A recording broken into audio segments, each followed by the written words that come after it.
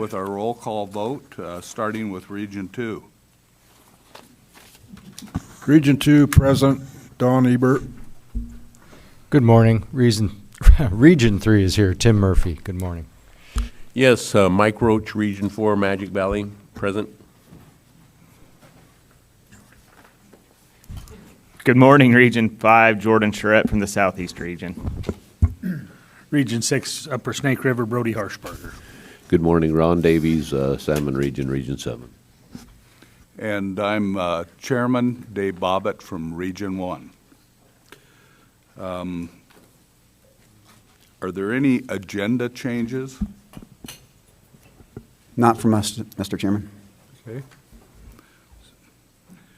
Okay, the next one is our review of public comment from our director. Thank you, Mr. Chairman. So we had a good public meeting last night. By my count, we had approximately 30 members of the public that were in attendance, and of those, 13 people provided oral testimony.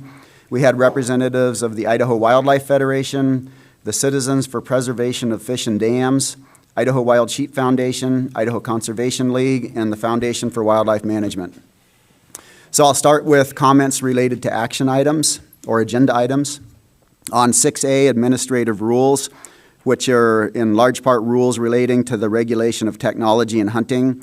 We had an appreciation for the Hunting and Advanced Technology group expressed, both the department's efforts as well as the citizens that participated in that lengthy effort.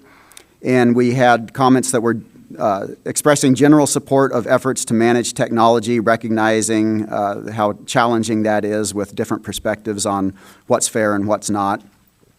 And we also had comments that were expressing a lack of support for restrictions related to the use of transmitting trail cams. Comments related to the strategic plan. We had comments appreciating the effort of the department to update our strategic plan. A comment suggesting that the plan emphasized the importance of collaborations between hunters and private landowners to support habitat on private land and increase tolerance for elk. We had another comment supporting the update of the strategic plan and encouraging efforts to manage all wildlife for all citizens of Idaho. Related to chronic wasting disease, we had a comment expressing concerns about captive elk facilities and the risk that escaped elk pose to our wild elk and deer populations, something that they're encouraging the department to stay very engaged with. With regard to the agenda item 16, Jack's Creek Bighorn sheep augmentation, I had comments expressing support for those efforts and enthusiasm about moving forward with those augmentation efforts. So we did have comments that were not directly related to the agenda items. We had 3 individuals that testified about their concerns regarding spill in the Columbia River hydro system and the potential impacts to salmon and steelhead smolts of the elevated total dissolved gases. We had 1 comment expressing general appreciation for the department's efforts to manage wolves. We had a comment expressing concerns about the impacts of wild turkeys on grouse, insects, and ponderosa pine seedling regeneration. We had 3 comments relating to concerns about overcrowding, specifically too many non-residents in units 14, 10A, and then the entirety of the Dworshak zone. And we had a comment expressing concerns about the loss of deer from EHD, which is epizootic hemorrhagic disease, in Unit 11A, also questioning the decision to extend whitetail seasons in Unit 10A.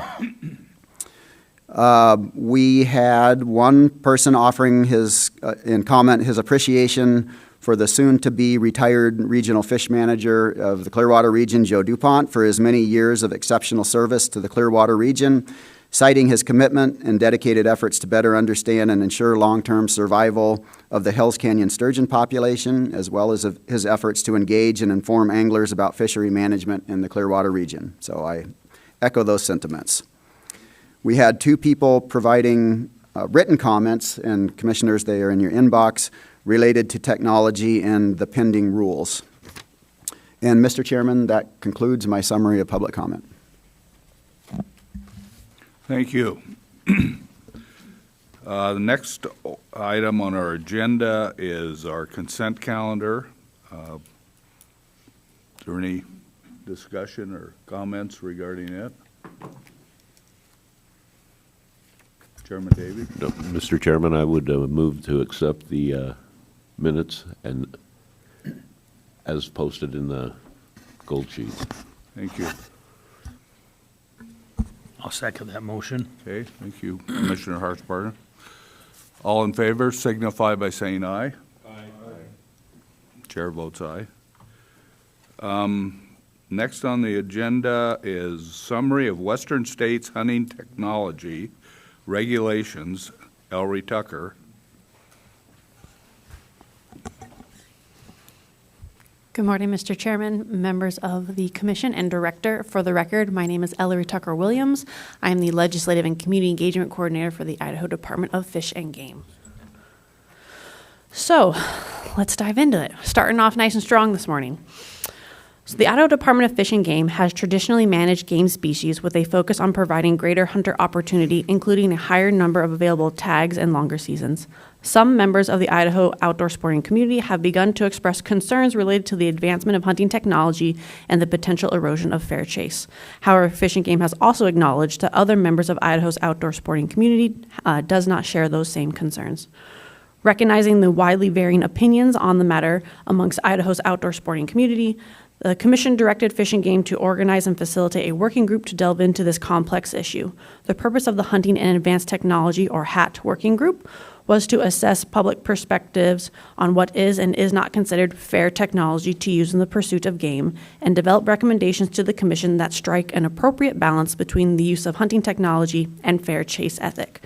After months of HAT working group meetings, a statewide survey, and multiple public comment opportunities, Fish and Game presented to the Commission the result of the HAT working group, which included their formal consensus package recommendations, where 23 out of 23 members voted to move forward to the Commission for consideration. Fish and Game also presented information on separate draft recommendations that did not reach consensus and therefore were not part of the consensus package. The Commission voted to move forward with the rulemaking process for the Commission recommendation package and the draft recommendations that were a single vote short of consensus. The non-consensus draft recommendations included a time-certain prohibition on the use of transmitting trail cameras and thermals for the purpose of scouting and hunting big game ungulates. Due to the volume of feedback Fish and Game received on thermals, drones, aircraft, and transmitting trail cameras, which Deputy Director Worthington will be covering shortly, the Commission requested that Fish and Game provide additional information on how other states have addressed the use of these technologies for hunting purposes. Which brings me to today's presentation on regulations pertaining to the use of trail cameras, thermal optics, aircraft, and drones for hunting and/or scouting in Western states. Oh no. Well, of course. Help. There we go. Is it the wrong one? There it goes. All right. Crisis averted. Okay. Technology. It's great. So, on this slide, we have a high-level summary of the distant Western states regulations specific to the use of trail cameras for hunting and scouting. Each of you have been provided with state-specific regulations and/or statute language for reference. However, for this presentation, for the sake of everyone, I'm only going to go into detail on our neighboring states for this specific technology. So, specific to Montana, it is unlawful for a person while hunting to use any electronic motion tracking device or mechanism that is designed to track the motion of a game animal and relay information on the animal's movement to a hunter. Motion tracking devices are defined by their commission to include remote operated cameras or video devices capable of transmitting real-time information, pictures, or videos.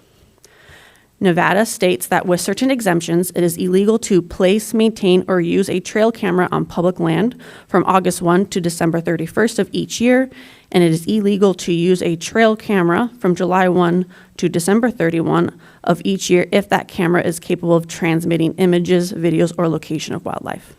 Oregon has no restrictions on trail cameras. Utah, all trail cameras are prohibited on public land from July 31st to December 31st, with exceptions for approved research and monitoring. A trail camera using internal data storage and not capable of transmitting live data is permitted for use on private land for the purpose of legal hunting. Washington has no restrictions on the use of trail cameras.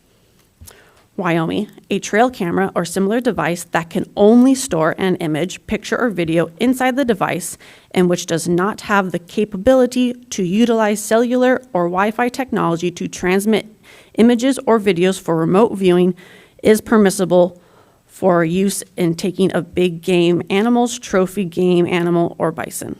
So before I move on to thermals, pause for any questions.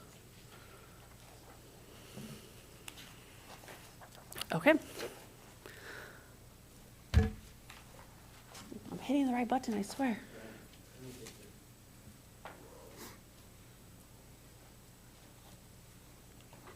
There we go.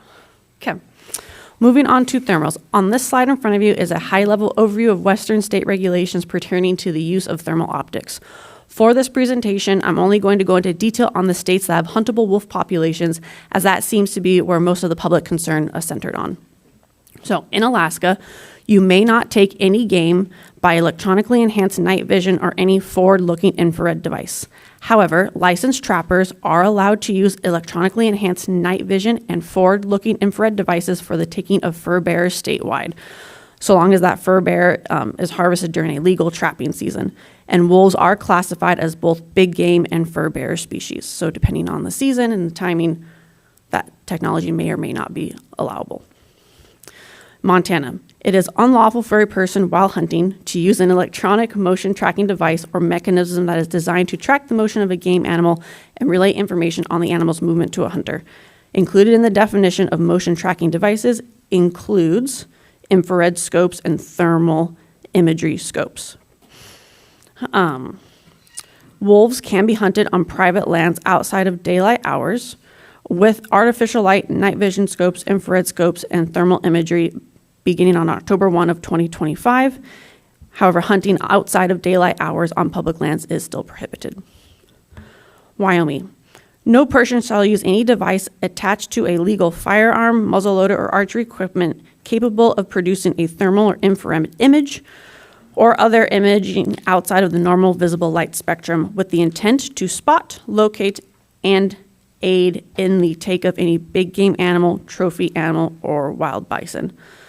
Goes on further to say, no person shall use any real-time video photography equipment, thermal or infrared imaging device, or any other imaging device outside of the normal visible light spectrum with the intent to spot, locate, or aid in the taking of any big game, trophy animal, or wild bison. I will pause there before we move on for any questions.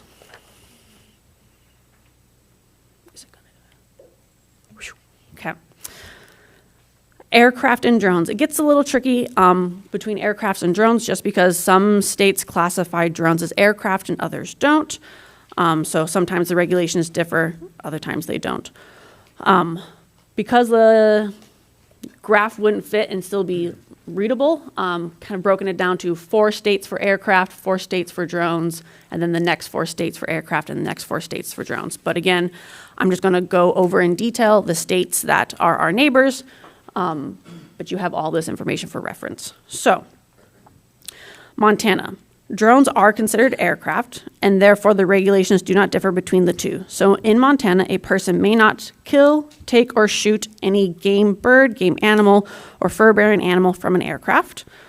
They may not use an aircraft to spot or locate any game animal for the purpose of hunting within 24 hours after utilizing that aircraft.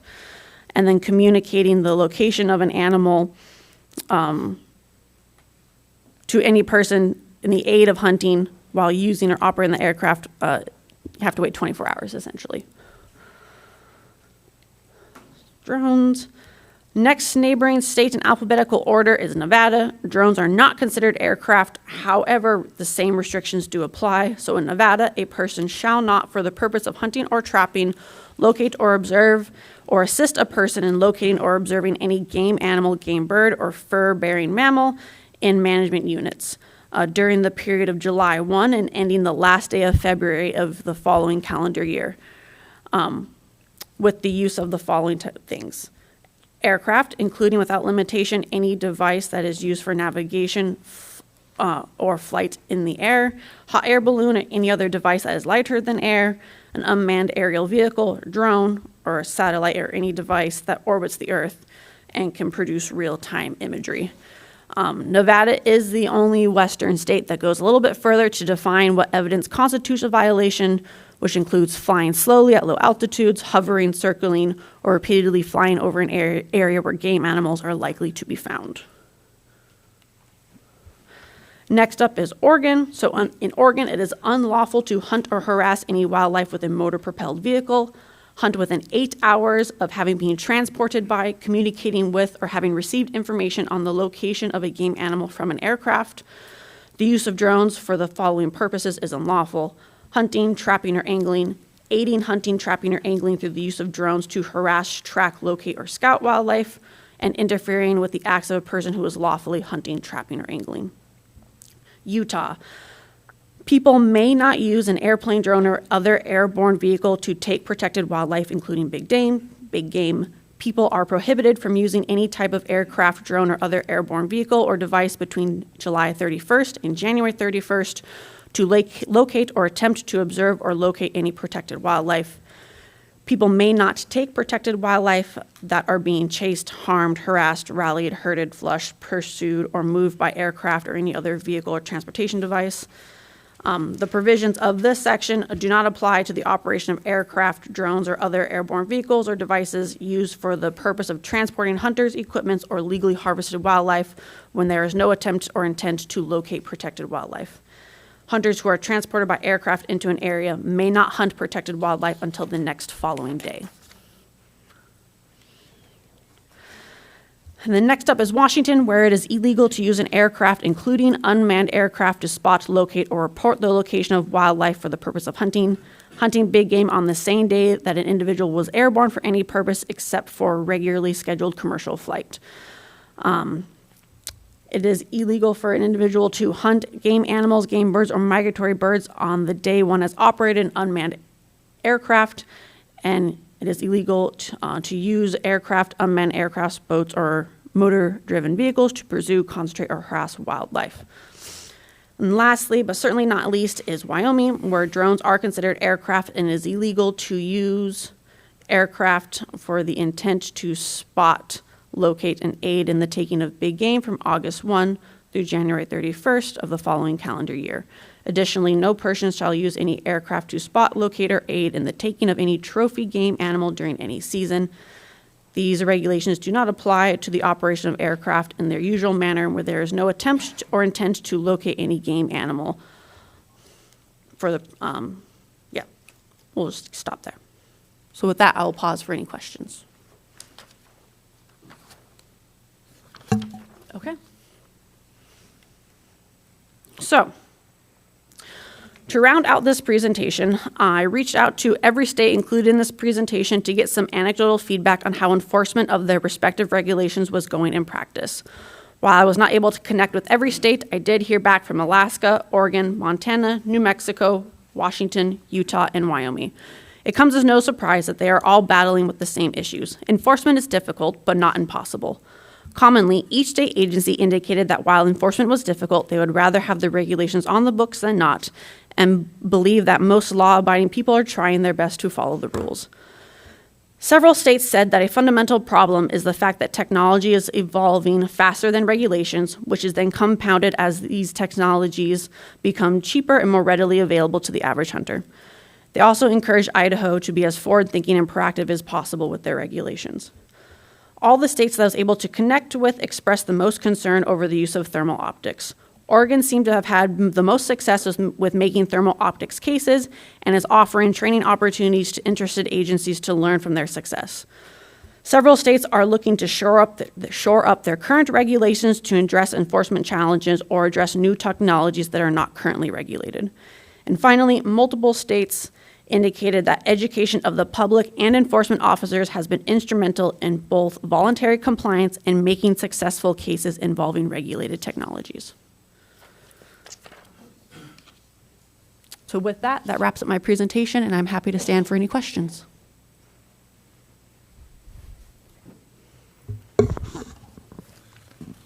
Commissioner? Thank you. Ellery, I have one question. Can you go back to the trail? I don't, you don't need to go back to the slide, but That's it looked okay. like the majority of the states had some sort of regulations on trail cams. Yes. I think our number one priority as a commissioner, or at least mine, is protecting the resource.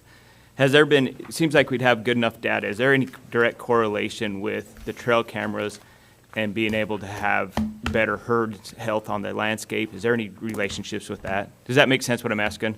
Yeah. Basically, do we have enough data to say that trail cams are making a difference on the herd health on the landscape? So as all of our things, it's complicated, and it kind of depends. So generally speaking, we know that all of these different technologies are having some level of impact on hunter success.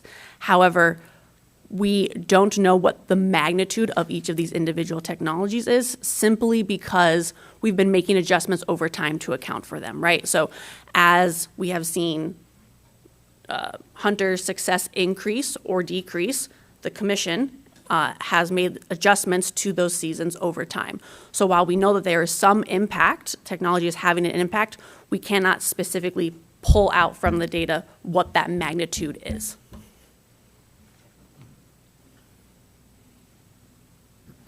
Mr. Chairman, Ellery, do you know how long some of these in other states have been on the books? Are they way ahead, just catching up, or are they new regulations, or have they been for a while? Do you know?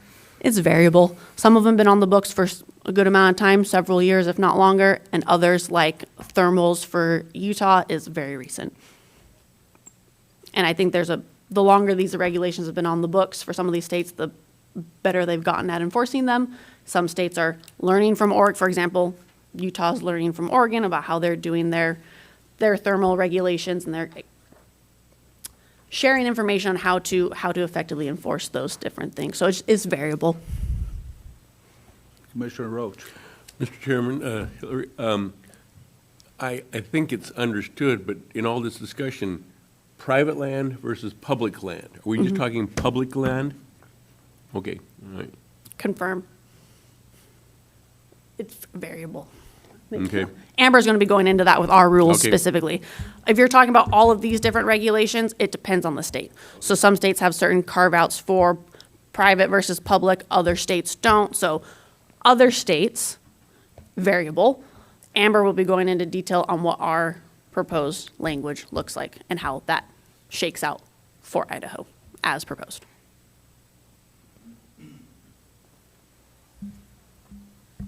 Chairman?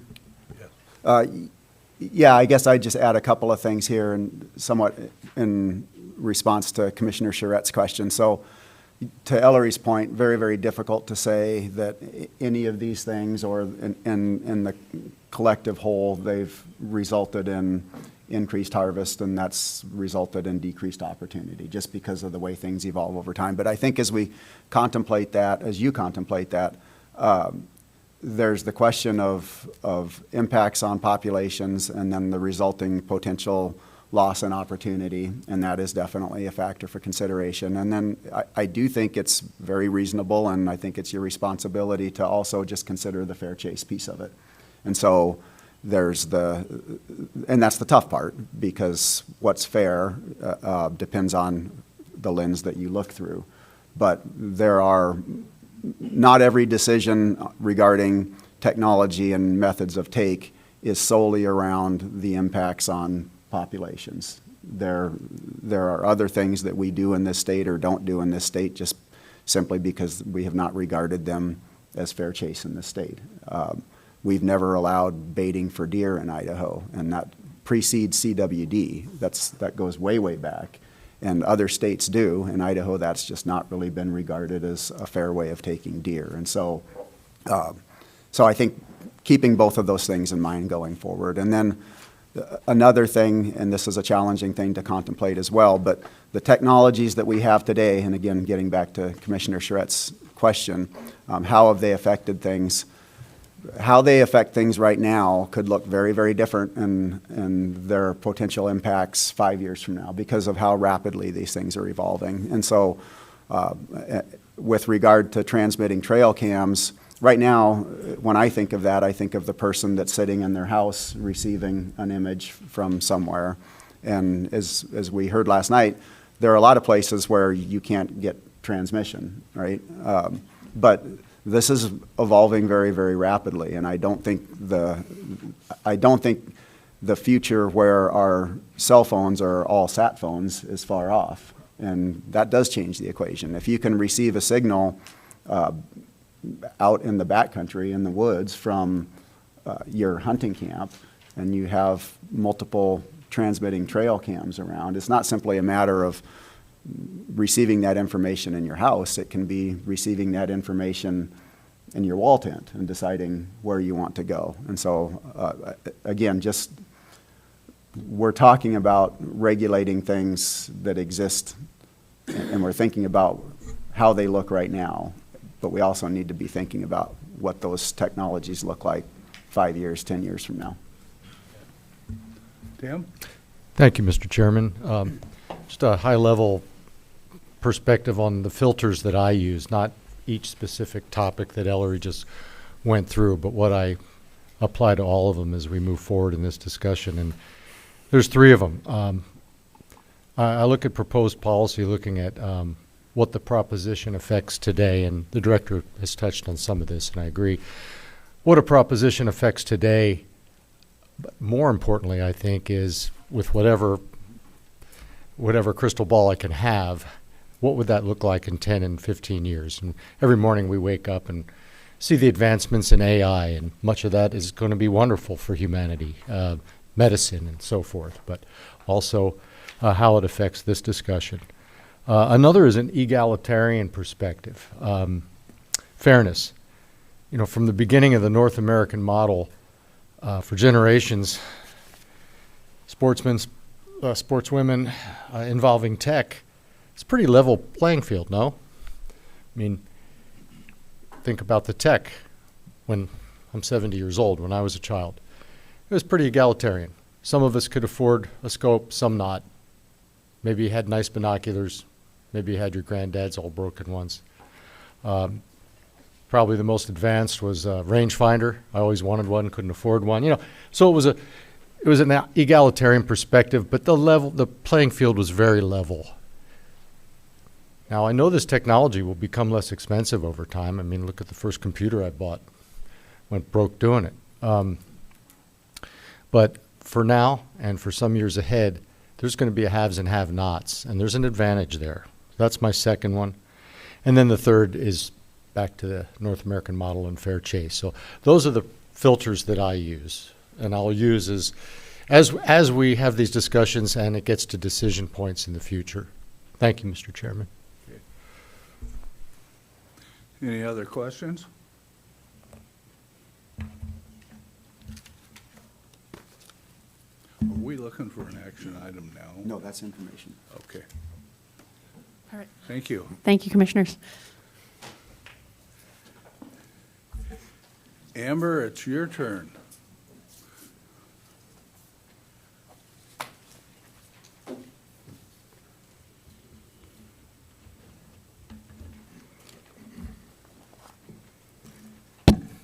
Trying to determine if the glasses work right now or not. They're new, so I apologize. Good morning, Mr. Chairman, Commissioners, Director.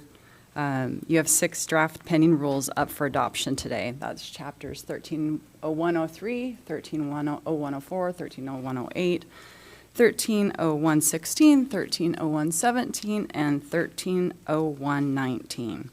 This is the last step for the Commission in the rulemaking process before the rules are packaged by the Office of Administrative Rules and sent to the Legislature for session in January 2026. Since you've already approved the proposed rules in whole, I'll be giving just brief highlights of note, and then only addressing the draft changes made between the proposed rules and the pending rules, which I've previously sent to you. As you've seen, there are not that many revisions, and when you vote on these rules, it includes adopting each rule chapter as it was proposed and any changes in between then and now. As you recall, Chapter 8 houses the use of technology rules, as we've just heard from Ellery. So I will be covering Chapter 8 last, and that will have its own motion separate from the other chapters, as you can see on your gold sheet. So let's dig in. I think it's important to highlight the level of engagement opportunities the department has provided. With the addition of press releases and social media posts and outreach, the department has far exceeded the level of effort that's been done in previous years. Chapters 4, 8, 16, and 17 have been open for 2 years, which is why they show more outreach than chapters 3 and 19. But even with chapter 19, that's the rules around licensed vendors. We have reached out specifically to those vendors through vendor terminal messages and letters sent direct to those vendors to make them aware of the rulemaking. As you can see, we have covered the gamut with rulemaking public meetings, written comment periods, commission public meetings and press releases, and social media posts alerting folks to commenting opportunities. The draft pending rules have been shaped in part by some of those comments received over the past 2 years. So this is the first chapter we'll cover, 130103, public use of lands owned or controlled by the Department of Fish and Game. In this latest and last round of public comment, 100 folks weighed in, 56 in opposition of the rule change, and 44 were in support of the changes. Overall themes of opposition were around concerns with government overreach, public restrictions on IDFG land in general, camping definition concerns, opposition to land use bans, including airsoft use. So as you recall, one of the proposed rules had exclusion of airsoft guns on our lands as well as exploding targets, and commenting on unrelated topics was also part of the comments. Other comments expressed support for land use bans, including exploding targets, support for IDFG land access, and public use within reason. So this is where I mentioned I'll just cover any substantive highlights for the proposed rule that you've already approved. That was approved in July. So the proposed rule adds a definition for camping and adds language giving the department more flexibility in posting the stay limits. And so after receiving public comment, we did modify this a little bit. So that section B, we have now we will be deleting it and changing it to subsections where you can see it's broken out by camp, park a vehicle, and then leave unattended a camp. And it's specific to those time periods, the 10 days and the 48 hours. And that gives us more latitude on our properties to be able to determine what's best for that particular property, whether it's campgrounds, WMAs, or fishing access sites. We also added a leash definition to clarify language regarding dog restraint while on a WMA or our other properties, and then separated the two dog-related language clauses to make independent subsections for better readability. We had an issue where we had a dog off-leash on a WMA recently. It was considered off-leash from our intents and purposes. However, it had an e-collar, and so that was not enforceable for us, unfortunately, and so we have modified our rules to adjust for that. In clarifying what a leash actually is and what our intent is behind that language. So we'll move on to 130104, rules governing licensing. 83 people weighed in, 29 opposed rule changes, and 54 supported the rules changes. Overall themes of opposition were around concerns with lifetime license changes, government overreach, dissatisfaction with non-resident crowding, and that the non-resident draw framework won't solve things, and other comments were unrelated.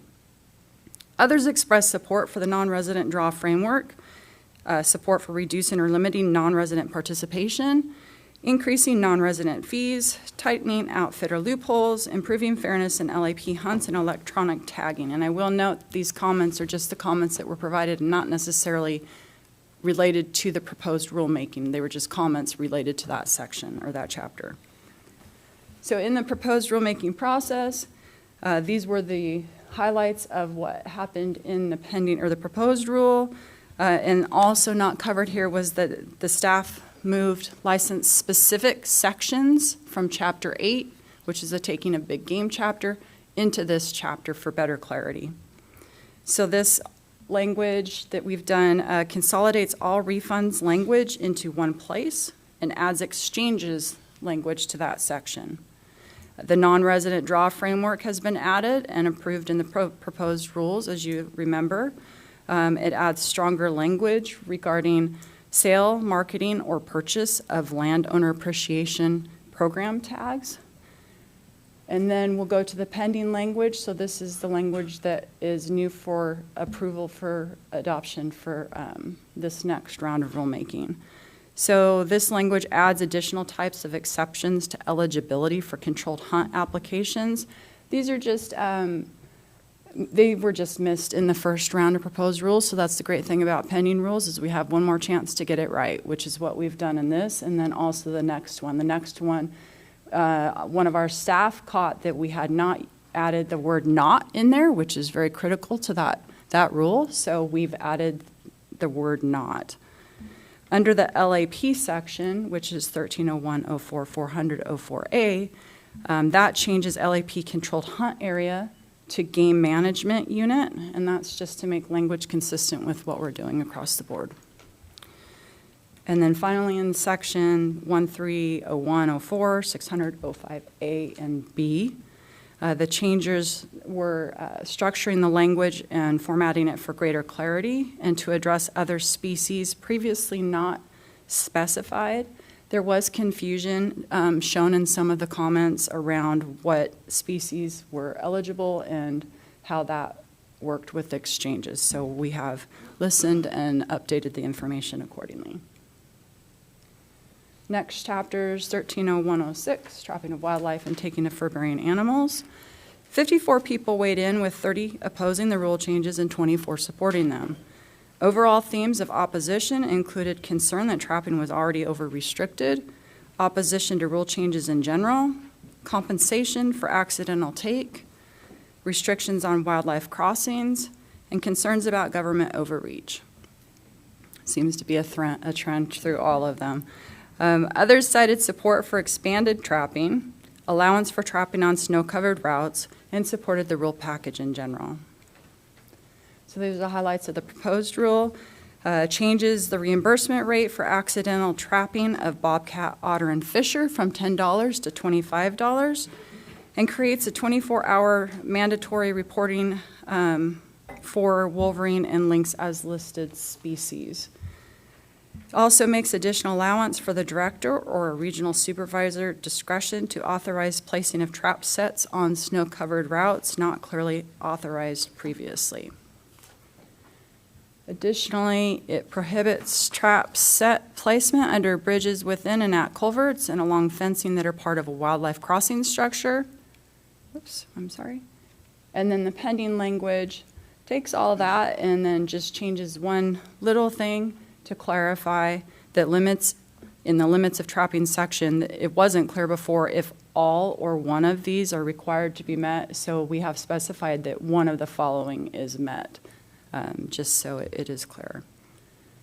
And that was actually a comment brought by staff, so that is also something that we include in these rounds of comment, is our staff are included in those comment periods as far as what we look at when we modify the rules. So that was brought by staff members. 1301.17, rules governing use of bait for hunting big game animals. This is the one that will be repealed. All of that content will be moved into Chapter 8, so I'll share anything to do with that content when I address Chapter 8, but I will cover briefly that we did address this independently as far as comments were concerned, just so folks weren't confused, because it was originally 17, so we wanted to give them an opportunity to comment specifically to that content. In those comments, we received 17 of them. They were provided for, 17 comments. This is for Chapter 17. 94 folks weighed in and 58 opposed the changes. 36 were in support of the changes. Primary opposition was due to allowing plastic bait containers or a misunderstanding or confusion around the changes that were made. an increase in restrictions, or ethical opposition to baiting.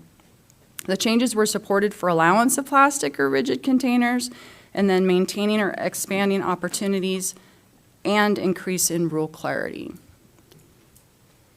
So the next one is 130109 or 130119, rules for selecting, operating, discontinuing, and suspending vendors.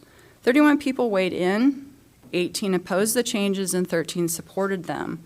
Those in opposition didn't like the allowance of credit card fees, had concerns around vendor fraud, or were just generally opposed to any changes. So the proposed language, what we did was clean up the vendor classification and selection language, which included removal of the vendor classification system. It was antiquated and it wasn't effective. Tightening of language around selection eligibility, and also adding a community benefit component. So it really expanded the ability that we have within the authority of that chapter to select vendors based on what is good for that particular area, especially when it comes to rural areas. And then adds an allowance for vendors to collect a credit card processing fee. And as noted, the pending language is the same as the proposed because there were no changes made to this particular chapter. So what you've already voted for, it's the very same this time around. And with that, Mr. Chairman, I'm going to stop for questions and also look for direction if you want to continue with Chapter 8 or make your first motion now and then move on to Chapter 8. Questions? I'd consider a motion if. Mr. Chairman, I would make a motion that we move forward with ratifying the changes brought forth this and doing the other one separately. So I'll go ahead and make that motion if appropriate. Thank you, Commissioner Davies. I would move that the Commission adopt the pending rules as presented with the authority for the department to make non-substantive edits in the proofreading process that do not alter the sense, meaning, or effect of the rules.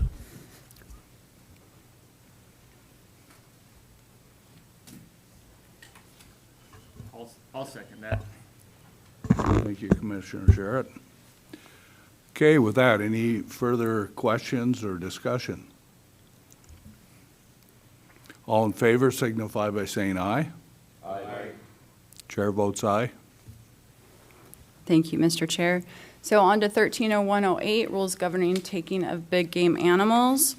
In total, 2,343 folks actually weighed in for that chapter. And as a note, the structure of the way the comments were done is they were allowed to weigh in for the chapter overall and then for each of those 4 tech sections that Ellery talked about.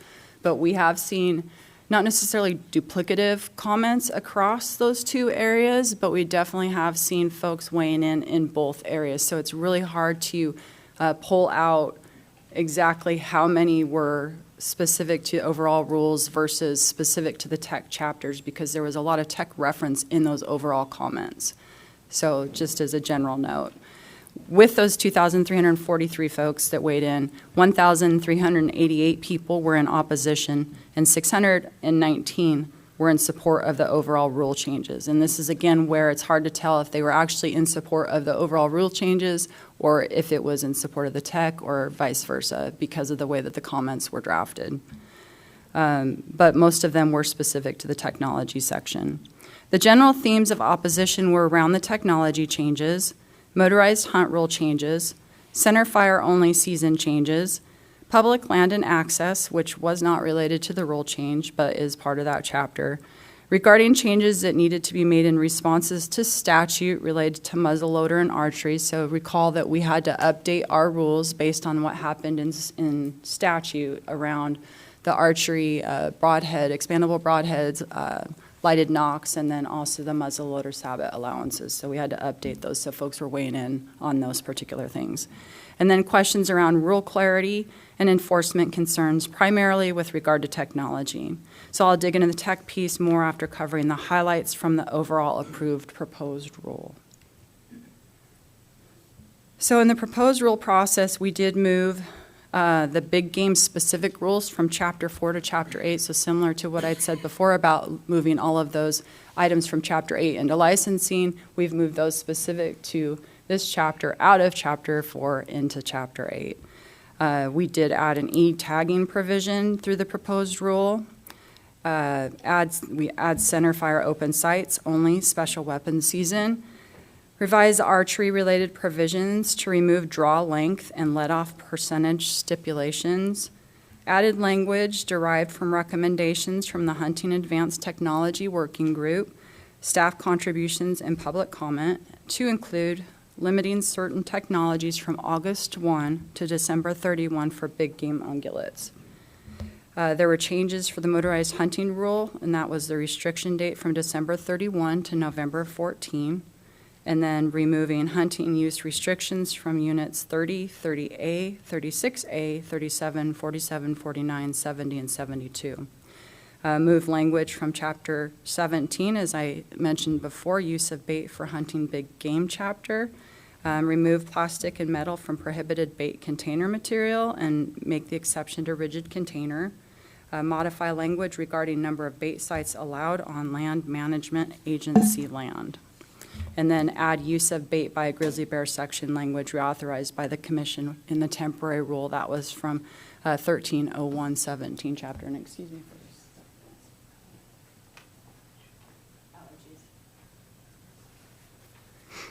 Allergies. Okay. Now to the technology material. So this slide shows the questions asked during the comment period. This question was asked specifically for transmitting trail cams, thermal imaging, night vision, and aircraft. And this was in response to the request that was made by the commission in the July meeting to please separate this out so we can get in more detail as to the public's input. Every person who weighed in for the overall Chapter 8 did weigh in on each of these sections, as I'd mentioned before. So there were also 2,343 people weighing in on each of these sections. These do not represent comments, simply positions. So these represent the support and opposition. I have included the number of comments on the right-hand side that were left per section.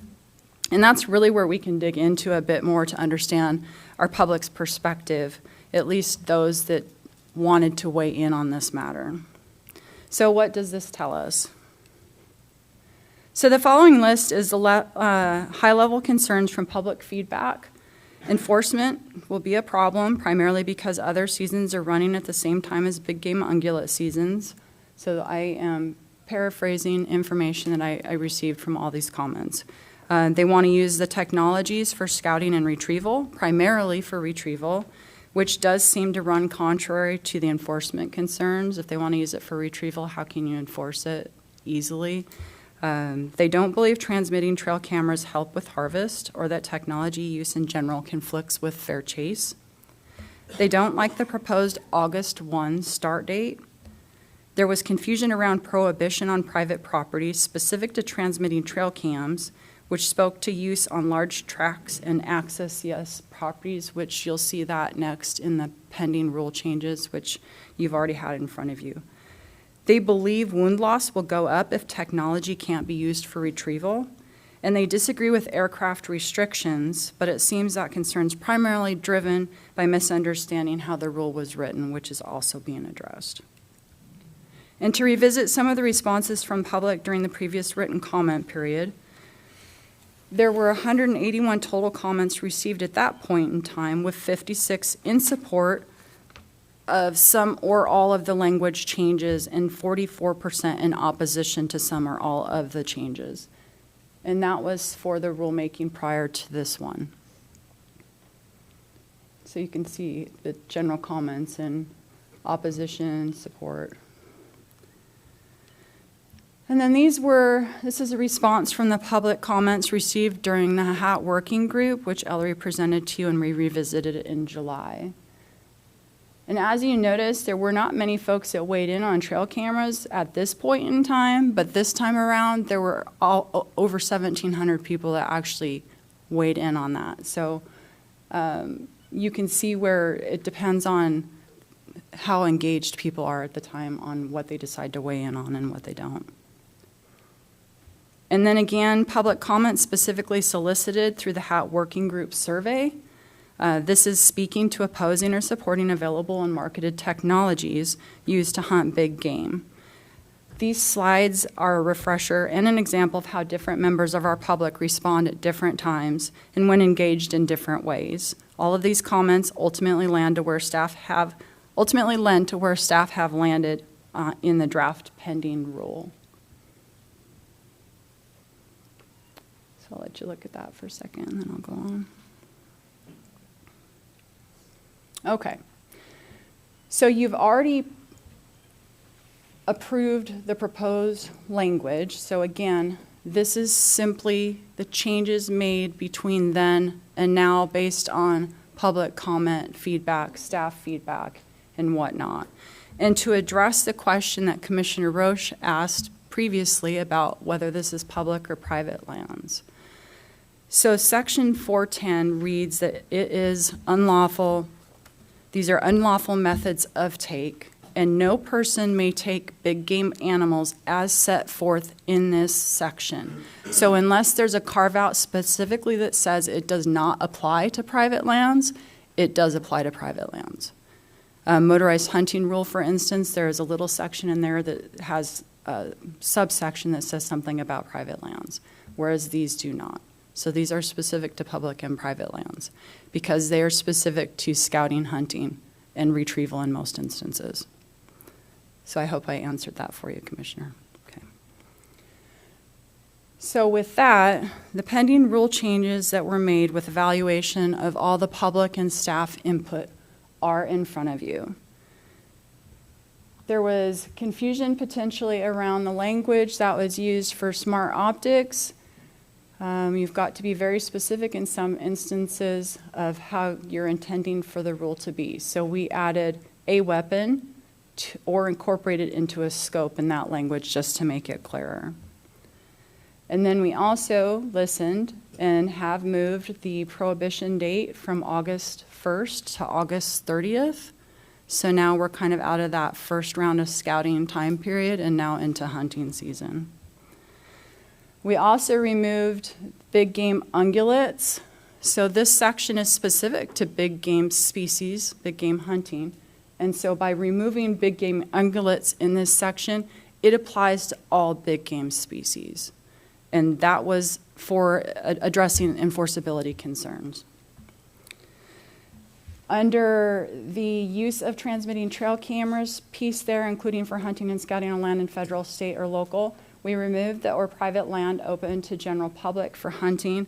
And this was because it had not been vetted fully with the Access Yes folks or the large track folks.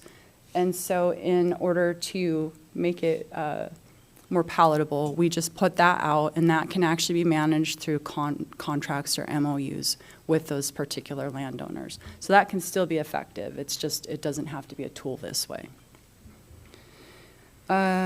We received many comments of concern around the language for aircraft restrictions. We received a lot of comments from pilots, which is fantastic. It's great to get that engagement. So there was concern around the language for aircraft restrictions. So we have added additional language to clarify the intent. We're hoping that would alleviate the pilot's concern. Technically, the way that the language was written in the first place was not an issue anyway. They were concerned about point-to-point transportation primarily. And so by adding this language here around the restriction does not apply to aircraft flights with the purpose of picking up, you can see that language. By adding that, it makes it explicit as to what the intent of the prohibition in the rule is. So we do believe that that will meet their needs. Let's see, and to round out the work and wrap it up, the final changes clarify how tags are to be validated or attached with the use of e-tagging or paper. The way that it was written previously was not as clean as it could have been, so that has been clarified. The next one is where with any bow having a peak draw weight of less than 40 pounds or up to a draw of 28 inches. That was intended to be deleted in the first round when we submitted to proposed rules. Unfortunately, it was missed by the administrative folks there at DFM, and so we are deleting that now.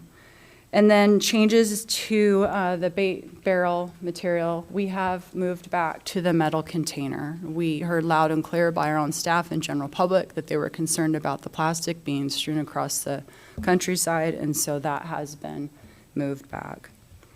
And Mr. Chairman, that's everything I have for you. So if you've got any questions before the motion, I stand for those. Okay. Questions?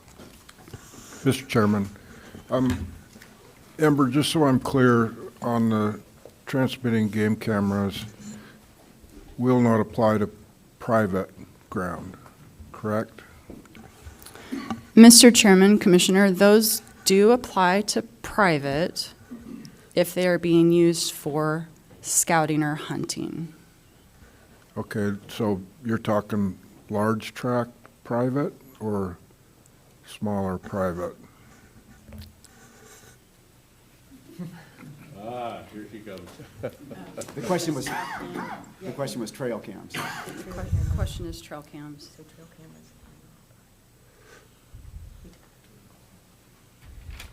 Did I miss that? Yes, you said it right when you were giving the presentation.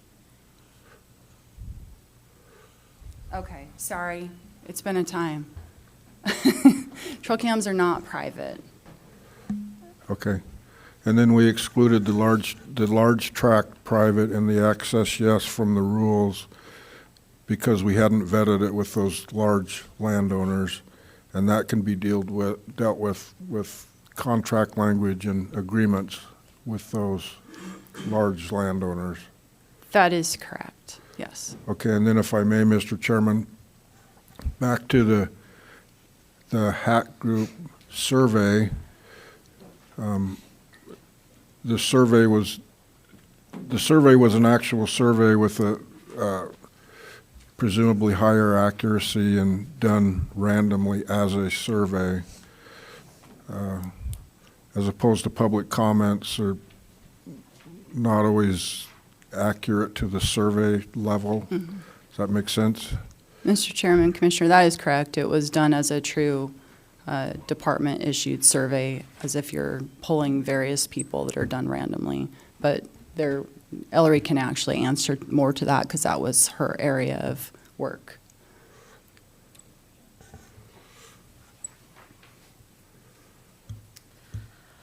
All right, so to your question on survey data versus self-selected comment data.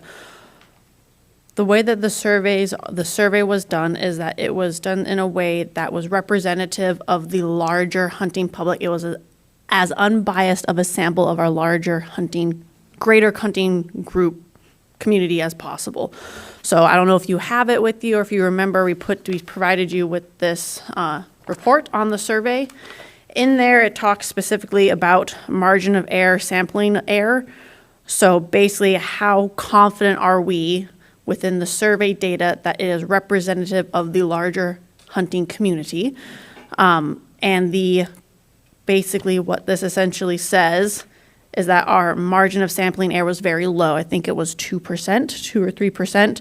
So basically what that means is that at a 2% margin of sampling error at 95% confidence, if the HAT survey was administered 100 times, we can expect the survey to be within 3% of the true value 95% of those times.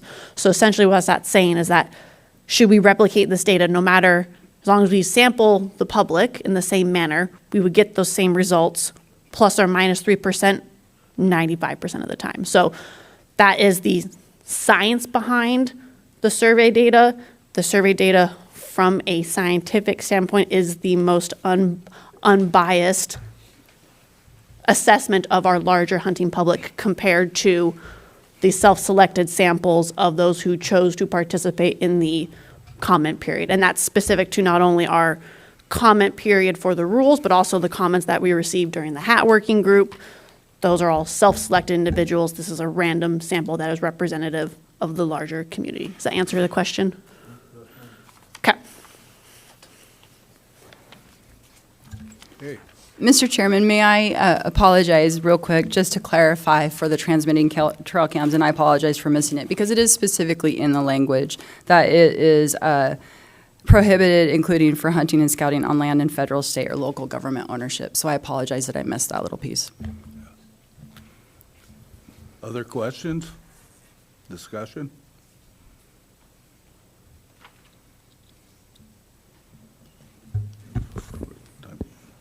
I'm sorry. No, you're all right. I was waiting. Commissioner Charette. Thanks, Mr. Chairman. Going back to the hack working group and the more statistically accurate survey, when it says trail cameras, so that's this sheet, right?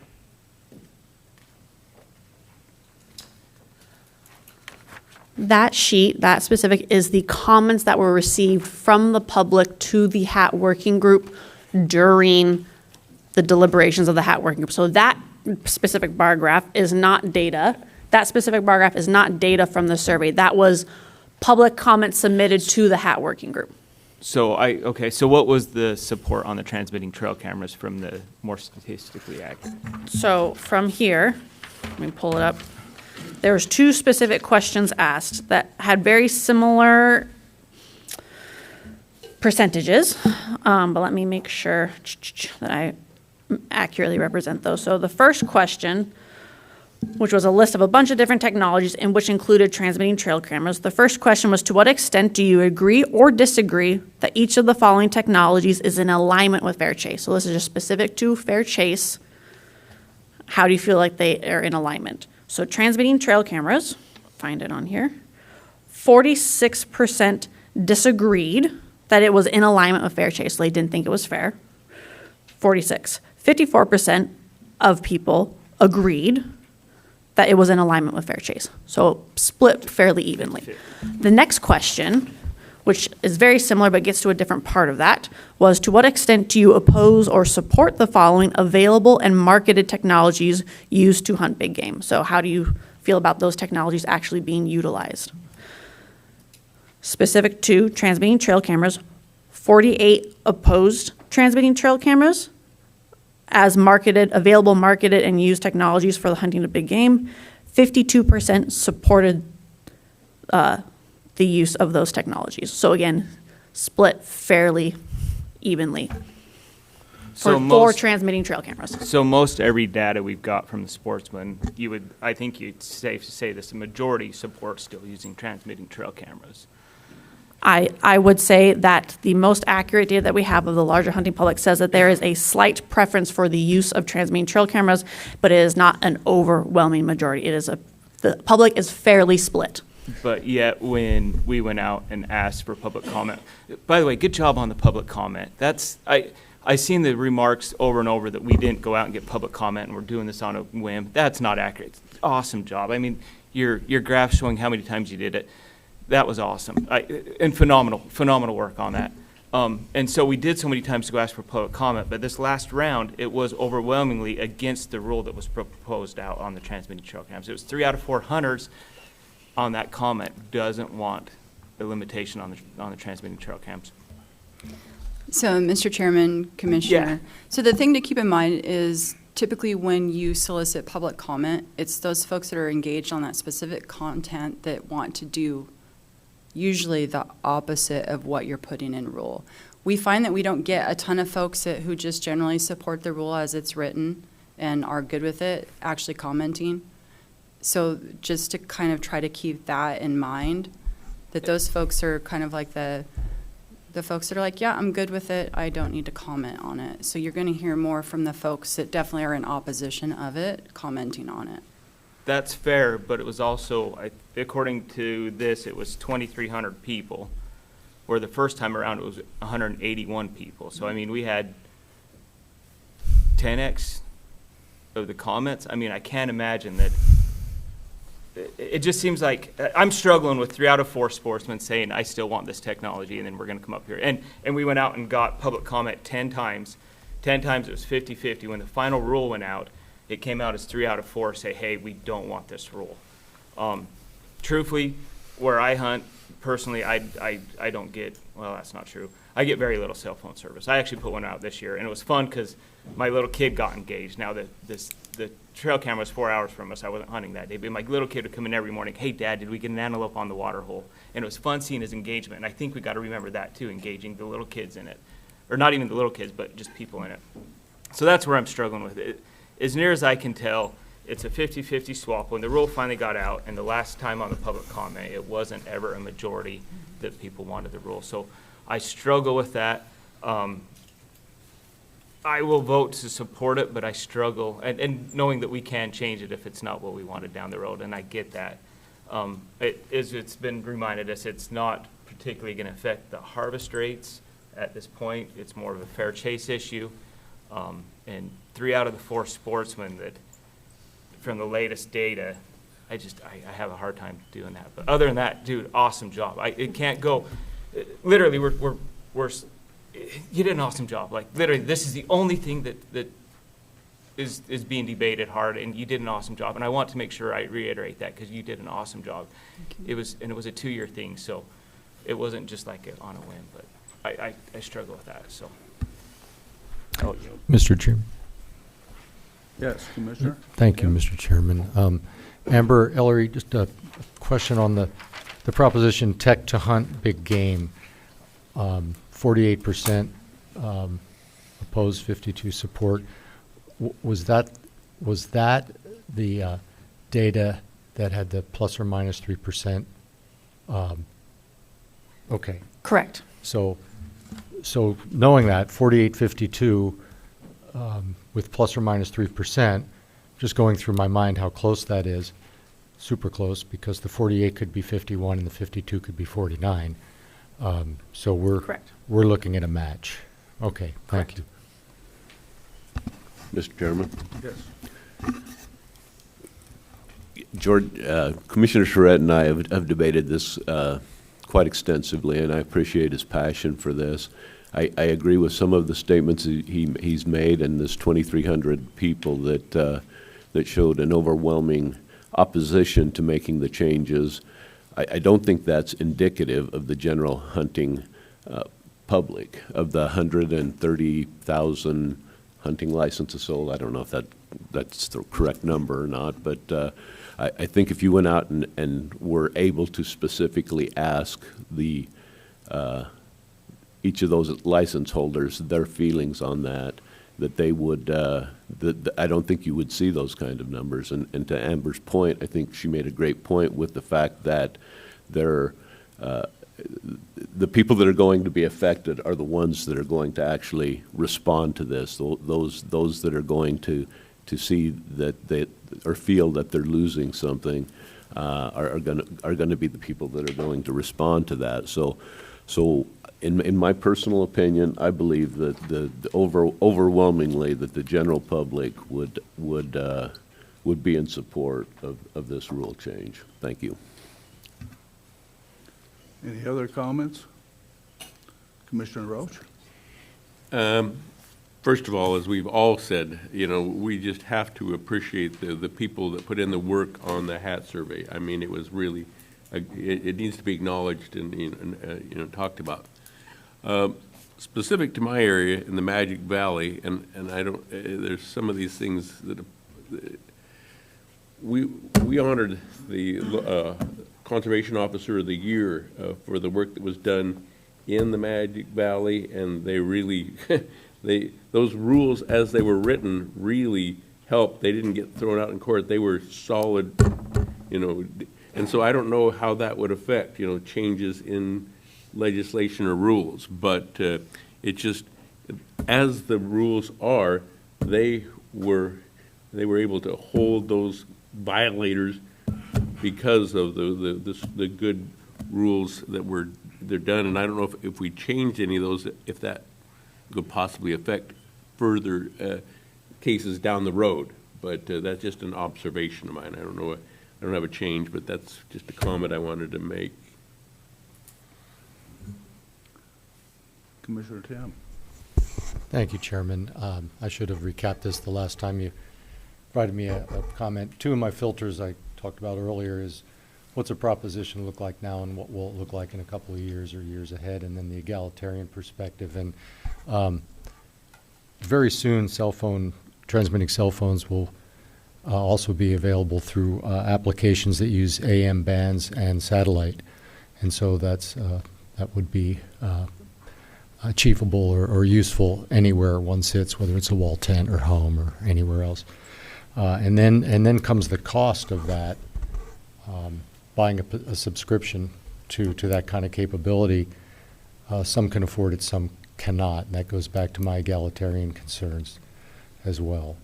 So this is an area that I just cannot support. Any further discussion? Comments? We're to a motion now. Mr. Chairman, a lot of opinions out there, and then it comes right down to it, and we have to sit here and we have to vote, and it's very difficult, you know, and you want to try to get it right. There's a lot of things.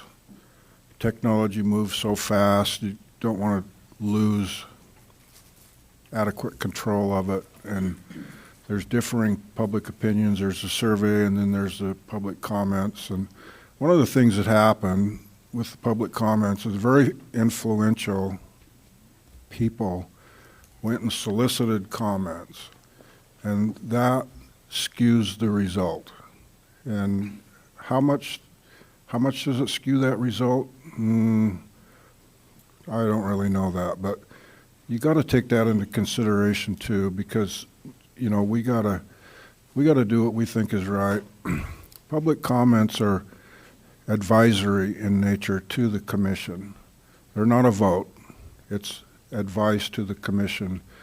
And for me, you know, I struggle with this quite a lot, but at the end of the day, I got to vote my conscience. And for me, you know, it would be easier to restrict the use of transmitting game cameras and later on ease up a little bit. That would be much easier than going the opposite way. Technology moves so fast that we talk about how it is today and what effect it will have, but we got to be looking down the road to a future for us that's largely uncertain, because we don't know how fast or where technology is going to go, right? Personally, using a transmitting camera to hunt big game, to me, is just, God, I'm sorry for saying this, and I might get roasted, but it just doesn't seem all that honorable to me. There's a great deal of the public that is anti-hunting in general, and we got to be able to defend that at every turn, which I would intend to defend the right to hunt, fish, and trap. The use of thermals, no. The use of transmitting game cameras, I'm a little closer to borderline on that one, but I just can't support being able to use those. So that's where I'm at. Further discussion? Brody. Commissioner, or Chairman, my opinion, I think, is, you know, we're not going to get this right the first time, and I hope it's something we can revisit every year. We need to, because it's a moving target every year anyways, and we might overshoot a little bit one way or the other, but I hope that we can keep it on this commission instead of the legislature, so that we can have that flexibility to move as we need to with it.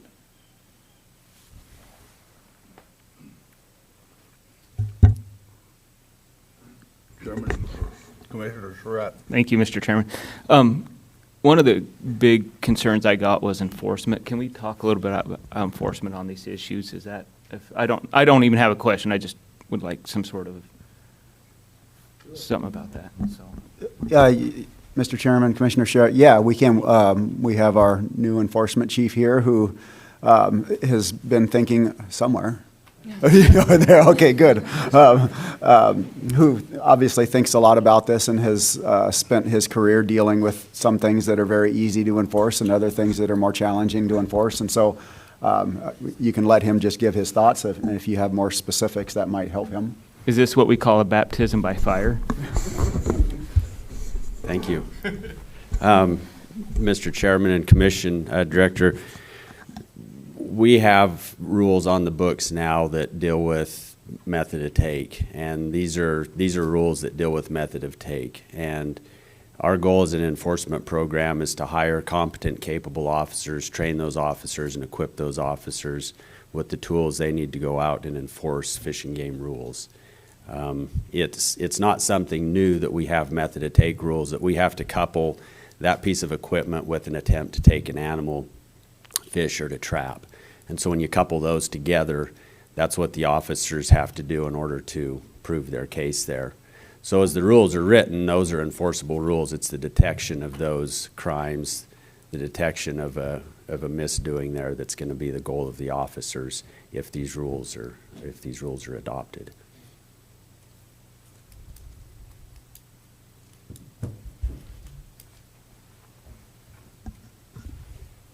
Does that answer your question, Jordan? I didn't really have one. I just wanted. I didn't have one. I just wanted that. I had a lot of concern on that, so I just wanted to let people know that was on our forefront. It wasn't something that we were ignoring. Sure. So, Commissioner Harshberger? Does it give you heartburn thinking about this, or do you feel good about it from an enforcement standpoint? Boy, that is Mr. Chairman and Commissioner Harshberger. That's a great question. All rules sometimes give me a little bit of heartburn once in a while. I don't, it's much easier when you have a rule that simply restricts or prohibits possession of an item, but we recognize that that's outside of the control of the commission. We have to couple that with the take of those as a method of take. And so, yes, there would be easier ways to do it, but I'm afraid that that's out of our control. And you mentioned the ability of another governing body to take over the use of these, and it would be better, I think, for it to be in the commission's hands for us to be able to adjust as time goes on.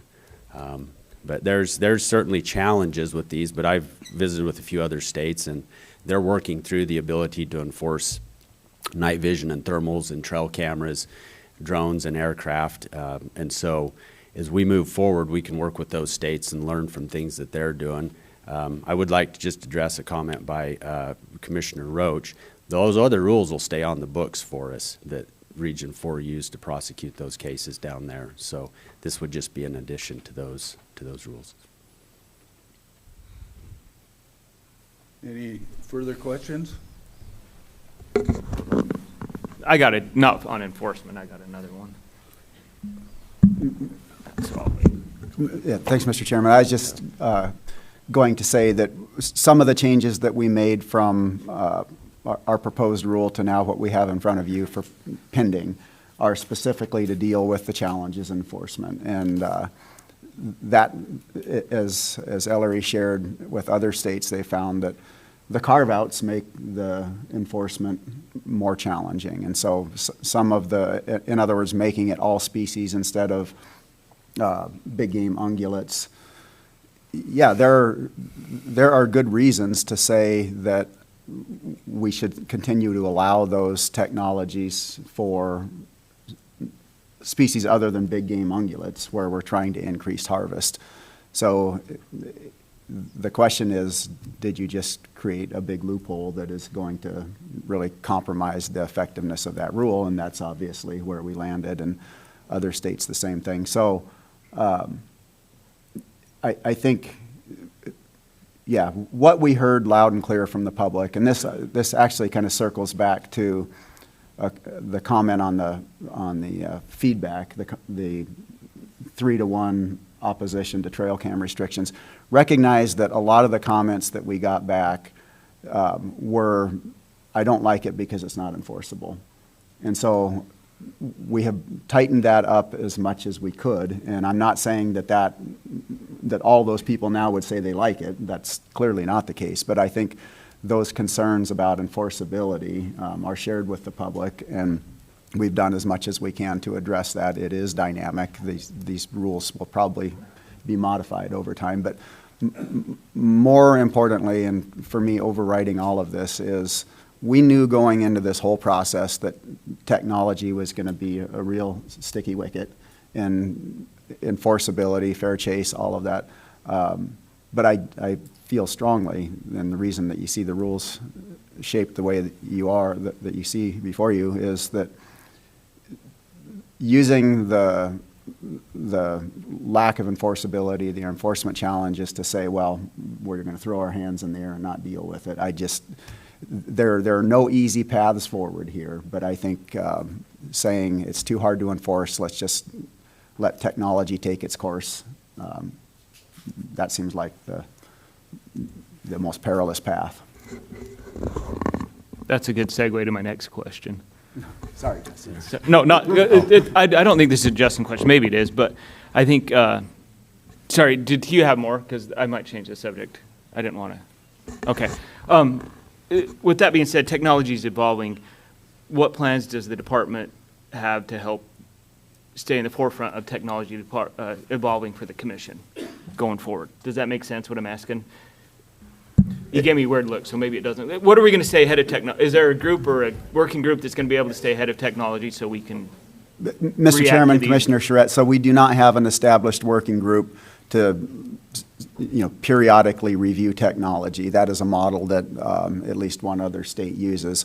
I think the broad approach we've used here, I think we are in a good position to. We have addressed the main key challenges now, and one of the things that we put in front of the HAT group was if they thought a recommendation to create a standing group was a worthwhile approach, then they could make that recommendation, and we didn't get that. So the way I see this is that if and as we see new technological challenges, then we will just continue to visit those. But I think this kind of captures the big issues before us now, and Ellery has something to share. Just confirm.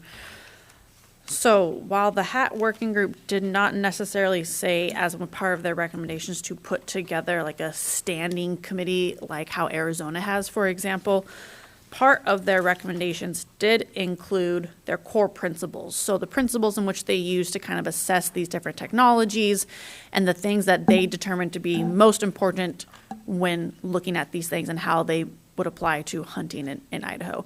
And they did have part of their consensus package that they hope that the commission uses their guiding principles to assess technology as it comes available in the future. So while they didn't say put together a standing working group, they didn't say not to do that, they didn't say to not revisit it, but they did say here are the ways that we use to address these technologies, and we hope that the commission utilizes those same principles or similar principles as new technologies come available and become aware of them to assess whether or not they fit well for Idaho.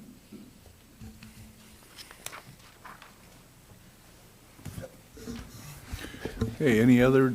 Mr. Chairman. Commissioner Davies. Thank you. At the risk of sounding like a broken record, I think this just shows that the system works. There's been an immense amount of work that's been put into doing this, from the establishment of this HAT group, which I can't overstate the fact that that this was a wide variety of people from every region of the state that got together and put in several months of work to come up with suggestions and potential changes. The department then took this information, moved forward, put it out through for scoping, adjusted accordingly where there were issues or concerns, and I think that we need to. The general public needs to realize that that these decisions are not made in a vacuum up there, and that there is an immense amount of work that goes into these changes, and I appreciate all the efforts of the staff, the department, the HAT group, and the commission to get in front of this issue that we all know is out there. So thank you. Mr. Chairman. Do we have an appropriate point in the discussion for a motion, Mr. Chairman? Mr. Chairman, just a couple more clarifying things. So we're not talking about for transmitting trail cameras. We cannot prohibit the use of those in any manner except for the taking of game. In other words, you can monitor your private property, you can have them out there for your general enjoyment, you can use them. We do not have the ability to restrict that except for the use in hunting. Am I understanding correctly? Mr. Chairman, I'll just read the language real quick. So this is under the language of no person may take big game animals, ... with the use of a transmitting trail camera, including for hunting and scouting, on land in federal, state, or local government ownership. So that's where I apologized earlier because I obviously flubbed that one. But so that is saying that it's only on those parcels that that prohibition is in place. A different question? Okay. And Mr. Chairman, Commissioner Ebert, I think it might have been an authority question. So in addition to the specifics of the rule, yes, the commission's authority is related to the use of these tools for hunting purposes or the taking of wildlife as defined under the Idaho Code Title 36. It's not general regulation of what people might do unrelated to wildlife or the specific taking of wildlife on their private property or otherwise. Thank you. Commissioner Tim. Thank you, Mr. Chairman. If my colleagues have other questions or comments, then I'd like to make a motion related to number 2 here, Chapter 13.01.08. I move the Commission adopt the pending rules as presented with authority for the Department to make non-substantive edits in the proofreading process that do not alter sense, meaning, or effect of the rules. Mr. Chairman, I second that. Okay. Any further discussion? Mr. Chairman, I think I want Kathleen's help here for a second and make a substitute motion to maybe strike transmitting trail cameras from this rule and see if I can get a second. So is that, how do I do that? Mr. Chairman, Commissioner Charette, I believe you just made a substitute motion to adopt the rules with the striking of the restriction on transmitting trail cameras, and then you would see if anyone seconds that motion. Yeah, that's what I said.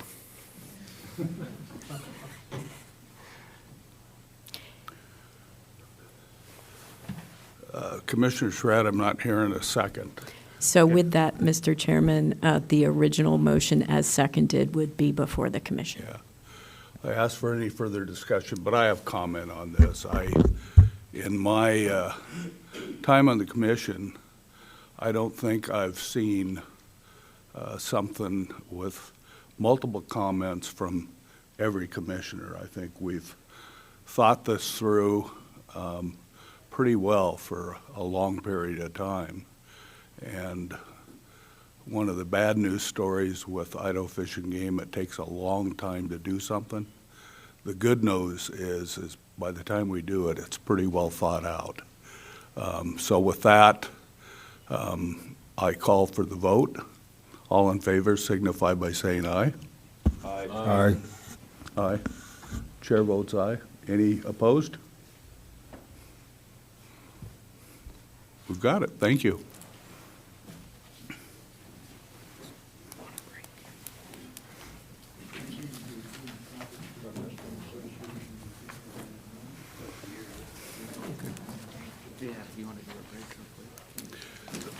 What time we got? Let's move on. We're scheduled for a break, but No, we're not. oh no, we're not. Okay, we're on to refund Raincheck report. John. Mr. Chairman, Commissioners, Director, here to talk about refunds and rain checks today, and we'll be covering 3 different elements of that. The first is to recap those refund and rain checks we've received for the current season, how it compares to last year. The second is going to look at some of the refund and rain check rules that exist, and then kind of expanding on what Amber had talked about, some of those proposed changes that would be moving forward. And then lastly, an action item for a bighorn sheep tag for you guys. So starting out, we had 807 total refund and rain check requests last year. The majority refunds, not a lot of rain checks in there. This year, through mid-October, when we pulled these numbers, we had 650. Mid-October of last year, we had a few dozen more, so we're actually on track to have fewer total refund and rain check requests in 2025.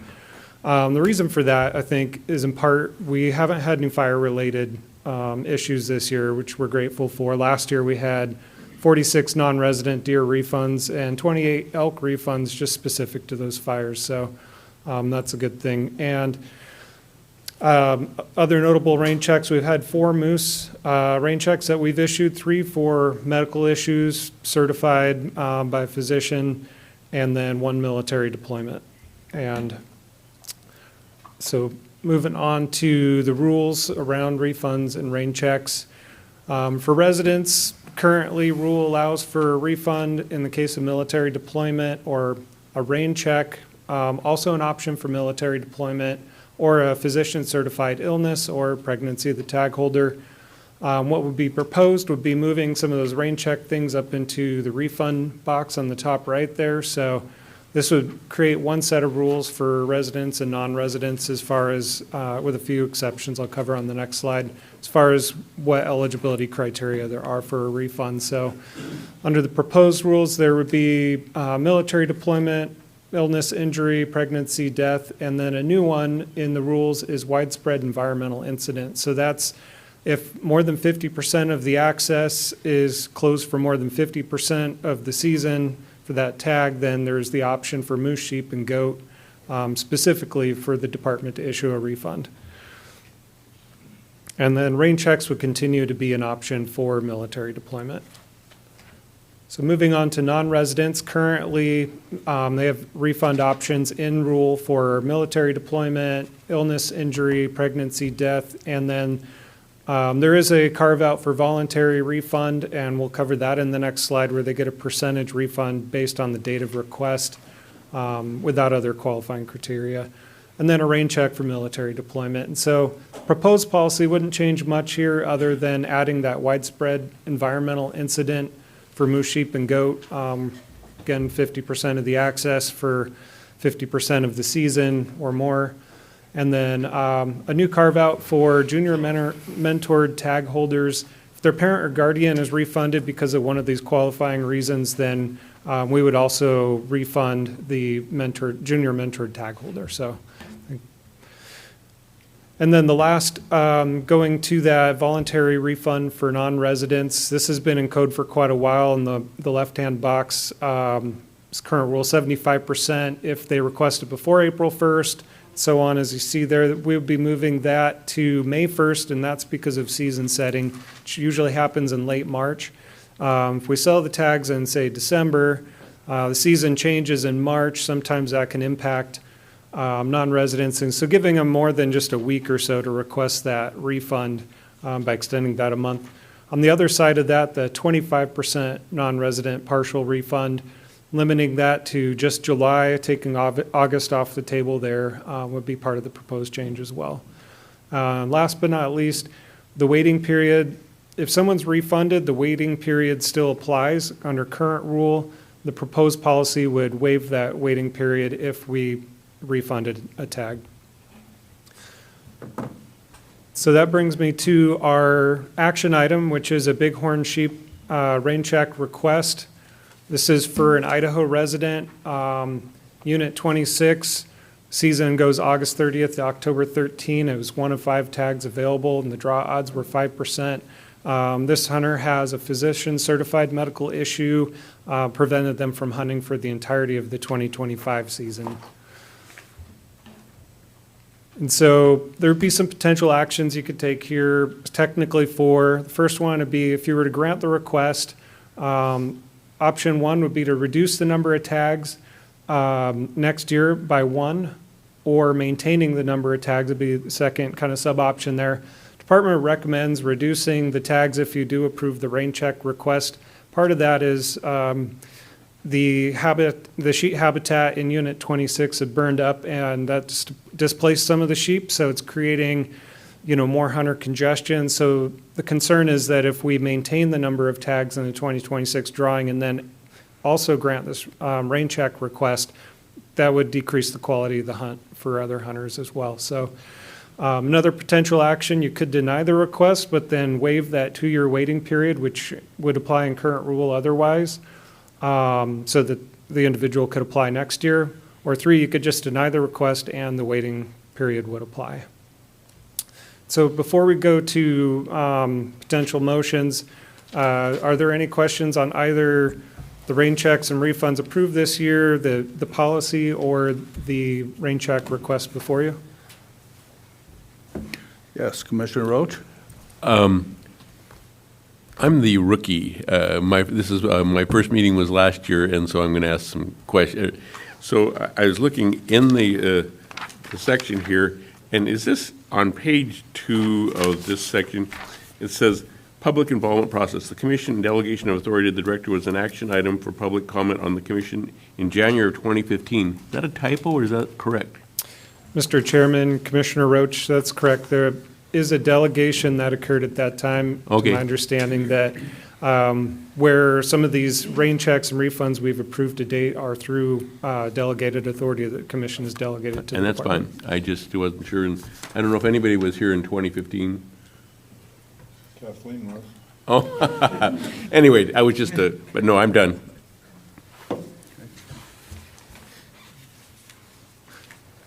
So there are some suggested motions on the screen here. The first 2 would be to approve the rain check request. First one would reduce next year's drawing by 1 tag. The second one would maintain the number of tags, essentially meaning there would be 6 tags on the landscape. Third one there is to deny the request and waive the waiting period, and the fourth would be to just deny the request and the waiting period would apply. Commissioner Charette? Just for a statement, I would have a hard time reducing opportunity for hunters this next year to draw by reducing the tag 1, because if he had returned the tag, I'm sure there would have been thousands of hunters that would have had that and had the opportunity this year. So I would struggle with reducing the tag the next year, just FYI.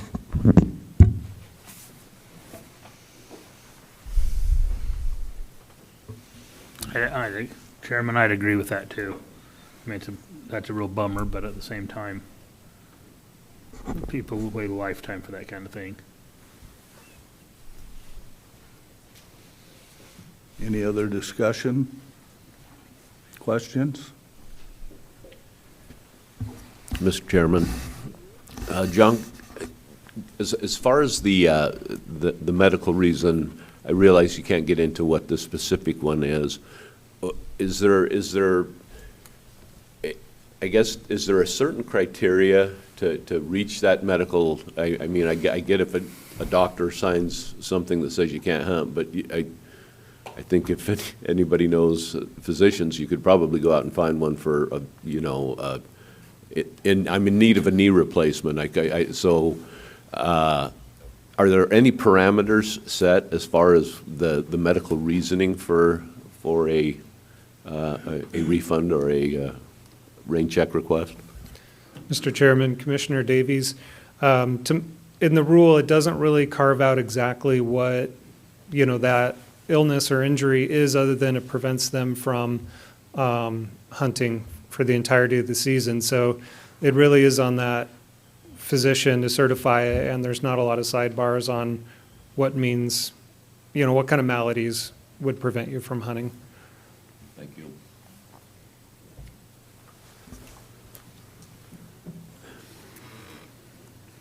Any further questions, discussion? If not, I'm looking for a motion. Mr. Chairman, Mr. Tim. I'd like to make a motion, thank you, that the commission honor the request for a rain check for bighorn sheep controlled hunt 5007 for the 26 season, and reduce the number of tags in the 26 drawing from 5 tags to 4 tags, and that is hunt area 26 in the northeast corner of Region 3. Second. Have a second? Any further discussion? Can I get some clarification on that? Sure. So, make sure I understand this right.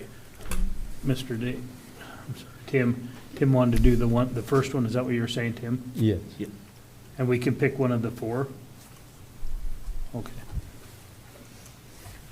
Mr. Chairman, I guess I would just jump in and say I can appreciate the concerns that my colleagues have with the reduction of opportunity, but given the fact that we have an area that's been significantly impacted by wildfire and has caused maybe a concentration of hunters, I think the prudent thing to do is to go ahead and reduce that tag down and to the 4 for next year to limit that overcrowding issue moving forward. So thank you. Any further discussion? I just have one question. Will the applicant for the Raincheck, will he have a clean bill of health where he can go next year without any issues? Mr. Chairman, Commissioner, I don't have enough information on that, unfortunately, to know. I'm assuming because he requested the rain check that he's optimistic that he'll be out in the field next year. Further questions?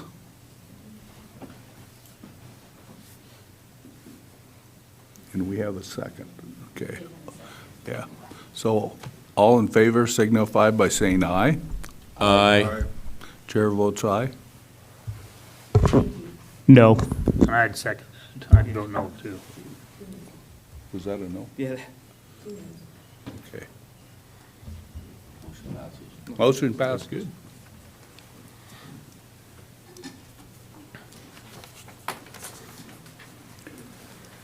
Okay, fishing licenses for foster families and foster parent discount order. Amber. Mr. Chairman, me again. I am happy to present the commission with a proposal for a continuation of a program that was piloted last year with the Idaho Department of Health and Welfare and Idaho Sportsman Access and Opportunity, which provided free fishing opportunities for children in extended foster care aged 18 through 20 years old and one foster parent for calendar year 2025. To be an even more meaningful resource for foster families in Idaho, Health and Welfare and Idaho Sportsman Access and Opportunity would like to partner again with the Commission and Department, this time expanding the program to include an additional parent and the foster parent's other non-foster children who are living in the home aged 14 through 17 years for calendar year 2026 and 2027. Through Idaho Code 36415, the Commission has authorized to discount license fees upon finding a public need for which this qualifies. Because Idaho Code 36401A5 provides free fishing licenses for children under the age of 18 whom are residents of a licensed foster home, the order in front of you would discount annual fishing licenses for the following Idaho residents living in the same fostering home: up to 2 foster parents licensed by Health and Welfare, youth aged 18 through 20 years in extended foster care, and other children aged 14 through 17 years of the foster parents who live in the fostering home. The discount order in front of you provides for the discount of fees for January 1, 2026 through December 31, 2027 to $15 for an adult fishing license, inclusive of the access depredation fee for foster youth aged 18 through 20 years and up to 2 foster parents, and to $8 for junior fishing licenses, inclusive of the access depredation fee for other children in the home of the foster parents. Should the Commission agree to continue the partnership and provide for discounted fees, as just mentioned, Idaho Sportsman Access and Opportunity has graciously agreed to cover the balance of the cost for all interested individuals. And with that, Mr. Chairman, I stand for questions. Questions? Mr. Chairman, Commissioner Amber, did you mean to say January 1, 2026 to December 31 of 27? Yes, did I not say that? You said that. Through 27, 2 years. 2 years? 2 Okay, years. thank you. Yep. Commissioner Charette. I'll give a motion. Hey, perfect. All right, I move the Commission adopt the discount order 25-50 for calendar years 2026 and 2027 as presented. Second. Second from Commissioner Roach. Any further discussion?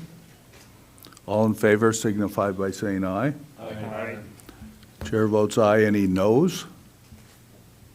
Okay. Got it. You want to break? It's probably a good time. Yeah, I say it's a good time to go to break. Go ahead. Mr. Chairman, thank you. I figure I could sneak in before the break here this morning.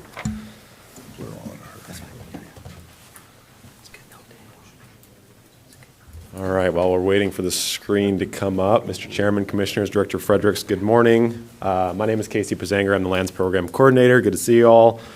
This agenda item is for the Harris Trust property acquisition. This is property that's located in Region 6 in Bonneville County.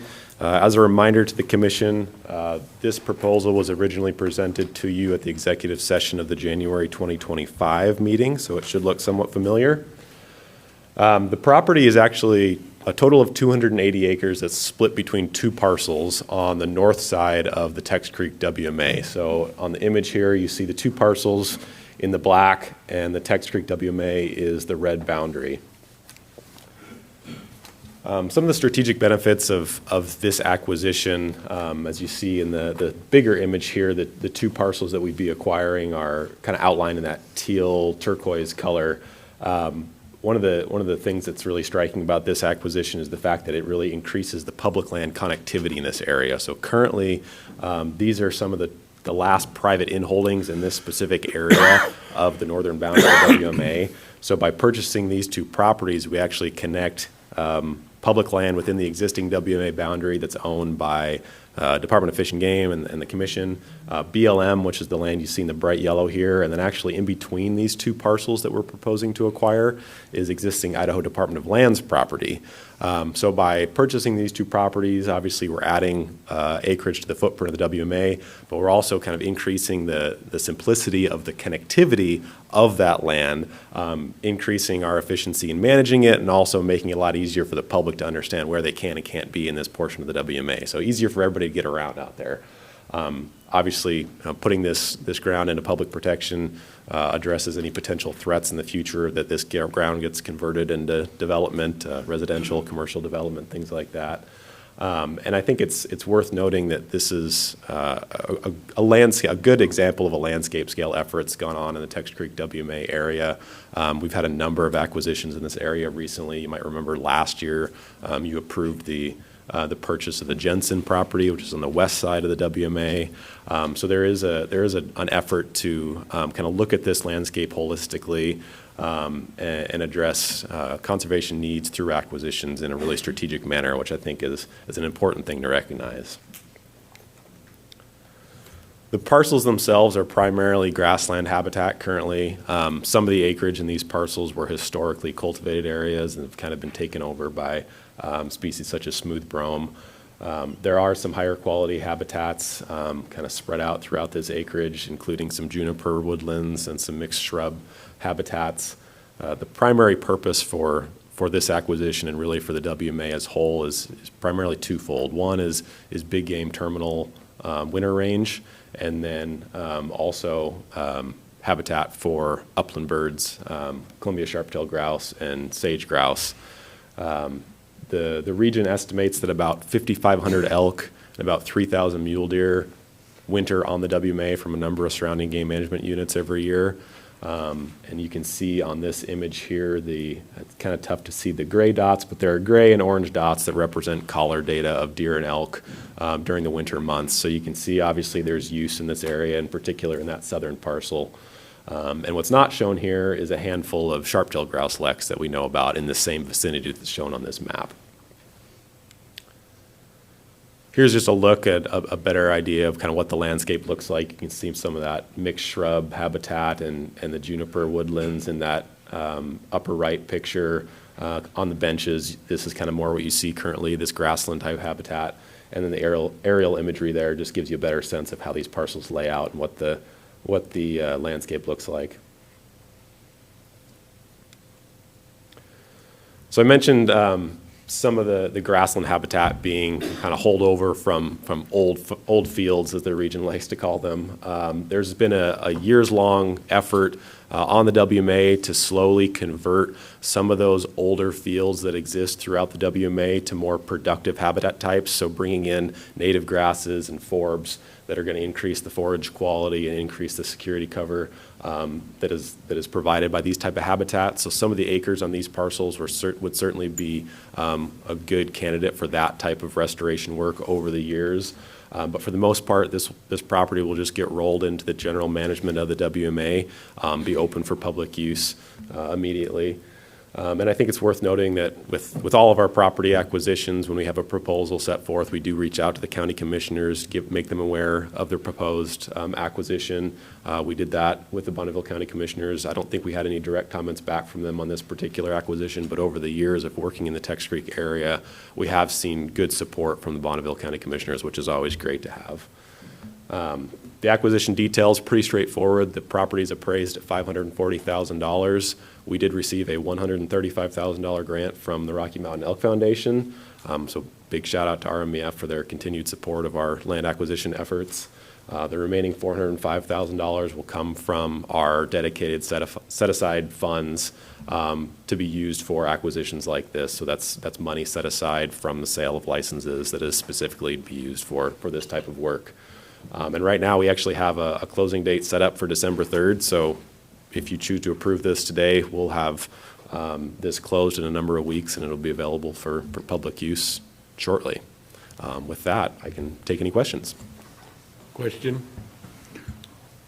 Commissioner Roach? Are we going to be compensating the county in some manner or fashion because it's going from private to public? I know in other deals we've done this. And a second question is that, I don't know if it was the Jensen property or this one, I think it was a matter, it could help avoid some traffic accidents. Aren't there roads that maybe the elk or deer stay in one area rather than going elsewhere and creating a hazard or some troubles? Mr. Chairman, Commissioner Roach, to your first question, in terms of compensating the county, you're absolutely right. This will go off the tax roll. However, the state does pay a fee in lieu of taxes payment every year. That's all I need. To your second question, I'm actually not sure that I have an answer for you. Potentially, Commissioner Harshbarger has some information. I'm not sure. It may be a different situation. It might be a different situation. I'm not familiar with any potential vehicle collision, wildlife collisions in this area. Okay. Commissioner Harshberg. So my question was similar to Commissioner Roach's, but on that PILF payment, well, how does that compare to the Harris's property taxes going to the schools and things in the county compared to, like, is there a percentage? Is it equal? Do you know? Mr. Chairman, Commissioner Harshbarger, it's variable. Unfortunately, we don't have an exact calculation. Every year we get a bill from the county and have to work through how they've categorized the land, and it's not a set ratio between what they were getting from the private landowner and what they get from us, and it can change year to year. So unfortunately, I don't have a clearer answer for you on that, but I could certainly keep you involved when we go through that payment process in the upcoming year, let you know kind of where we stand with that. Is it generally more or less? Mr. Chairman, it's generally less. Yeah. Okay.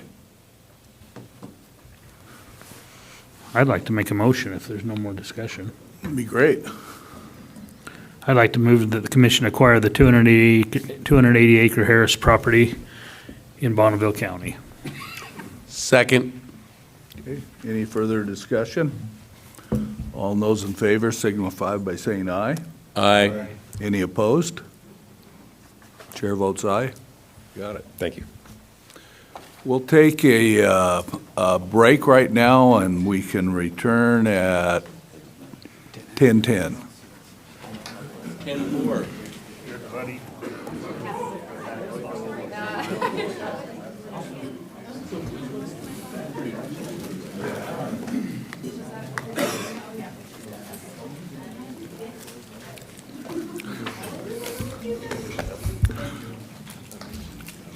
Call the meeting back to order. And the first thing on our agenda is our Idaho Fish and Game Strategic Plan update and public outreach. I'd like to call Adam Park and Ann Westcott. Thank you. Mr. Chairman, Commissioners, Director, I'm Adam Park, Communications Bureau Chief. We are here to talk to you today about the draft Idaho Fish and Game Strategic Plan. And Westcott is here to walk you through the plan, and then when she's finished, I will come back and talk to you about the proposed public outreach. Good morning, Mr. Chair, Commissioners, Director. Thank you. I've been skulking around your hallways for the last year, so you're probably kind of tired of getting these updates, but this could be the last one. We're really, really close.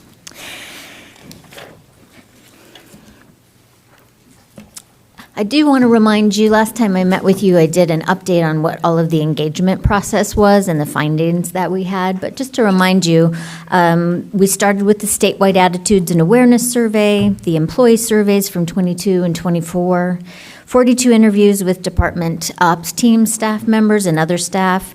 We had 8 regional public engagement sessions. We had 8 regional employee engagement sessions, 1 online agency partner engagement session with 24 organizations. There are over 1,000 online comments, 31 online employee comments, and then 10 letters from your partner organizations throughout the state. That added up to about 1,000 pages of single-spaced verbatim comments. So I really feel good about the amount of engagement that we had going into this process. As you will remember, out of all of those comments, they kind of boiled up into about 8 focus areas that your customers and members of the public are interested in: user satisfaction, habitat loss, wildlife disease management and invasive species, predator management, agency culture, recruitment and retention, public engagement, outreach and education, fiscal sustainability, and the department's relationship with the legislature. This summer, we put together 8 cross-departmental working groups, and there were about 20 to 30 staff members in each of those groups. They met 3 to 4 times over the summer for 3 hours each time. I am not their favorite person at this point.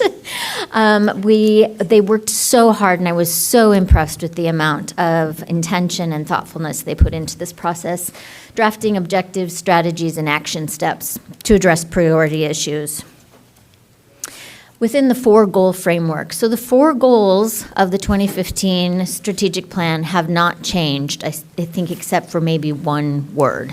So those goals remain being sustaining Idaho's fish and wildlife and the habitats on which they depend, improving user experience for hunting, fishing, trapping, and other wildlife-related recreation, improving the public's understanding of and involvement in fish and wildlife, and enhancing the capability of Fish and Game to manage fish and wildlife and serve the public. Obviously, I think each of you have had an opportunity to look through the draft. I don't want to read it to you verbatim, so I'm going to do kind of a high-level overview. Please interrupt me as we go through each of these slides if you have questions about what that might pertain to. So under the first goal of sustaining Idaho's fish and wildlife and the habitats on which they depend, maintaining the first objective is to maintain or improve populations of fish and wildlife. And underneath that, the department has identified their first strategy of being managing predation to meet fish and wildlife management objectives. And some of the actions here associated are developing predation management plans, which is an ongoing process, addressing downriver predation impacts on salmon and steelhead, and managing habitat where the conditions contribute to excessive predation. Going along with managing predation is managing conflicts between wildlife and private landowners by preventing and minimizing wildlife damage to crops and livestock, compensating producers for damage, and providing incentives to landowners to allow hunting and trapping access on private lands where those conflicts are occurring. The second objective under this goal is to sustain the populations of fish and wildlife by maintaining and enhancing the capacity and resilience of their habitats. This first strategy is prioritizing the conservation of fish and wildlife habitat. Obviously, your 2015 strategic plan also discussed the importance of habitat The use of the word prioritize, I think, is significant in showing that the work of the department in executing or developing this next 5 to 10 year strategic plan is really putting a finer maybe lens on this strategy, both increasing the breadth and the pace of current efforts the department has underway and prioritizing landscapes of greatest need. This would lead to some internal processes that I think are being developed in order to identify where the department will have the most success or the most feasibility in maintaining or restoring or improving habitats. Within that same objective, strategy 2 is to achieve landscape scale habitat conservation and improvements both on public and private land. So focusing on restoration and improvement projects within private and non-departmental public areas, and then conserving and improving habitats on department-owned or managed lands. So really seeing how within your WMAs you are protecting habitat, restoring habitat, and then how the department's working with private landowners and other government-managed land to protect priority habitats. Strategy 3 under this objective is protecting habitat on private land through voluntary incentivized conservation easements and other agreements. So this is obviously an ongoing operational task that you have, but clarifying the importance of voluntary agreements with private landowners and being successful in protecting habitats.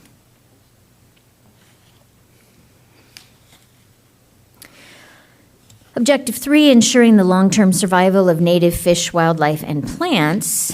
This one acknowledges the recently or somewhat recently adopted SWAP, or the Statewide Wildlife Action Plan, really focusing on the conservation and management of Idaho's most at-risk fish, wildlife, and plants in their habitats. So this is obviously a plan that is very much integral to the way the department is already practicing. It is very prescriptive, and so this acknowledges that the implementation of that plan is critical to ensuring the long-term survival of native fish, wildlife, and plants. Objective 4 focuses now moving to mitigating and managing the impacts of fish and wildlife diseases and invasive or incompatible species. And really it's focusing its actions on utilizing new tools and improved surveillance, developing action plans as emergent invasives occur, and enhancing the participation of hunters, anglers, trappers, and landowners in these mitigation efforts. Focusing specifically on disease, reducing the impact of disease on populations, implementing disease plans and protocols, investigating mortality events and population declines, coordinating surveillance and biosecurity measures with other agencies and partners.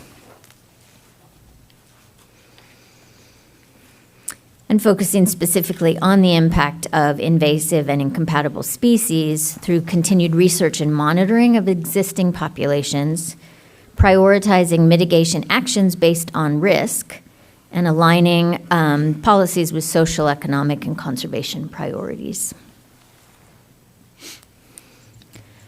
Now we move to Goal 2, which is all about user satisfaction.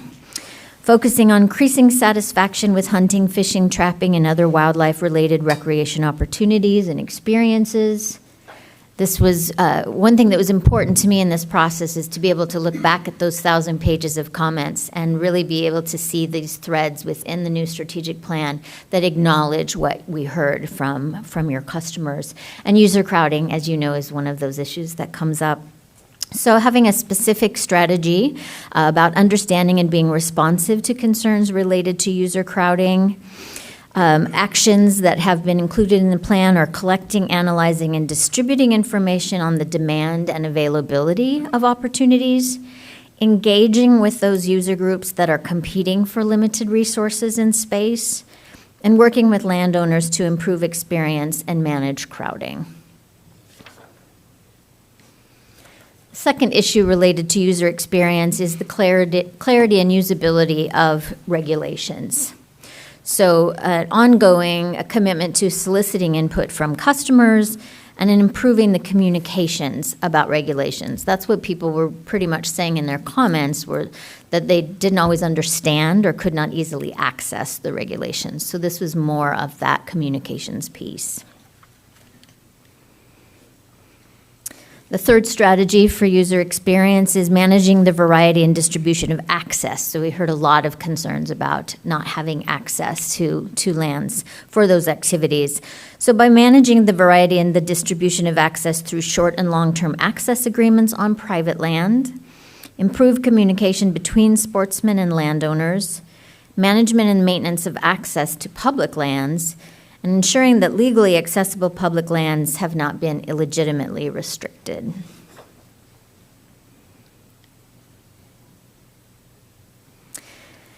Fourth strategy is strengthening the public trust through the implementation and enforcement of regulations that encourage safe, lawful, and responsible participation. I think there was a reference earlier to maybe a comment last night about, and certainly a lot of what you talked about with HAT is whether or not people are playing well in the sandbox together, if the behavior is ethical and safe. And so this one really talks more about increasing the coverage, consistency, and visibility of enforcement activities, letting people see and be more aware of the work of the COs and the enforcement activities, improving the understanding of prohibitive activities and what ethical conduct means, providing stronger deterrence to illegal take of fish and wildlife.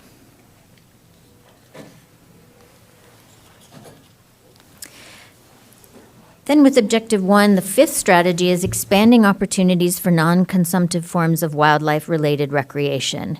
As you have been hearing and we heard in the engagement process, there are many, and as our population in the state increases, many people who are enjoying non-consumptive forms of wildlife-related recreation. And the data that was interesting in some of these working groups is that they are not separate groups of people all the time. They are also your hunters, trappers, anglers who are enjoying other wildlife-related recreation, whether it's bird watching or et cetera.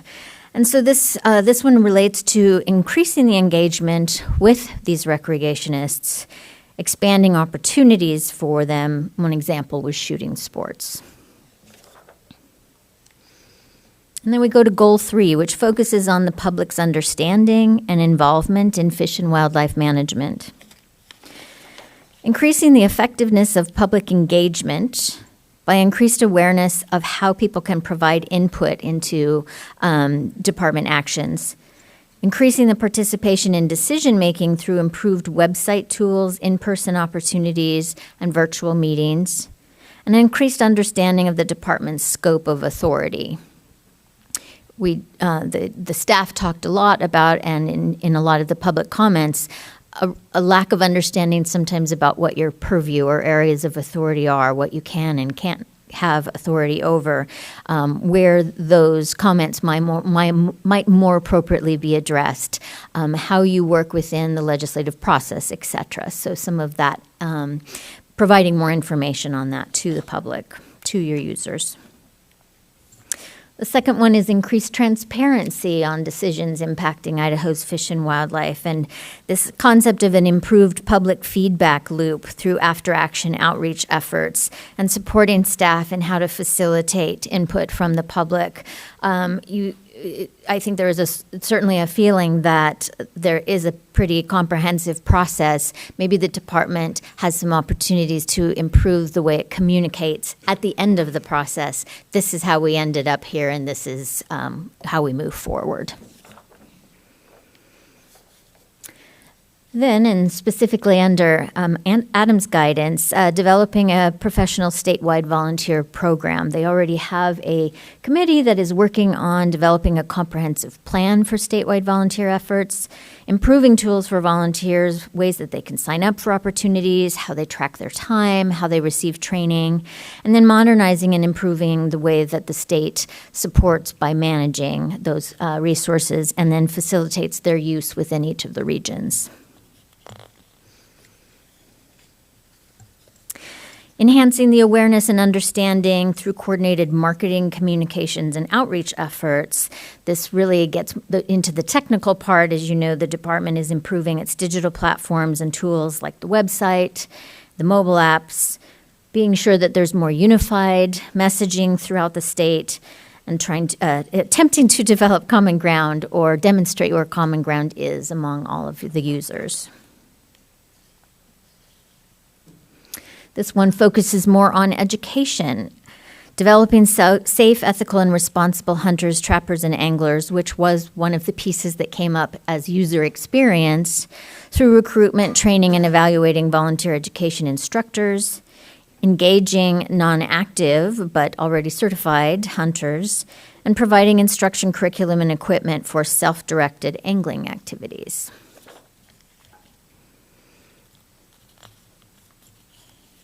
Providing educational experiences that build the understanding of conservation, habitat, and the concepts of public trust.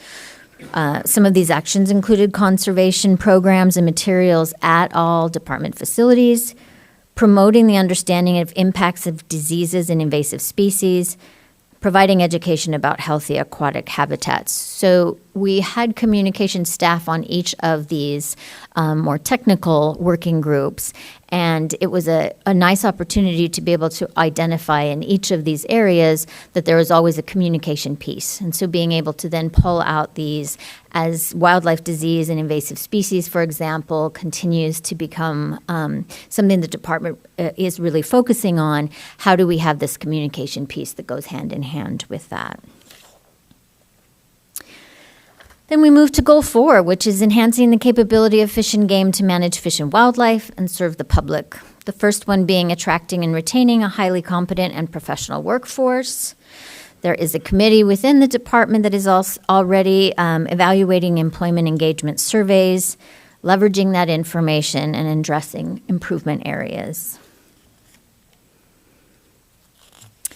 On fiscal sustainability, maintaining a sustainable funding structure to meet the long-term management and conservation objectives of the department, utilizing fiscal analysis models to assess fiscal sustainability in a variety of different variables, and developing a plan for the prioritization of resources in order to respond to unforeseen changes in economic conditions or changing agency initiatives.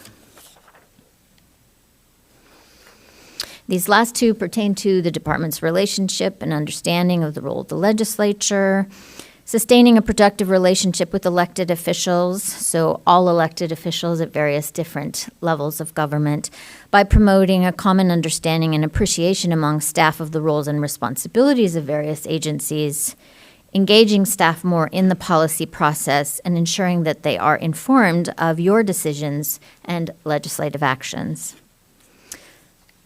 And then finally, fostering a strong working relationship with policymakers through engagement, relationship building, and partnerships, continuing to engage policymakers in field activities to showcase the work of the department, continuing to develop the department's reputation as a trusted resource to policymakers. The planned next steps, and I think Adam will take over to this part, but before I turn it back over to him, do you have any questions about what is included in the strategic plan? You obviously think it's fabulous. We'll move back to Adam. Mr. Chairman, if I can, before we go to Adam. Ann talked about the extensive amount of engagement that we had with the public, but then with staff as well in the working groups. And so a lot of it, you see the actions and the strategies, and some of them leaving you with the question of, well, what does that mean? How do we do that? And I just want to assure folks that we put a tremendous amount of energy into task development as well. So the specifics of how do we get there from here. And the intent wasn't to include those in the strategic plan because that makes a very voluminous document. And recognizing that we have a whole myriad of other plans in the agency, whether they be species management plans or statewide fisheries management plan. The idea is to incorporate the appropriate tasks into those other plans so that they live on, not necessarily in the strategic plan, but they live in all of our other plans. Great, thank you. So now I'd like to talk about our proposed public outreach plan, which is, we would like to have this plan be released to the public. We're proposing December 1st would be the day for an online portal to become available, very similar to what we've done in the past with management plans. And that would be open for till just before Christmas, so it'd be between 2 and 3 weeks of ability for the public to comment. We'll be advertising that with press releases and on social media. Simultaneous to that, we'd like to do a staff review, via an internet portal that we have called the WEIR intranet, so that staff who maybe didn't participate in the work groups, although we had a pretty large number of folks that did participate in the work groups, would have an opportunity to comment on the plan. And then over Christmas and early January, we will compile those comments and be back to you to let you review the public comment and then ultimately approve the plan. So with your approval, we'd like to get a head nod, if possible, on can we proceed with the public outreach process as proposed. Great. Great. All right. Well, if there are not any more questions, thank you very much.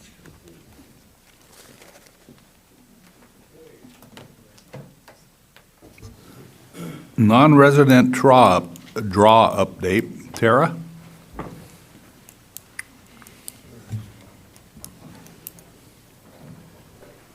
The old test click. Okay. Okay, good morning, Mr. Chairman, Commissioners, Director Fredericks. Good morning, Elizabeth. This morning, I'm just here for a very quick update on the progress we've made implementing the upcoming non-resident draw. Also, just wanted to highlight some of our outreach efforts that we've done recently, and really just wanted to leave some time at the end here for any last questions or clarifications you folks might need before we move into the draw in the very quickly approaching December. So just a reminder of how we got here. Back in May, you approved a temporary rule to move non-resident general season deer and elk tags to a draw framework for 2026. And since May, Fish and Game staff, as well as Brant staff, who is our third-party vendor who works on our licensing system, have been working together to update the system to make sure it's ready to go for all of the changes necessary to implement the draw. And then today, as far as updates go, I'm happy to share that we're on track and feeling really positive about beginning this process in December. And then I just wanted to highlight some of the kind of unique outreach and communication tools we've used over the last few weeks and months even to ensure non-resident hunters are really aware of this change. Because obviously this transition to a draw wouldn't be successful if non-residents didn't know how this applies specifically to them and how they need to apply for deer and elk tags. So we've used a number of our kind of standard communication tools over the last many months, like press releases and social media posts. But we've also done some fun and unique tactics, like sending push notifications to non-residents that have our Go Outdoors Idaho mobile app. We've joined a number of podcasts, including our amazing Shoot in the Bowl podcast that is done by our very own Communications Bureau staff. Shout out to those guys in the back there. We've also sent some targeted emails to any non-resident that has held a hunting license in Idaho anytime in the last 5 years. And then we've completely overhauled the non-resident general tag supplemental brochure that you see there on the left. This has been around for a number of years to help non-residents know what to buy on December 1st, but we've overhauled that to be basically a one-stop shop for what do I need for the draw and how do I apply. So really since May, we've been using as many communication channels as we can to ensure that non-residents have all of the information they need to feel informed and really ready for this new process coming up in December. And then lastly, I just wanted to give a quick refresher on the timeline for the draw. Like I've mentioned, this is coming very soon with applications opening on December the 5th. So on the 5th, any non-resident with a valid 2026 Idaho hunting license can apply until the 15th. We'll run the draws in late December, announce those results in early January, and any successful applicant hunter in January will have till January the 20th to claim or buy that tag. And any hunter that doesn't buy by that January 20th date, that tag will be forfeited and then made available in the second application period in February. And then in February, we kind of do the whole thing over again. We'll have applications open February 5th through the 15th, run the draws in late February, announce results in early March, and then March 20th would be the deadline to purchase those second application period tags. And that, Mr. Chairman, was a quick and hopefully painless update to just let you know that we're on track. We've made great progress to make sure the licensing system is ready to go and using all the tools in the toolbox we could to make sure non-resident hunters are ready for this change in December. And with that, I'd be happy to stand for questions. Commissioner Charette. Mr. Chairman, I just have one question. I can't remember if it was last year or the year before, we had some residents that were renewing their license at the same time as a non-resident sale. Going to this should make it to where they get their licenses and their tags on the auto renewal a little bit more efficient. Is that correct? Mr. Chairman, Commissioner Charette, yes, absolutely. So 2 years prior, when we were still doing this on the 1st, it was a little bananas on the 1st for auto renew. That was for residents and non-residents, and then residents that were just Johnny on the spot trying to get their licenses renewed for the following year. And that definitely created a bit of a stopgap between I bought my new products and I get them mailed to me. Switching last year to the 10th, we definitely saw some improvements in that, just separating the 1st from all of the other non-resident stuff. And this, I think, will be even better for auto renew and residents buying in the early part of December, since we're basically not issuing all of those non-resident tags in December. They're going to be issued out in January. I just want to say I'm excited to see this work, and it doesn't scare me anymore, so awesome. Great news. Thank you. Other comments? Mr. Chairman, pick up your tags by January 20th. Please, please, please make sure that's well established, and hopefully then we won't have any other events on that same day, because some people are going to wait till the last minute. That's not our fault, that's their fault, but it will happen, and I think on January 20th we need to be pretty freed up to take that on. Mr. Chairman, Commissioner Ebert, absolutely. To be candid, if you're not a little bit annoyed of the number of communications you're getting from us for that January 20th date, then we haven't done what we were supposed to do. Okay, so that's definitely the plan. Thank you. Very good. And then, Mr. Chairman, another comment, and I make this comment I think every time, but the fact that we sell non-resident tags before winter is over and before we've actually set the seasons, I think we're always pretty clear. It does not guarantee a hunt. It does not guarantee a season. We can cancel the whole hunt. We can reduce it. We can change it. And people need to be aware of that going in. And the non-resident tag sales in no way binds us to what we're going to do the next season. Yes, Commissioner Harshbarger. I'm not sure this question's totally relevant right now. Maybe you're the only person to answer, but regarding, like, I get a lot of complaints. Oh, we got too many out-of-state tags. We hear that constantly, and I always answer it because I'm kind of ignorant to the subject. I think we're pretty close to the percentage we're required to have. Are you the one to ask about, like, the percentages, like, on our regarding, like, the interstate commerce laws and how that exactly works? Because it seems kind of like dealing with the Wizard of Oz. Mr. Chairman, Commissioner, I'll look at Director Fredericks as well as Rick Ward back there. We're not quite at the kind of standard 10% that the interstate commerce says is kind of the minimum threshold. It's a little different between deer and elk. For elk, we're somewhere around the 14% mark, and then for deer, we're closer to the 12.5%. So just a reminder for that, though, it's kind of important to note that the number of non-resident tags that we've had available, that 12,815 elk tags and the 15,005 deer tags, that has not changed at all. It's been around for many decades, and that overall statewide number has not changed. Thank you. Seeing no more questions, thank you. All right, thank you so much. Now we'll have an update from our foundation. Hillary Engel, thank you. Good morning, Mr. Chairman, Commissioners, Director. I just have my quick November update. So this year, the Idaho Fish and Wildlife Foundation distributed $99,000 and some change in grants. And I just listed them off here for you. We don't have to go through them all. I did want to highlight that we did award $25,000 to Region 4. It should be desert pronghorn, not dessert. I mean, I guess we could make it dessert, but, so that was a really exciting grant for us. I also wanted to highlight the bear spray giveaway that was held in Island Park. The commission awarded them some funds through the challenge grant this year. And it was a great event. If any of you have the chance, I would hope that you could come over for that. We're going to try and hold it again Labor Day weekend. It seems to be very popular. But in 2 hours, we gave away over 300 cans of bear spray, which was really nice to see that people came out. The better thing was that people wanted to take time to learn how to use it. Cade Bolin and James Brower came over with the remote-controlled bear, and I think people finally realized like how hard it is to actually deploy it, and when you're in a fast-paced situation. So I just wanted to highlight that because the foundation also partnered on that grant, and we're planning on doing that again in 2026. So it's a great project that you guys sponsored. And then lastly, our December foundation meeting will be held virtually December 5th.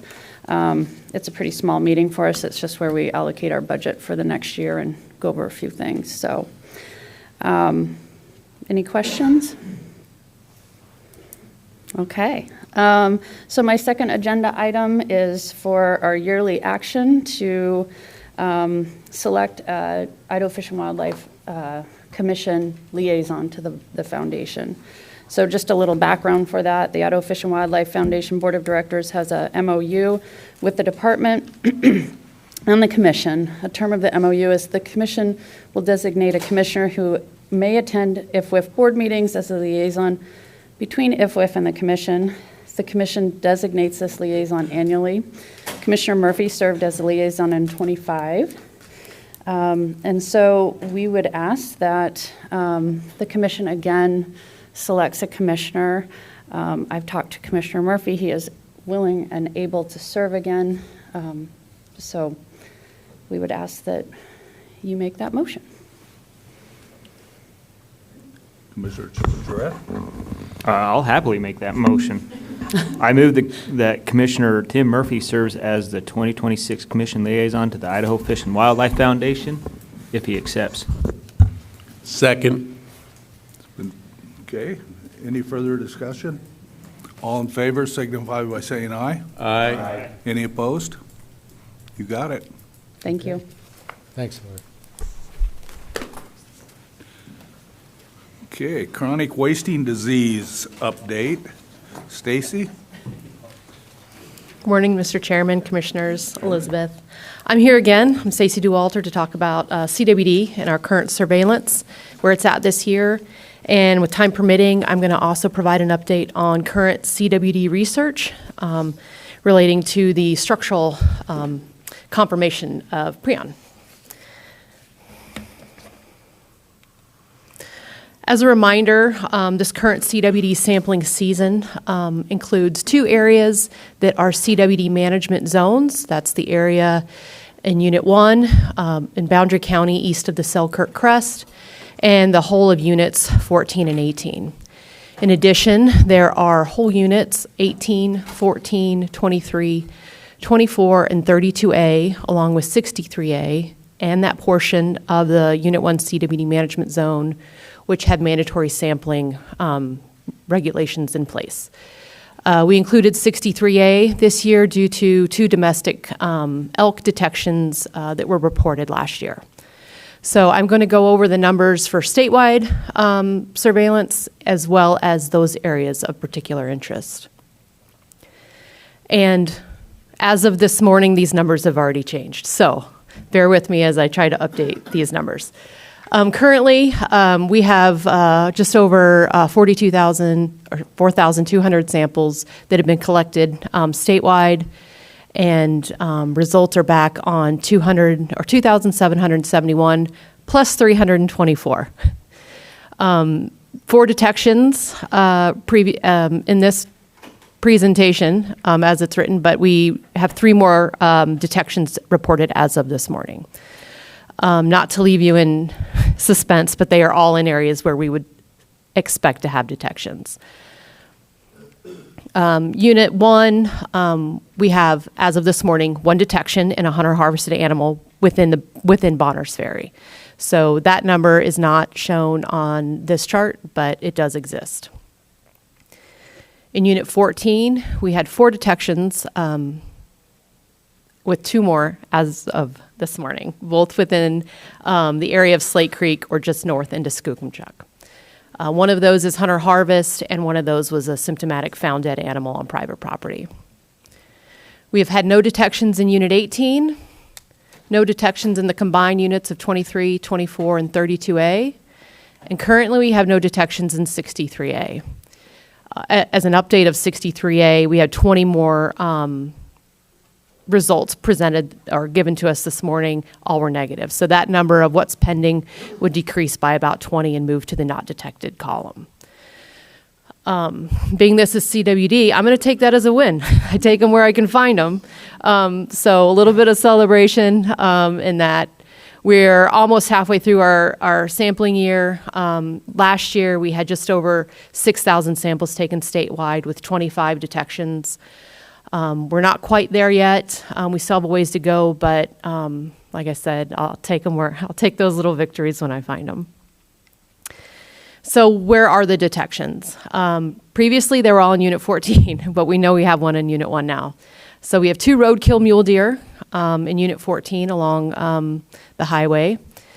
We have 1 hunter-harvested elk and 1 hunter-harvested whitetail. But we have 2 hunter-harvested whitetail, and now we're going to add a symptomatic animal to that too.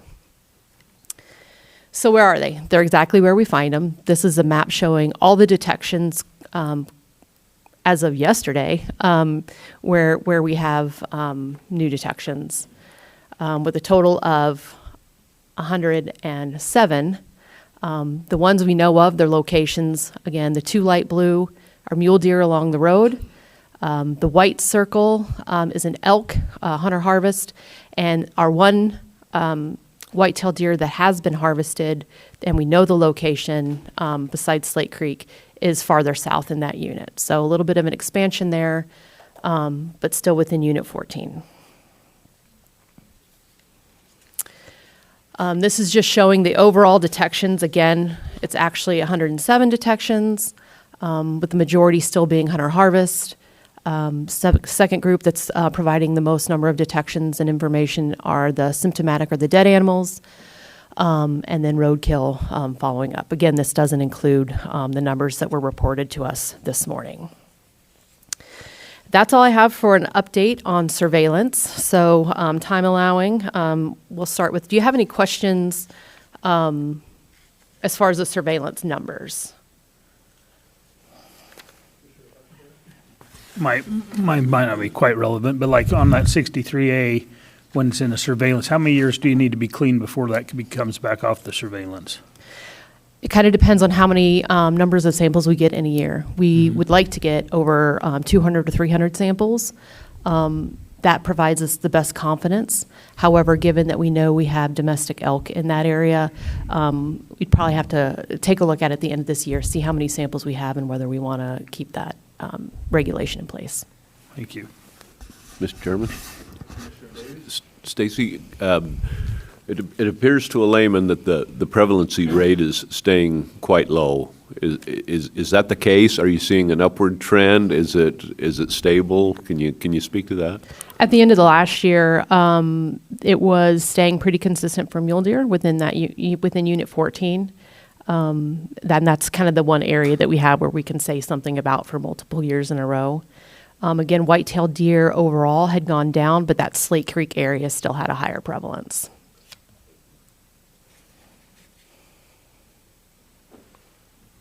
Mr. Chairman,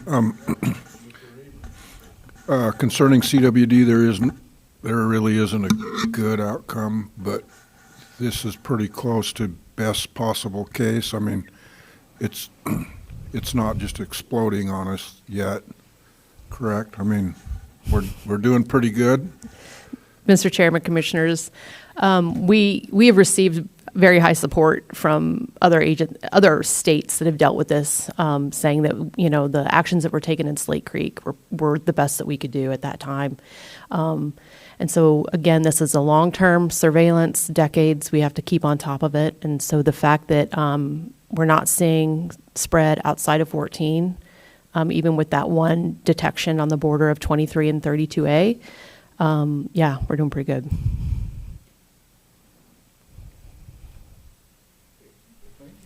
Mr. Chairman, just Stacy, thanks a lot for the update. On a regional and national level, I know there's research going on. I haven't read much, but I know it's going on for cause detection, reduction in spread, prevalence, treatment, and maybe even prevention. Of course, that's way down the road. Can you just give just a couple minutes, if you know, what's happening nationally as far as funding, focus, and actual work?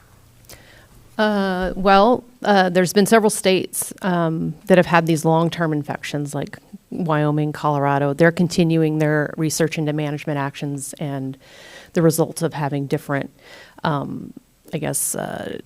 types of management on different populations and what that looks like. Arkansas has just completed a really big study as well, looking at a high prevalence area and what that means for harvest, and looking back what that meant from the time they first detected it and where they thought they were. And so it's a long-term disease and management takes a long time. So we're just now getting these states that have been dealing with it for decades to kind of produce information and research on what management meant and what management might work. But I have something new. Recent research as of October 24, using electron microscopy, has released images of what a prion looks like, and in the hopes of finding structural confirmation that would allow us to kind of target areas of the prion in the hopes of defeating it in the future. Again, a prion is extremely small. We have to use an electron microscope. So while we see normal cells under light microscopes, their limit is 200 nanograms of size. Not really important what nanometer actually, except 200 is seen by a light microscope. Prions are about 2. So we go to 200 to 2. So electron microscopy has been used, and we have these images that have come out of prions. So what you're seeing in that first image is what we call the seeding time. So these are the first kind of prions in a cell in a location that indicate that it's present. And from the next two images there, you see where they're actually building and attaching to those healthy prions, and they're forming these long chains. And in the third, you see more of those long chains, but also these long fibers that are built can break off within the cell and cause new seeding opportunities through the cell. And then this is kind of a reverse of the light and dark image, but this is the buildup of those prions that cause the clump. And it's those clumping that we see actual changes in tissue. So again, there's this technique that was finally able to use in human prion disease that's now reached to helping us look at specifically CWD prions. So this is a paper, again, that came out in October 24. And, you know, lots of people don't believe it. It's not there. It's not visible by the naked eye. We have to use these special microscopes and look at the atomic level. So we have this image that was presented in this paper. Again, it's the equivalent of looking at Bigfoot in a forest, right? Like, what is it? We can't really tell what that is. But they were able to really look in even farther, and you get this fiber of this is an actual CWD fiber image. And we get to learn the structure of how they build, and there's actually a twist in it. They cross-section it. Again, you get this Bigfoot-like amoeba picture. What does it mean? They were able to use a computer to get the structure. So we have the cross-section structure of it, and then you turn it on its side, and you can see where it's just stacking on top of each other and on top of each other to form these long fibers. So this is new, came out, hopefully. Using this information, they can look at the structure, find where it's vulnerable, find therapies and therapeutic medicines or whatever, whether it's heat or targeted way to get to this structure and hopefully destroy it in the future. So right now we finally have an image of the structure of this prion. That's all I got. Oh, you don't want to see that. Never mind. Thank you. Thank you. Yep. Certainly. Okay. Yep. Okay. Well, I think we should move on, Director. Jana. This is kind of current stuff. Yeah. Chairman, Commissioners, Director Fredericks, good morning. I'm Jana Ashling. I'm the Clearwater Region's Wildlife Manager. And today I have prepared a presentation on hemorrhagic disease and what that means for white-tailed deer populations in North Idaho.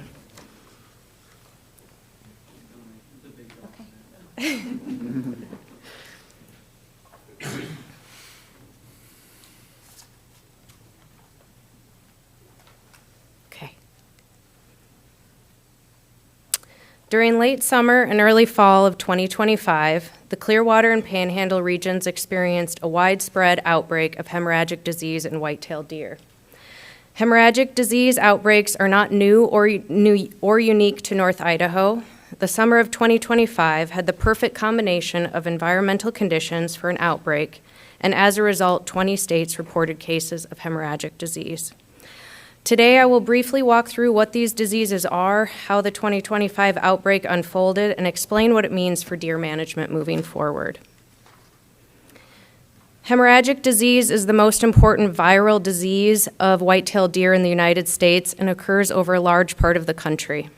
However, the frequency and severity of outbreaks varies regionally. Epizootic hemorrhagic disease, also known as EHD, and blue tongue virus cause similar clinical signs in deer and therefore are often referred to as hemorrhagic disease. Hemorrhagic disease affects both sexes and all age classes. EHD can affect other wild and domestic ruminants, including elk, mule deer, pronghorn, and cattle, although white-tailed deer are the primary host and the most susceptible. Blue tongue virus impacts are less severe on white-tailed deer than EHD, but cause illness in livestock and bighorn sheep. Hemorrhagic disease is transmitted by biting midges, or commonly referred to as no-see-ums. There is a seasonality to the outbreaks, and they typically occur in late summer and early fall when midge activity is highest. The onset of freezing temperatures in late fall affects midge populations and usually brings a sudden end to the outbreak. So I'm going to ask you to use your imagination here while I walk you through to better understand how this disease moves between deer. So here we have a pond, and imagine it's shallow, stagnant water with a muddy bank, which is an ideal breeding ground for midges. An infected deer, or this could be an elk or domestic livestock, that's the reservoir of the disease, and an uninfected deer come to drink at this pond. A midge feeds on the infected deer, the virus multiplies in the midge, and then it bites the uninfected deer. Now the disease has been transferred to another deer and it becomes infected. Another uninfected deer approaches the pond for a drink, and the same thing happens. As midge activity increases, the cycle continues until a hard frost occurs and kills the midge activity. Now, some of these deer that are infected may die from the disease, but others may survive. In the early stages of hemorrhagic disease, deer may appear lethargic, disoriented, or unresponsive to humans. They can also show signs of lameness or weakness. Deer develop a high fever and are often found near water sources attempting to relieve that high body temperature. As the disease progresses, symptoms become more severe. Deer may drool or foam at the mouth, have bloody discharge from the nose, and develop sores or lesions around their mouth. Their tongues can become swollen and in some cases take on a bluish tint. When we conduct field investigations, we typically find the chest cavity filled with hemorrhagic fluid and visible foam throughout the trachea. This disease can act very quickly, sometimes killing deer within just a day or two, so they may still appear in good body condition. In other cases, deer that survive initial infection may stop eating and gradually become thin and emaciated. Deer that do survive develop some level of immunity, but the duration of that immunity is poorly understood. Outbreaks have occurred periodically in North Idaho, but the severity of the outbreaks vary. There is likely some hemorrhagic disease die-off most years, but some are small and go undetected. Outbreaks are driven by hot, dry summers, creating stagnant pools of water, which are ideal midge breeding grounds. These conditions also congregate deer at watering holes, and the disease cycle begins. Therefore, drought conditions increase the frequency of outbreaks, and as we see more hot and dry summers, it appears outbreaks are going to be frequent and the time period in between could be shorter. The relationship between deer population density and the occurrence of hemorrhagic disease is not fully understood. This disease is not considered classically density dependent, meaning infection rates don't necessarily increase in direct proportion to deer numbers. The timing and rate of infection are strongly influenced by the presence and abundance of the midge vector. However, it's reasonable to conclude that in areas with higher deer densities, the opportunity for transmission between infected and uninfected deer through midge activity may be greater. Due to outbreaks being localized in the population dynamics of white-tailed deer, these populations typically rebound quickly, and repeated outbreaks have not represented a limiting factor to deer population growth. It's important to remember that hemorrhagic disease will remain a recurring issue for white-tailed deer in North Idaho. Before I summarize the 2025 outbreak, it's important to understand how we gather information during a hemorrhagic disease event. Most of our data comes from public reports of dead deer and communication with field staff. We rely on these observations to assess the intensity and the extent of the outbreak. When a deer showing symptoms of hemorrhagic disease is first detected, we collect samples and send them to the Washington Animal Disease Diagnostic Laboratory to confirm the virus type, either EHD or blue tongue. Once confirmed, we issue a press release and request additional reports from the public. Throughout the outbreak, we continue to share updates and prepare hunters for the upcoming season. Because we depend on confirmed or suspected mortality reports, these are the best indicators that we have of the disease's severity and spread.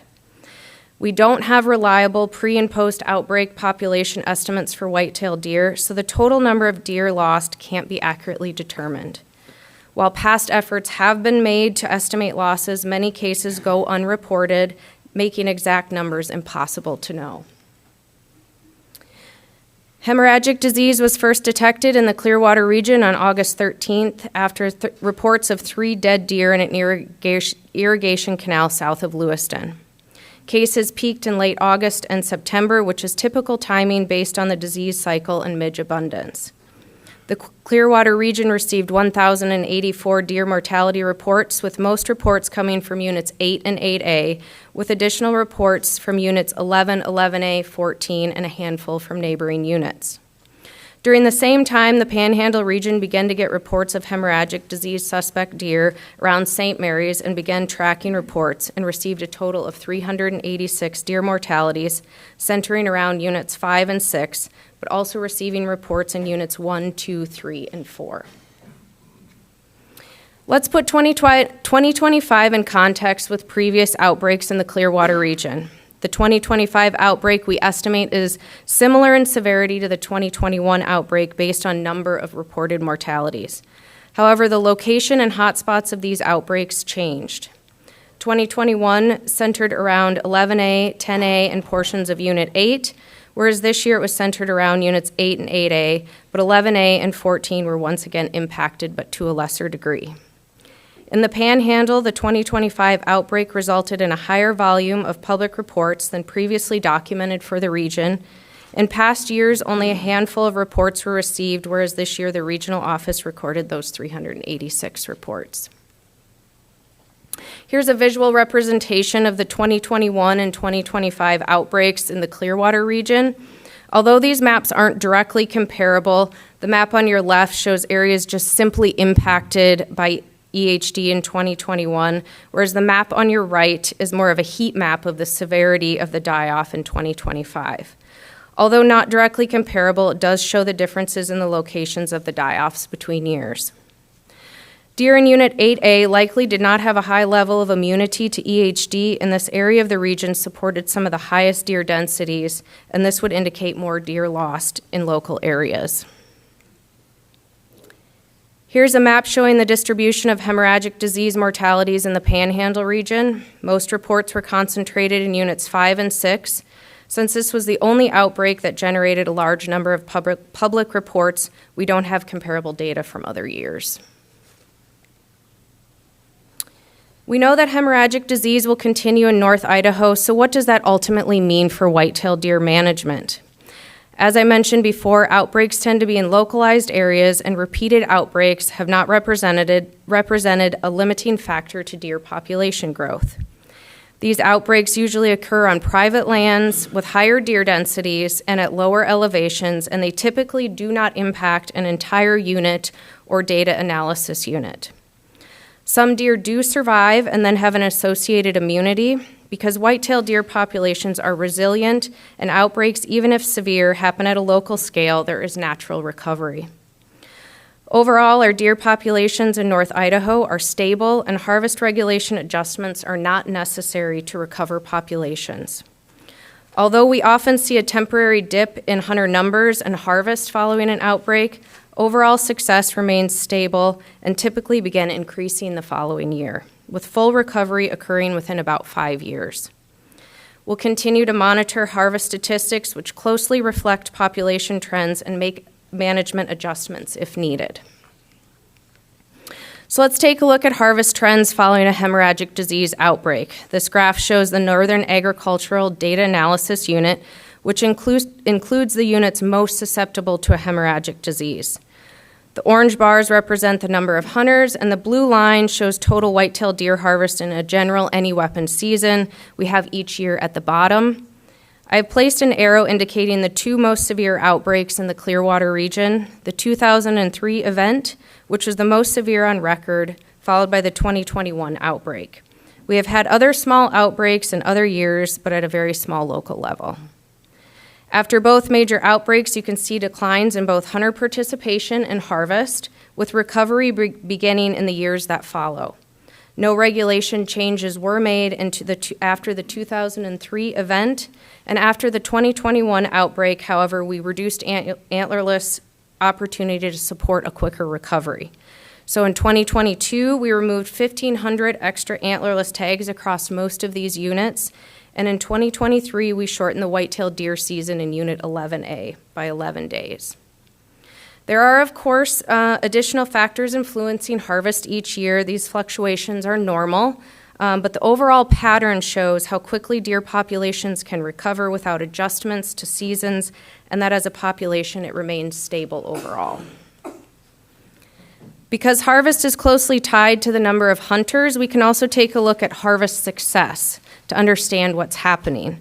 So this is the same graph, orange bars for hunter numbers, and now the purple line represents percent success. As expected, when hunter numbers drop, total harvest drops too. But what's important is that the hunters who did go out in the years following an outbreak still had strong success. After the 2003 outbreak, hunter success stayed stable and then actually increased. Following the 2021 outbreak, success dipped more sharply, but that came right after the 2020 COVID year. Even though hunter numbers didn't rise, I suspect hunter effort did. People had more time and desire to be afield. If we set that unusual 2020 bump aside, success remained stable. Looking at the long-term trend, hunter success in the Northern Agricultural Data Analysis Unit has been consistently stable despite multiple hemorrhagic disease outbreaks. White-tailed deer populations can be reliably managed through hunter harvest information as an index to population abundance and distribution. This tells us that white-tailed deer populations in the region are holding steady. Stable harvest combined with stable success provides a reliable index that white-tailed deer populations remain stable in the Northern Agricultural Data Analysis Unit. So you might be wondering, how can white-tailed deer populations recover so quickly after a severe die-off? White-tailed deer are remarkably resilient because of their high reproductive potential. In North Idaho, the majority of adult does are pregnant each year, and about 3/4 of yearling does are already breeding as well. It's also common for does to have twins and sometimes even triplets. These pregnancy rates are higher than those typically observed in elk and mule deer, underscoring the strong reproductive capacity of white-tailed deer. When nutrition is good, reproduction rates soar and populations can rebound quickly. After a hemorrhagic disease outbreak, habitat opens up, creating areas with abundant food and little competition. This not only allows surviving does to be in excellent body condition and produce more offspring, but we also tend to see deer from surrounding areas filter into these vacant habitats. Overall, North Idaho offers ideal habitat and plentiful forage, supporting strong recovery in white-tailed deer populations. So to recap, hemorrhagic disease is a natural, reoccurring disease that will continue into the future. There are no wildlife management tools or strategies available to prevent or control hemorrhagic disease. Although hemorrhagic disease outbreaks in white-tailed deer can be concerning, and some areas experience notable losses this year, past experience indicates that these events do not typically have long-term impacts on overall deer populations. Deer populations rebound on their own due to their high reproductive rates and the favorable habitat in North Idaho, so changes to harvest regulations are not necessary for recovery. The department will continue to monitor hunter harvest this year and assess how the 2025 hemorrhagic disease outbreak may have affected deer populations to ensure future season and bag limits remain stable. As I close, I just want to take a moment to, when these disease die-offs happen, to compliment staff. There's a lot more conversations with concerned public, and they have to continue to manage and monitor this. Regional staff and the Wildlife Health Lab really step up to do that. And I also think it's important to recognize the public and that they are instrumental in our ability to monitor this. And so really appreciate those folks calling in so we have a better idea of what's happening on the landscape. So with that, I'd be happy to take any questions. Question? Yes, Commissioner Roach. You talked about the occurrence more on private than public, did you say? Has there been any research or tests done to fence off these areas and put water supplies adjacent but not in the mud or in a metal water trough or anything like that? Has that ever been tested? Mr. Chairman, Commissioner Roach, I don't think that has been specifically tested, but to keep in mind that these midges can breed in tiny water holes. Mm-hmm. It can be a hoof print with some water in it where they can breed. So you're still not going to be able to completely stop that. And again, it's private property, and what folks might be willing to do is totally up to them. So I don't think it's been fully researched, but I think it would be challenging to do something like that to end hemorrhagic disease. Yeah, I had a question. It seems like the outbreaks are when we have extremely dry years, and we seem to have a warming weather trend. So if this happens a couple years in a row, then we might need to take some management action. Is that part of the monitoring and research? Yeah.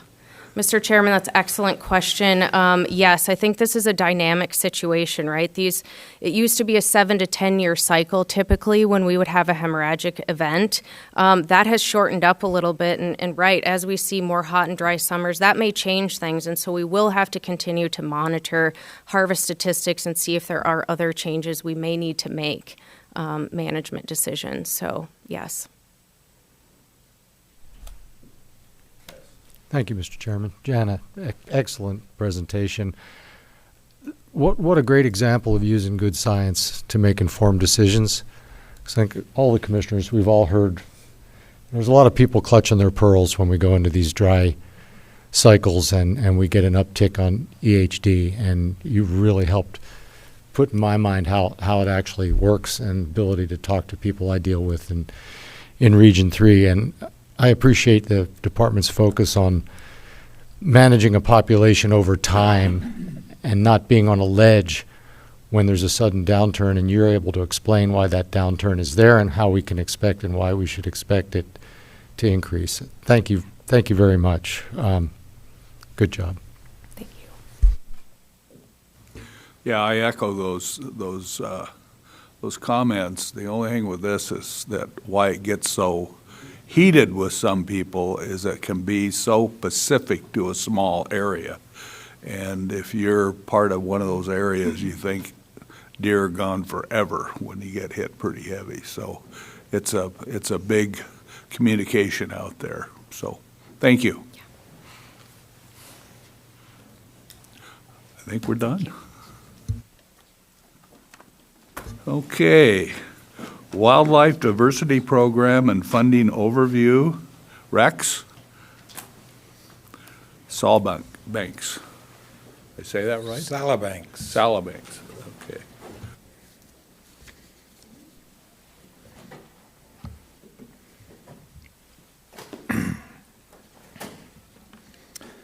Well, good afternoon, Mr. Chairman. I'm sorry, it is now morning. We were supposed to be in the afternoon, so good morning, Mr. Chairman, Commissioners, Director Fredericks.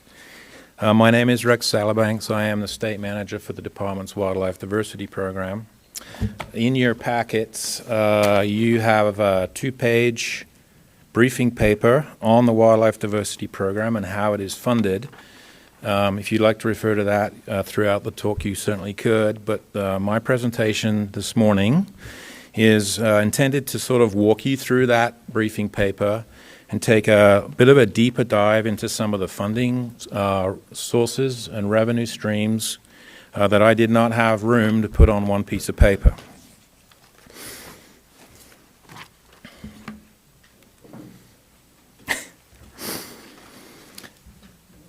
Haven't aged a bit, have I?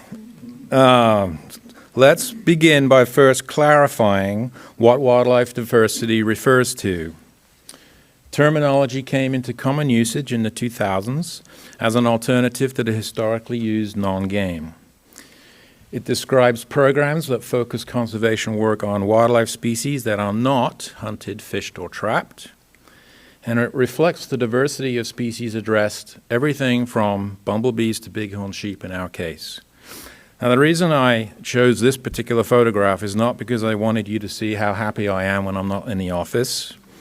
It's because it illustrates another facet about our work in addition to the diversity of species that we work on. If you look closely, I am holding a snail in my right hand. This is actually a species of snail that is a species of greatest information need in our State Wildlife Action Plan. And when it is fully grown, it is no bigger than your pinky fingernail. So some of the species we might need to collect data on are extremely small, which makes them difficult to find. They might be extremely rare, which also makes them difficult to find. Or we might know so little about others that we don't even know where they occur in the first place to even survey for them should we want to. Having said all of that, these challenges are also what makes our job so interesting, fascinating, and fun. Approximately half of the nation's state fish and wildlife agencies use the term wildlife diversity in their program name. Others use words like non-game, endangered species, biodiversity, or natural heritage program. And the Idaho Fish and Game Commission formally adopted the Wildlife Diversity Program name in May of 2011, coincidentally in this very room, and presented by yours truly nearly 15 years ago. How are we organized? We are a relatively small program in the Wildlife Bureau and have 12 staff. Headquarters staff provide support and coordination to the regions, and then regional wildlife biologists are fully integrated in every administrative region and supervised by the regional wildlife manager. I should note that not every region is necessarily set up in exactly the same way, but in most regions there is one biologist who is dedicated to focusing on wildlife diversity work and implementing the State Wildlife Action Plan, and that person would then coordinate and facilitate implementation of diversity work across the region. But however they're set up, the regions really are the operational arm of the program, primarily responsible for leading State Wildlife Action Plan implementation.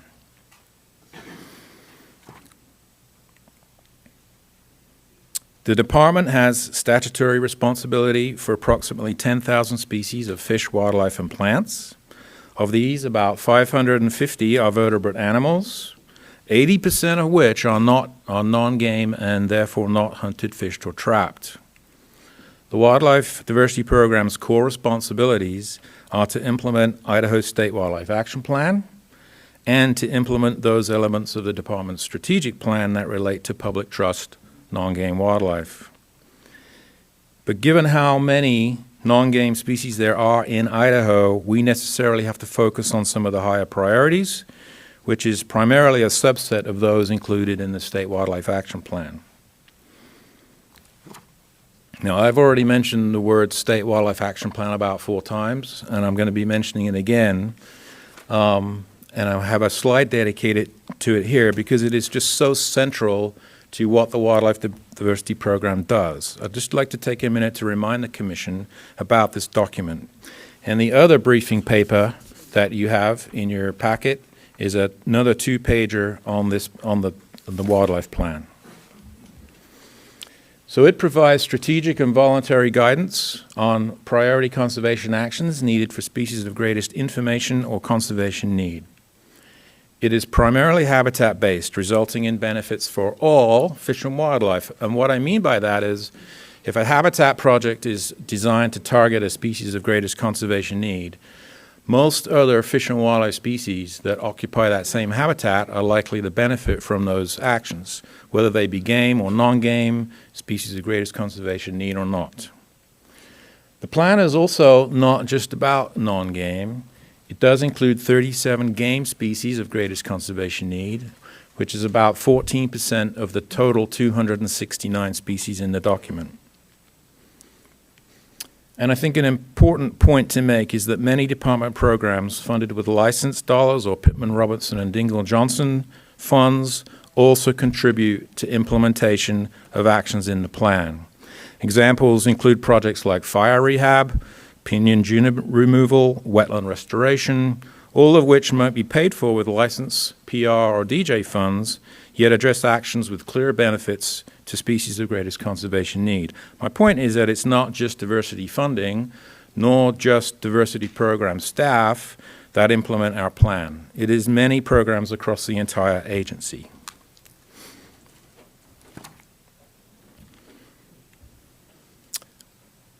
What are the conservation benefits of what we do?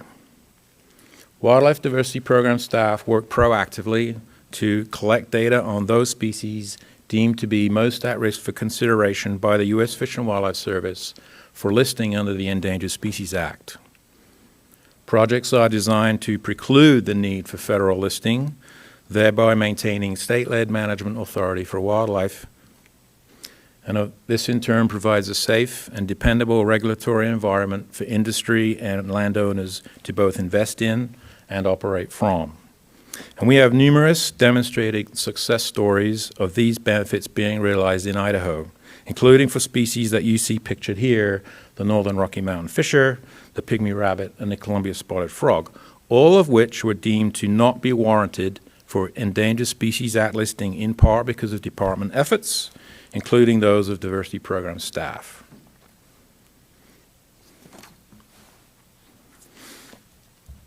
This is where I'll shift gears from talking about the program to instead talking more about how we're funded. And all of the numbers that I'm about to present are from our most recent fiscal year, FY25. So even though they are really just a snapshot of only a single year in time, it is very representative of a typical year in the most recent past. Our biggest source of income is from the 3 wildlife license plates that Hillary has briefed you on in the past. The elk plate is our biggest seller, followed by the bluebird and the trout plate not far behind. Combined, however, more than 100,000 plate sales generated more than $2 million in revenue in FY25. This is the first year that income has exceeded $2 million since the inception of the plate program. Thank you, Hillary and the Foundation. Those funds come into the department, and a small percentage is then transferred back out to our sister agencies. 2% to the Idaho Department of Parks and Recreation for boating and fishing access based on trout plate sales, and 2% back out to the Department of Agriculture for disease monitoring based on elk plate sales. All of the proceeds from the Bluebird plate are retained by the department. Both Wildlife and Fisheries Bureaus then draw down on these funds, with more than $1 million going specifically to the Wildlife Diversity Program. That is by far our biggest source of income.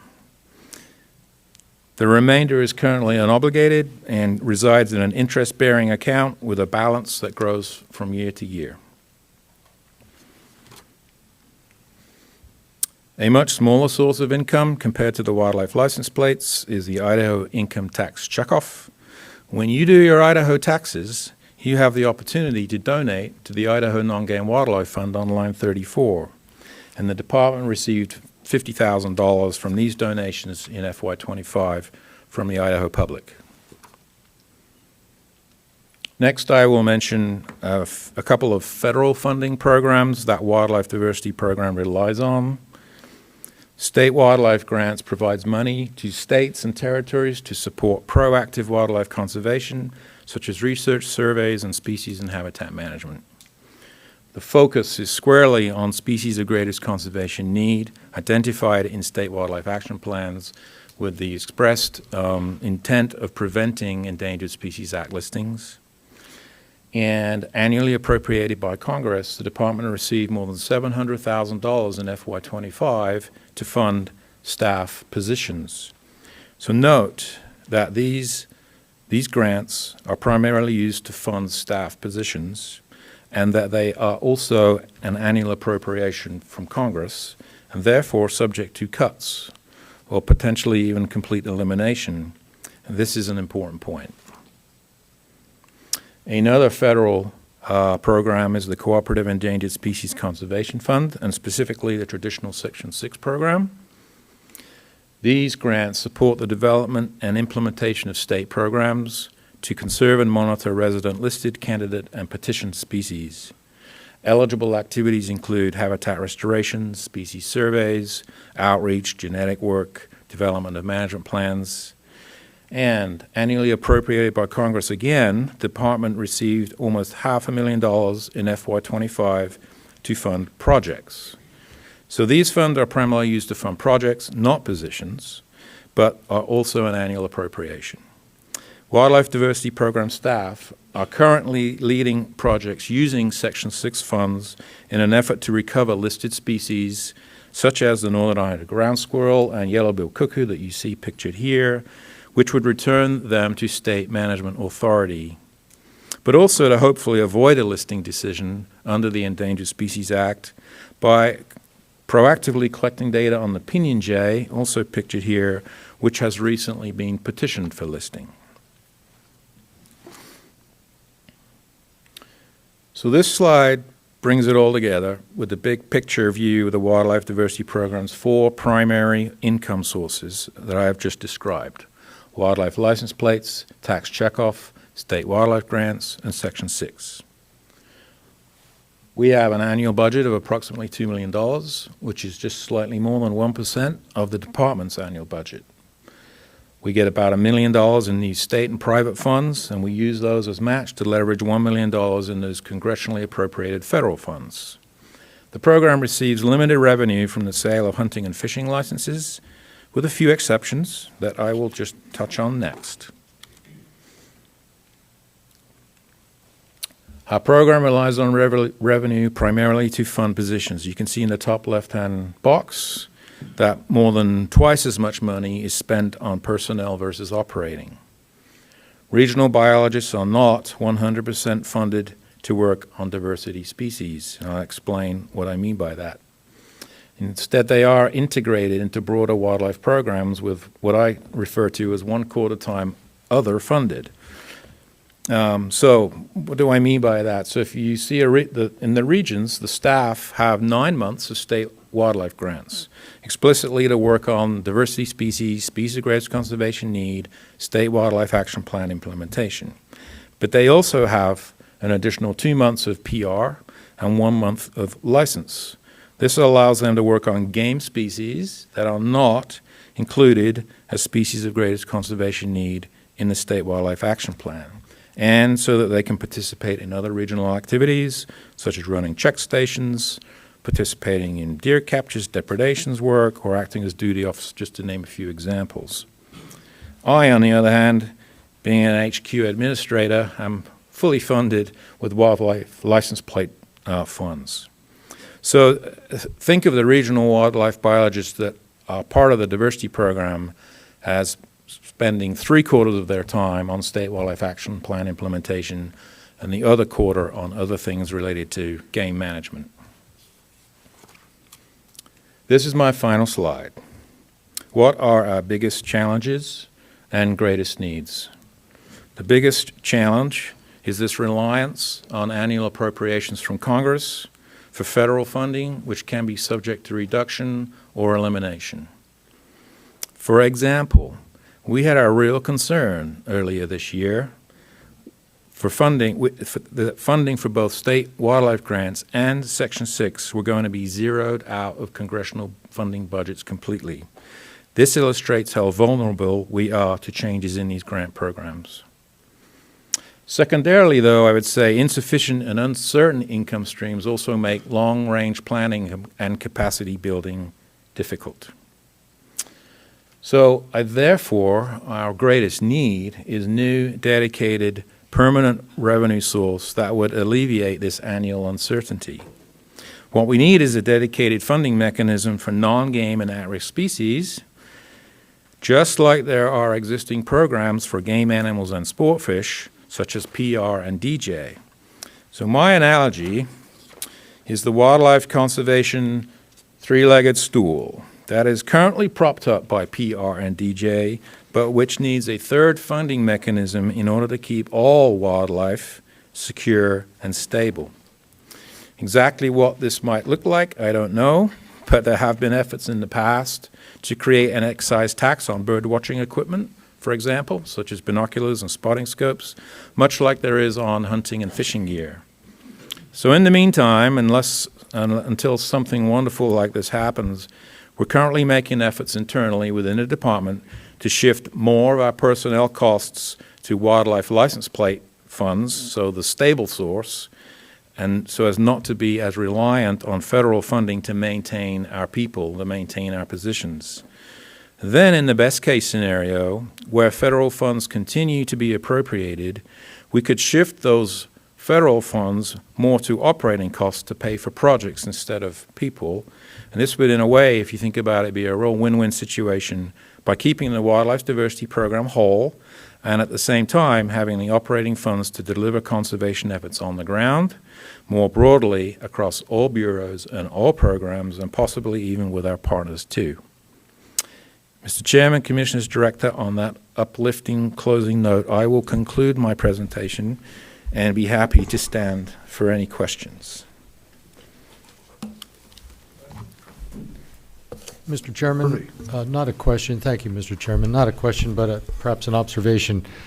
Rex, thank you very much.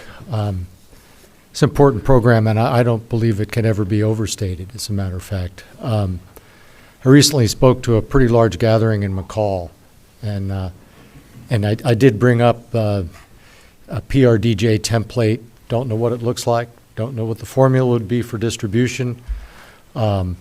But it could have a seismic effect on funding, and in a way that would allow us to really put a foundation under this program.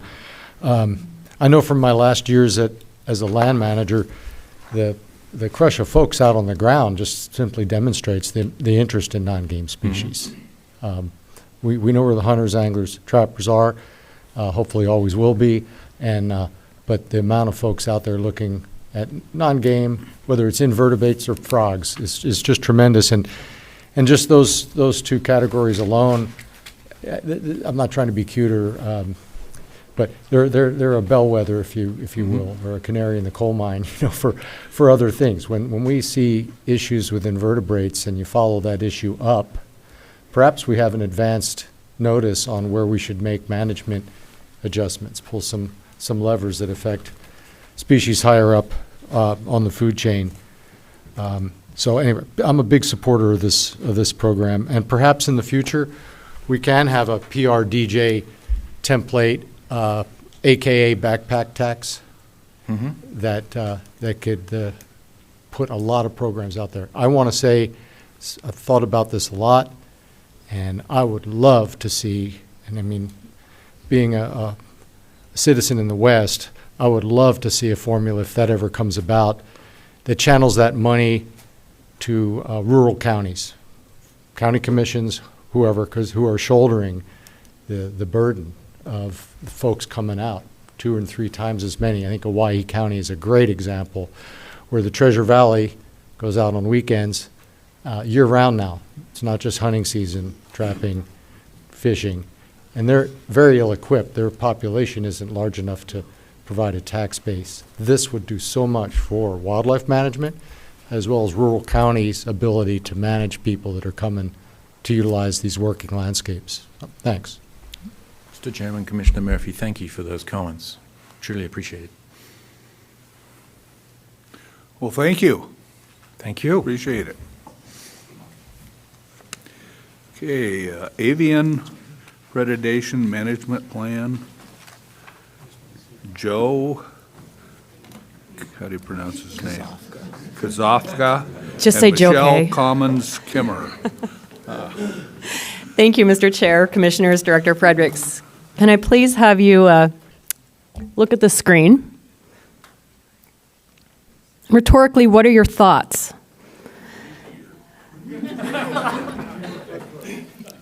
Is it a disdain? Piscivorous. Is it appreciation for our large native bird or disdain for a fish eater? Perspectives vary between fisheries and wildlife biologists, between state and federal land management agencies, and between anglers and bird watchers. And that's why we're here today to talk about how the department plans to address bird-fish conflicts in the future. Thank you for having me here. My name is Michelle Kemner. I am a wildlife ecologist in our wildlife diversity program. I am one of the diversity dozen. And one of my charges is is to manage our non-game migratory birds.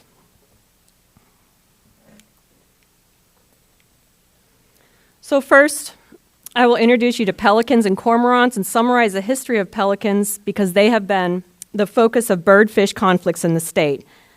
I'll describe the department's previous efforts to manage pelican-fish conflicts through a species management approach. And then Joe will walk you through the development of our avian predation management plan.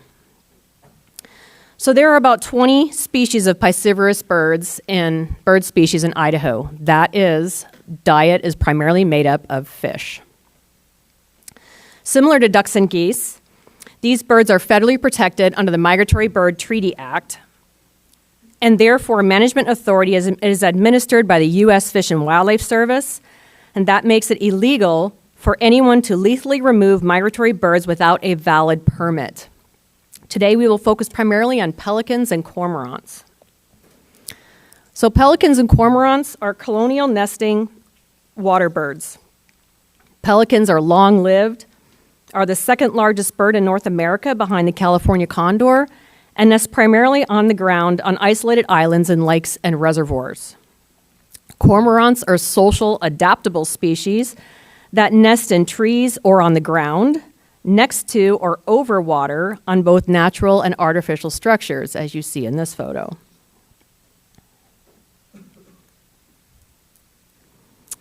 Pelicans typically feed within 3.5 feet of the water's surface, and although they primarily feed on non-game fish, they are opportunistic and select sites and prey that are readily available. Let's see how they're feeding there. Cormorants dive from the surface and pursue their prey underwater, generally slow-moving or schooling fish in shallow open water. So I'm going to take you all the way back to really get you a picture of how this all started. In the early 20th century, there were 24 pelican colonies on natural lakes and human-created reservoirs in the western U.S., comprising of approximately 60,000 birds. Water diversion and alteration of marshes for agriculture destroyed or degraded many colonies. Additionally, recreational fishing and boating caused direct disturbance at colonies and anglers frequently shot adults and destroyed nests, hoping to increase fish availability for harvest. The Migratory Bird Treaty Act was passed in 1918 and was created to protect migratory bird populations from overhunting and trade. However, pelicans and other piscivorous birds continue to be persecuted due to perceived threats around recreational fisheries. In the 1960s, increased use of insecticides, primarily DDT in the western U.S., caused thinning of eggshells and thus reproductive failure in many bird species, including pelicans. By the late 1970s, the western population of pelicans had declined to 8 breeding colonies and 16,000 individuals. DDT was banned in the U.S. in the early 1970s, but with its persistence in the environment, pelicans did not begin to positively respond until the 1980s. During this time, federally protected national wildlife refuges and other land management agencies began to focus on protecting their colonial waterbird colonies, primarily by reducing human-related disturbance. With decreased DDT exposure and decreased human disturbance, pelican abundance began to rebound across the U.S. in the 1990s. Pelican colonies in Idaho followed a similar story. A small colony was established on Minidoka National Wildlife Refuge shortly after construction of the Minidoka Dam in the early 1900s. It was inactive between the 1950s and the late 1980s. Similarly, a colony formed on Blackfoot Reservoir shortly after construction in 1910. Anglers successfully deterred nesting at Blackfoot between the 1930s and 1960s. In the late 1980s, pelicans reestablished at the Minidoka colony, and pelicans were observed at Blackfoot Reservoir, but no nesting occurred at Blackfoot until predators were removed from the nesting island in 1991. By the early 2000s, abundance increased dramatically in Idaho. Ground zero for Idaho's bird-fish conflicts has been Blackfoot Reservoir. The increase in pelicans at the Blackfoot breeding colony coincided with a decrease in the number of Yellowstone cutthroat trout. The Yellowstone cutthroat trout fishery, specifically the cutthroats that migrate upriver to spawn, initially collapsed in the 1980s due primarily to overharvest. And by 1998, harvest closed in the Blackfoot River above the reservoir. The cutthroat population increased following the closure, and after a successful spawning run in 2001, the population collapsed again. Management of Yellowstone cutthroat trout had not changed. This time, the collapse coincided with low reservoir levels and the dramatic increase in the number of pelicans in the system. Pelicans were likely attracted to the abundance of non-game fish exposed due to the low water, but that also meant increased exposure and vulnerability of Yellowstone cutthroat trout to predation during the spawning run. Sure enough, in 2004, bird scarring was prevalent on 70% of the adult cutthroats migrating up the Blackfoot River. Staff implemented numerous hazing techniques to deter pelicans from the lower river, including using pyrotechnics to scare birds and stringing monofilament lines across the river. However, the department felt it necessary to take more aggressive actions. Therefore, in 2005, the department obtained a scientific collection permit from the U.S. Fish and Wildlife Service that allowed for the lethal removal of up to 50 pelicans to determine whether lethal removal would deter pelicans from continuing to use the area. With continued hazing and lethal removal of adult birds, pelican numbers at the hazing site decreased, but overall pelican numbers remained the same. In 2009, the department developed the first pelican management plan with the goal of reducing predation pressure on spawning cutthroats in the Blackfoot system while maintaining a viable population of pelicans. During the life of the first pelican plan, destruction of nest bowls prior to egg laying, use of flattery and installation of nest exclusion fences, and deployment of pyrotechnics were non-lethal tools used to reduce bird presence at the Blackfoot colony. Non-lethal tools do not require a permit from the U.S. Fish and Wildlife Service to implement.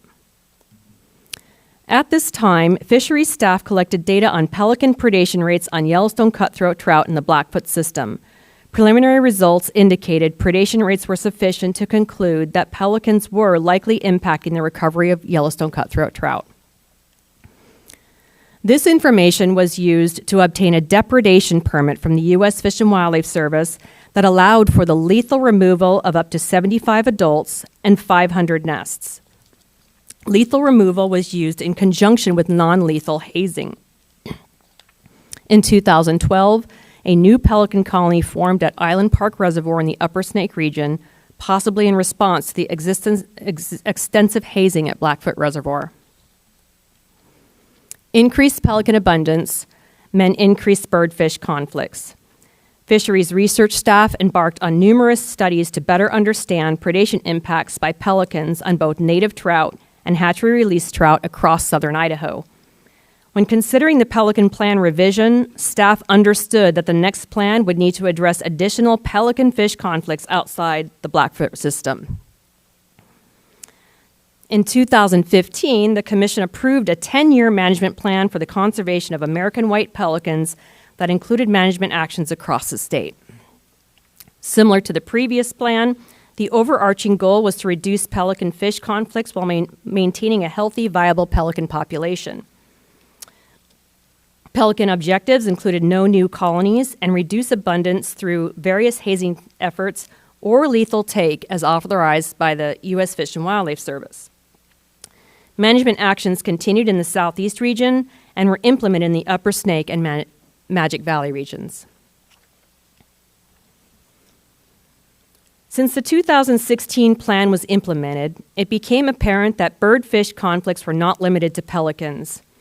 Research showed that predation by cormorants and pelicans affected angler catch rates of hatchery-released trout across southern Idaho. The Nez Perce tribe began hazing cormorants and pelicans at their hatchery-release sites in the Clearwater River, and regional staff voiced concerns about increased piscivorous bird-fish conflicts that were not necessarily related to pelicans.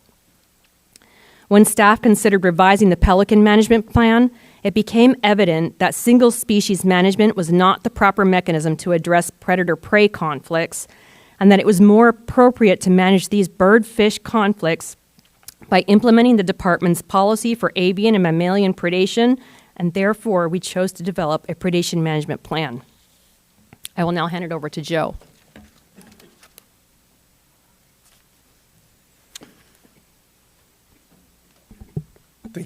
Thank you, Michelle, for the introduction. Chairman, Commissioners, Director Fredericks, I'm Joe Kozefka. I'm the State Fisheries Manager and a colleague of Michelle's. I'm going to start my presentation and remind you of a policy that exists that was adopted in 2000. This is our policy for avian and mammalian predation management. It's found on our website in case anybody wants to review it, and it provides staff with direction in managing predator populations consistent with meeting objectives for prey populations. Within this policy, which is a couple pages long, it directs us to clearly define the problem, conduct a risk assessment on doing nothing or thoroughly managing the conflict, and then asks us to lay out a program for addressing these conflicts.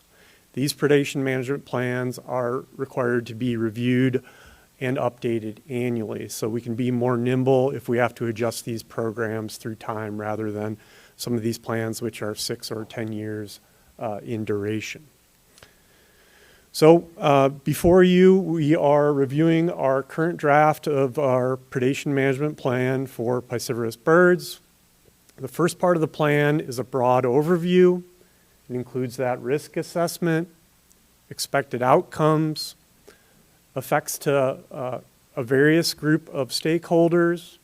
It includes our monitoring techniques for both piscivorous birds and for relevant fish populations. It reviews our deterrent strategies, which Michelle pointed out many of those in her presentation, and details the cost of these statewide. After that first half of the plan, it then goes into location-specific approaches, many of which are regional chapters. And I'm going to walk through each of those right now. First of all, it's important to note, and as we all well know, that Idaho's anadromous fishes migrate out of the state to get to the ocean. And we have our first chapter is on piscivorous bird predation of primarily salmon and steelhead smolts as they migrate through the lower Snake, Columbia River, and through the estuary. Predation of these outmigrating smolts can be high in certain years under certain conditions, even up to 50% at times at maximum values. Since predation rates of those magnitudes were recognized, there's been more aggressive attempts to mitigate these predation instances in the lower river, and these have included efforts to reduce Caspian tern abundance, reduce predation of those, work on cormorant predation. As some progress has been noted in those, there's been sort of unintended consequences where bird populations were moved to areas where they're actually more impactful. And while some predation was reduced, other forms of predation were actually increased. So it's been sort of like squeezing a half-filled balloon, and every time that progress is made, some sort of unintended consequence has occurred. This is still at the forefront of managers' mind, and there are many efforts going on to address predation of smolts as they migrate through these lower rivers. In addition to smolt predation, more recently, pelicans have learned to prey upon sockeye salmon, one of our smaller adult returning anadromous fishes, as they ascend in the ladder. So it's not just limited to smolts. And then this is only within the last couple of years that this has occurred. Our department has been very aggressive in trying to encourage more adequate interventions of these predation in these downriver management forums. However, these are sort of outside of our authority, involves other states, NOAA, the Corps, and so forth. I'm going to move on and talk about the Clearwater region very briefly, and I'll acknowledge that we are skipping the Chairs region right away. We do acknowledge that we have pelicans in the Panhandle region and other piscivorous birds. However, we do not have documented substantial effects to any fishery at this time. We are beginning to monitor pelicans, specifically on Coeur d'Alene Lake, to see whether or not we should be concerned. However, this is in the very early phases. We don't suspect an effect, and so we did not write a chapter on Region 1. Moving on to the Clearwater region, we do have increasing presence of pelicans and cormorants on the Clearwater and Snake Rivers. We are fairly early in our assessments of whether or not this is impactful, and to learn whether or not this is impactful, the first step is to monitor abundance, determine where they are foraging, and then to assess predation rates through time. It's also important to point out that the Nez Perce tribe is very, very concerned about these matters, has a piscivorous bird management biologist, and is beginning to haze, especially at some of the stocking locations already. And so we plan to collaborate with them in the future and also learn more about some of these aspects here in the coming years. The Southwest region does have fairly abundant piscivorous bird populations, including pelicans and cormorants, especially located in the summer times at Cascade Reservoir, Lake Lowell, and CJ Strike Reservoir. We know they're there. We know they eat a lot of fish. However, we still are able to have very robust recreational fisheries in those locations. We've been able to stock larger trout and shift our stocking patterns to later in the year and avoid massive collapses in any of those fisheries. The largest conflict that we're actually worried about in the Southwest region is the presence of cormorants at community fishing waters. We have a lot of community fishing waters. Cormorants have figured out that we stock a lot of catchable sized rainbow trout there. They camp out at these stocking locations, and we've seen and documented in other locations reduced catches of rainbow trout when cormorants feed heavily on some of these locations. And so we are currently assessing cormorant use and beginning to engage with city parks departments on potential management options to either haze or potentially work on securing depredation permits for cormorants. The Magic Valley region, as Michelle pointed out earlier, contains the largest pelican colony in the state, which is at Minidoka National Wildlife Refuge. We are only able to participate in monitoring efforts of pelicans on Minidoka National Wildlife Refuge.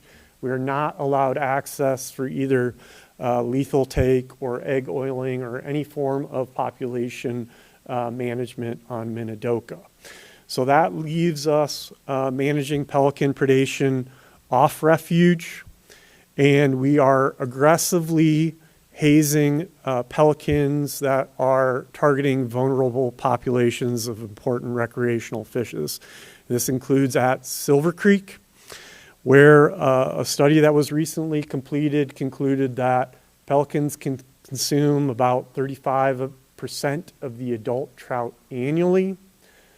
Surprisingly, those populations of wild rainbows and browns are fairly stable, but 35% is at pretty close to the tipping point of where you're going to see reduced abundance over time. So we are aggressively hazing, primarily using contracted services through USDA's Wildlife Services. And they haze using professional staff from May through mid-July. This includes all hours of the day intensively for those time periods. And we're continuing to watch to make sure that predation doesn't increase and tip that population. Also, pelicans have learned to target spawning runs of kokanee at Anderson Ranch Reservoir, and we are using some of this hazing contracted service to focus on predation of adult kokanee as they're ascending the South Fork Boise to attempt to spawn, and that's been effective at low reservoir levels with hazing activity. Blackfoot in Chesterfield, as Michelle mentioned, is our second largest colony. Through time, actually over the last 20 years, we've gradually learned more and been able to secure more authority to take and manage pelicans in this conflict in the southeast region.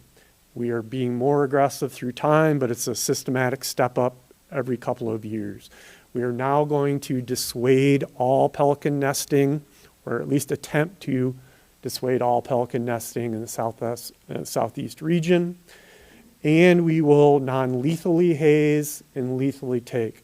Non-lethal will include hazing birds prior to nesting, and we will haze while they're trying to attempt to feed on cutthroat in their migratory pathway up to their spawning areas and in the juvenile rearing areas. So this will involve hazing in river.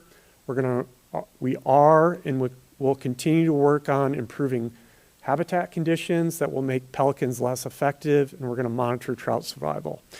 In addition to that, annually we have the authority to lethally take adults up to 75 there, and eggs from up to 450 nests. Those lethal take authorities were, I would say, hard won and have sort of changed the game for allowing us to address this conflict here in the southeast region. Similarly, in the upper Snake region, we're continuing to be more aggressive. We're going to manage for zero nests at Trude Island on Island Park Reservoir. This will include hazing during the pre-nesting phase and restricting nesting access in the area where birds can actually nest. And commonly here, we also get assistance from grizzly bears who have found these breeding colony locations and often prey upon eggs or juvenile pelicans. In addition to that, we will actively haze pelicans from high-profile locations or locations where fish are vulnerable, such as the tributary mouths on Henry's Lake. We alluded to this earlier. In the salmon region, staff are most worried right now about heron predation of out-migrating salmonids, Chinook, steelhead, sockeye.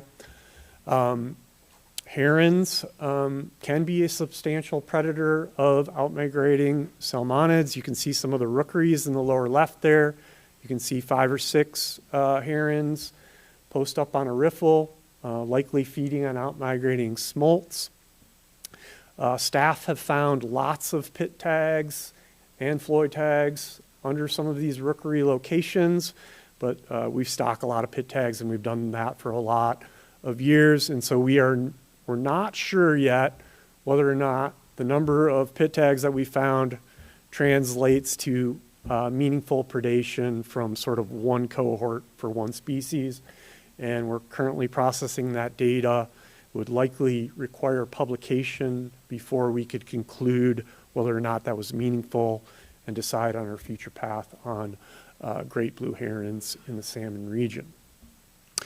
This is my last slide before we get to lunch here. So over this 20-year period and sort of in the near future, we're going to implement more aggressive techniques, yet we're going to be responsible for these native birds. We've definitely improved our understanding of the effects of predation, where it occurs, how much over time. We will compile a statewide summary report annually. We're going to inform the public of these predation management efforts, and we will continue to alter these management strategies as needed in the future.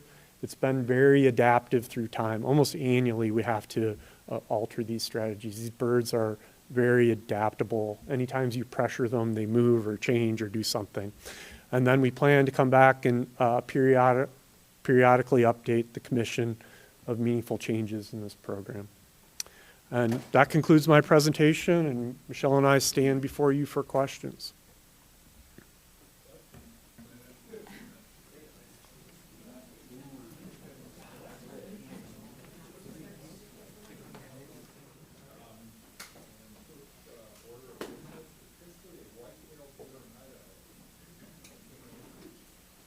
Thank you, Mr. Chairman.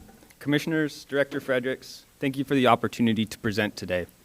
My name is Kenny Randall, and I'm a regional wildlife biologist in the Panhandle. Today, I'm excited to share with you the next installment of the State of Deer and Elk series entitled The History of White-tailed Deer in Idaho. I'll start by providing an overview. I'll begin with a background on the documented history of white-tailed deer in Idaho. It's important to note that this history was gleaned using historical accounts from settlers and historian opinion, although many of the intricacies of white-tailed deer populations were not fully understood or empirically recorded. I will then transition into the current state of white-tailed deer in Idaho. This section will cover some of the challenges facing white-tailed populations today, followed by the work Idaho Fish and Game is conducting to address these problems. I will cover current research and work being implemented to better understand and manage this resource, and I will conclude this presentation with a recap of what we know about the story of white-tailed deer from past to present. In Idaho, archaeological records of deer, both mule and whitetail, date back thousands of years. Deer comprise 79% of all big game remains uncovered during archaeological digs in the Clearwater River Basin and 29% of big game remains uncovered in the Snake River Basin. Native American tribes, such as the Upper and Lower Kootenai Indians, relied on deer as part of their diets, in addition to other wild game, such as bighorn sheep, bears, elk, and moose. Trappers, explorers, and pioneers added to our knowledge of white-tailed deer distributions in Idaho in the early 1800s, arguably the most famous account stemming from the Lewis and Clark expedition as they traveled across Idaho. Have but few elk or black-tailed deer and the common red deer, whitetails, they cannot take as they secrete themselves in the brush when pursued. Meriwether Lewis, August of 1805, while traversing the Lemhi Valley. However, other accounts of white-tailed deer in other parts of the state were not far behind. George W. Goodhart documented his harvest of 2 white-tailed deer on Mink and Bannock Creeks in southeastern Idaho between 1860 and 1868. And in 1878, Charles Winkler reported white-tailed deer as common along the Upper Weiser River when his family settled in the Council Valley. Despite their wide distributions at that time, whitetails did not necessarily exist at high densities in all parts of the state. For instance, while traversing the Bitterroot Mountains, game was so scarce that the Lewis and Clark expedition was forced to kill and eat a colt from their party to avoid starvation. Here we were compelled to kill a colt for our men and selves, to eat for the want of meat, and we named the South Fork Cold Kill Creek, and this river we call the Flathead River, which is the Locksaw. Meriwether Lewis, September of 1805, while traversing Cold Kill Creek in the Bitterroot Mountains. It was not until the party reached the Weite Prairie did they find food, which included salmon, dried camas, and berries provided to them by members of the Nez Perce tribe. At that time, wild game, including white-tailed deer, were scarce across the reaches of today's Clearwater region.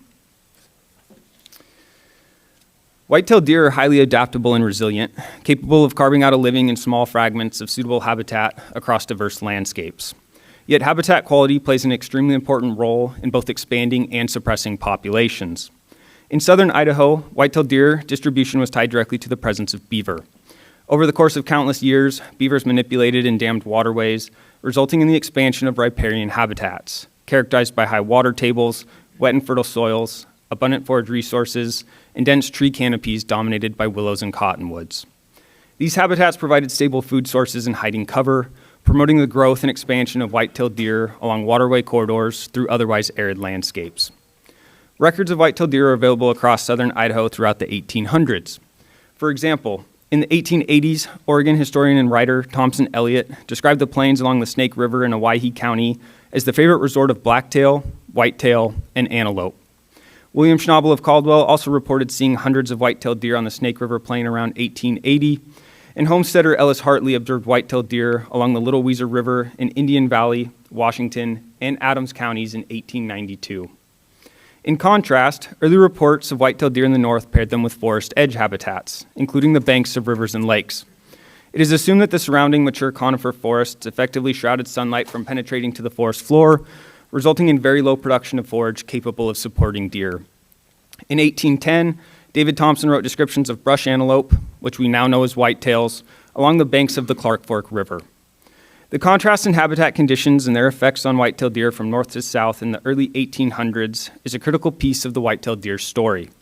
As Idaho was settled and resources uncovered across the state, human actions would shape the landscape and alter the trajectories of white-tailed deer populations dramatically. White-tailed deer in southern Idaho received their first substantial blow in the early 1800s.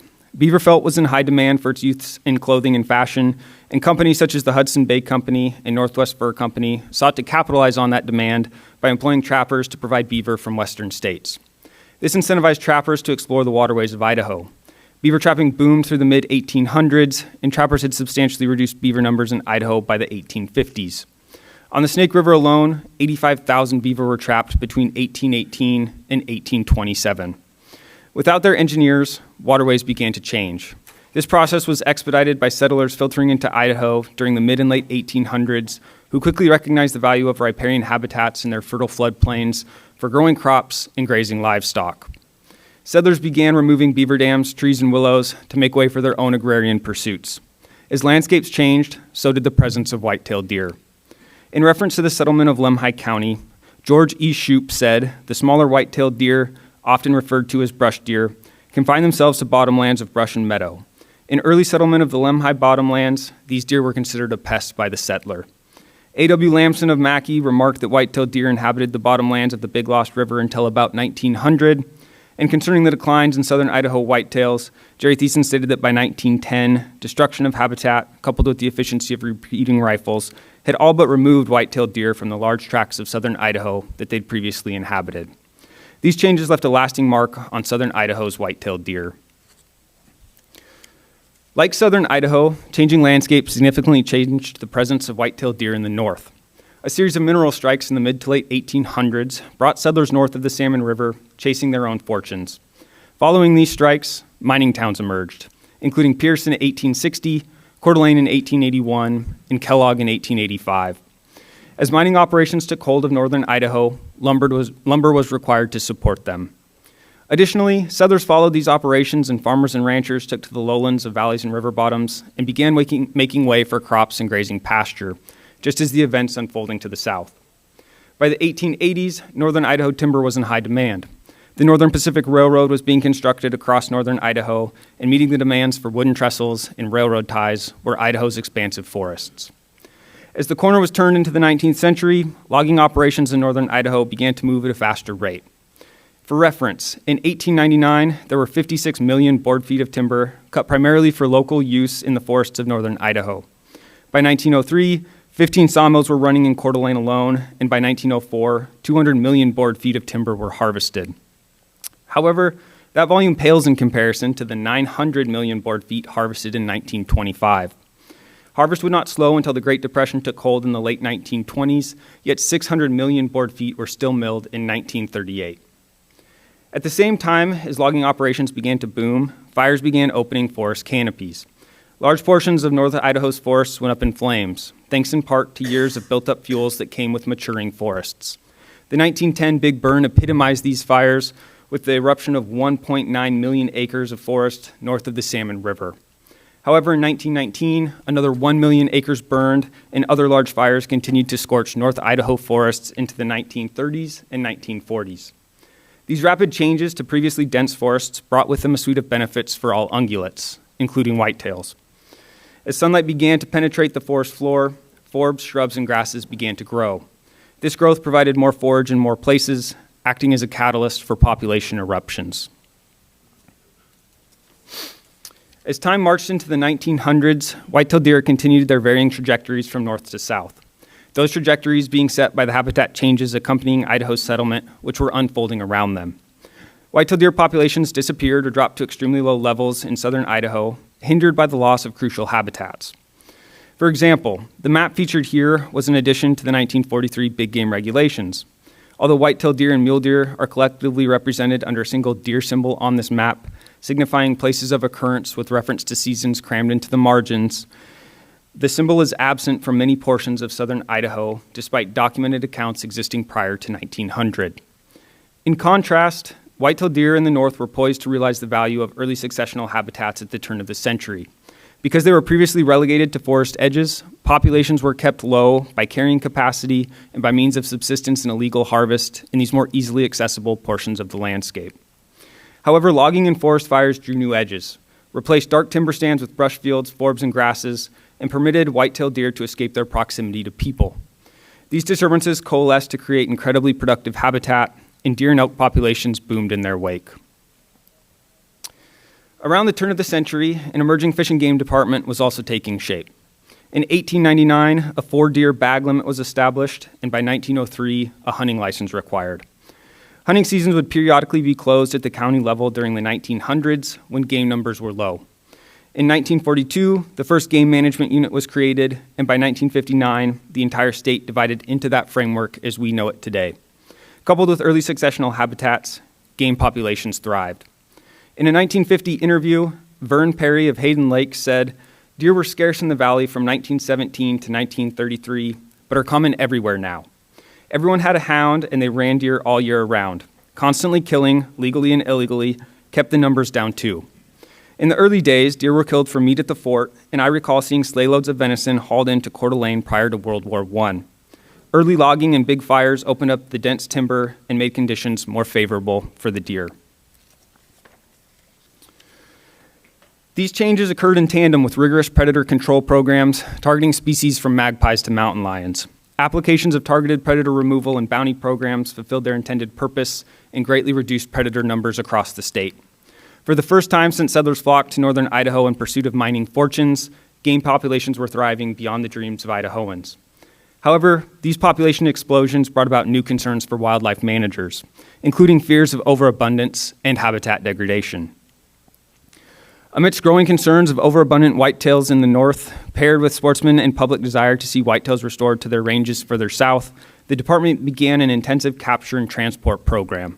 An article from the Idaho Statesman, dated February 18, 1948, read, 9 white-tailed deer, believed to be the first ever trapped in Idaho, were on a new range in the southwestern section of the state Tuesday. They were the first to be transplanted from the one-time Navy training station at Farragut. Officials of the state game department said they will continue their efforts to thin the deer herd in the Farragut area by transplanting to more favorable range.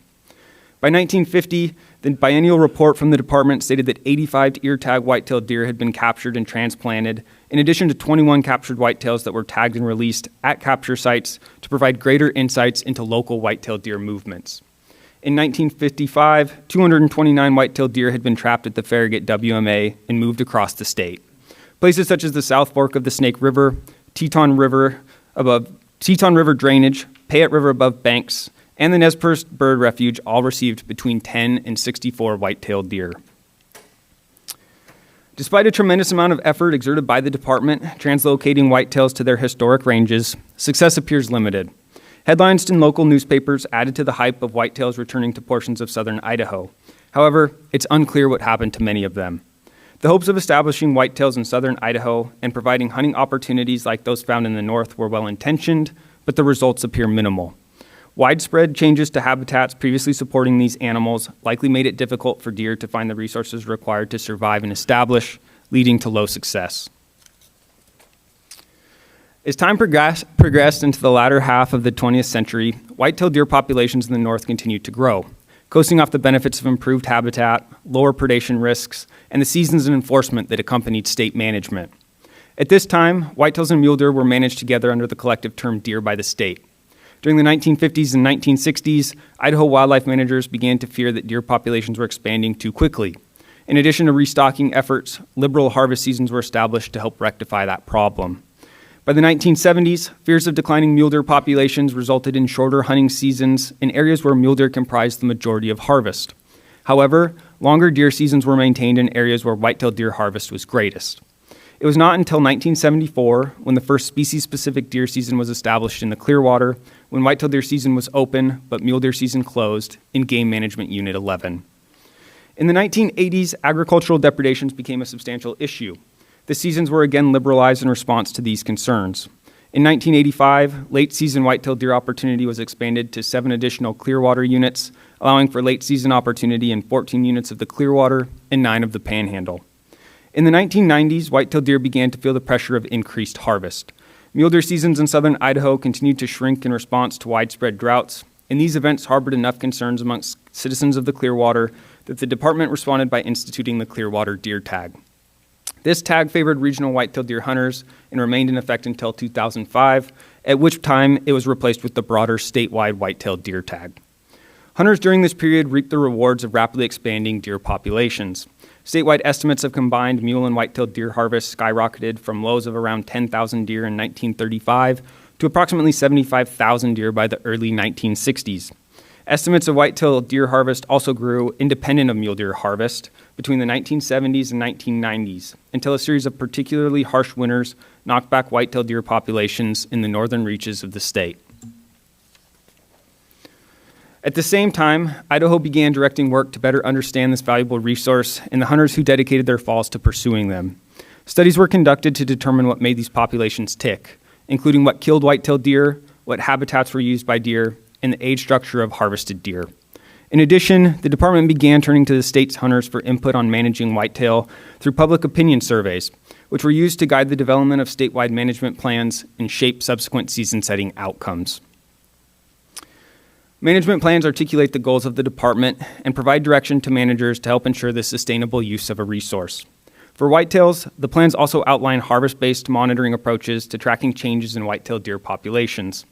Trends in harvest and hunter effort data provide valuable insights into the trajectories of white-tailed deer populations when considered in tandem with one another. Other factors such as changes in tag numbers or opportunity can also influence these data, emphasizing the need for context during interpretation. These criteria are critical to whitetail management and relied upon by numerous agencies overseeing whitetails across their range. Because of the dense vegetation that characterizes much of the habitat that whitetails occupy, traditional methods of counting animals to estimate populations, such as aerial surveys, do not work in Idaho. From the statewide perspective, events resulting in changing white-tailed deer populations are readily detectable in harvest data. For example, white-tailed deer harvest exceeded 20,000 deer per year for the first time in the early 1990s and has hovered around that benchmark since. Low spots in the harvest data are readily detectable, particularly following events like the harsh winters of 1996 and 1997 that dramatically reduced white-tailed deer survival in northern Idaho. Detections of these events add to the validity of these metrics for tracking white-tailed deer populations. Today, northern Idaho continues to support most of the state's white-tailed deer. Over the last 15 years, more than 75% of the state's total white-tailed deer harvest has been contributed to the northern agriculture and northern forest data analysis units in the Clearwater and Panhandle regions alone, highlighting the disparity for white-tailed deer opportunity and distribution across the state. Although statewide harvest has remained relatively stable in recent decades, there are still challenges on the horizon.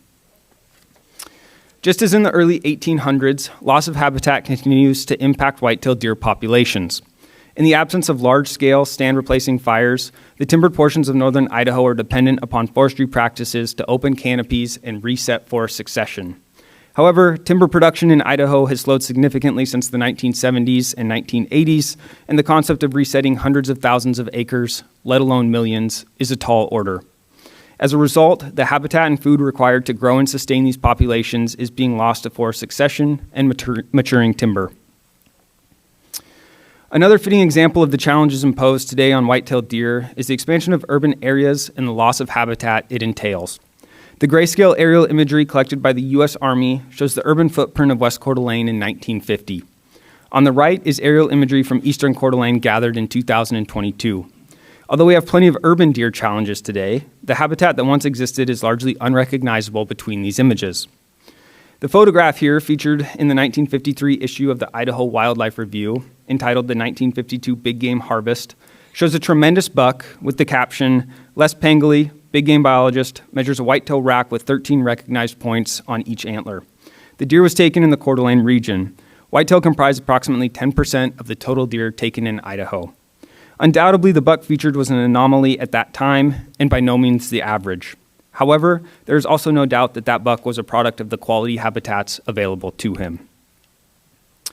In conjunction with growing cities, Idaho's roadways are expanding and becoming busier.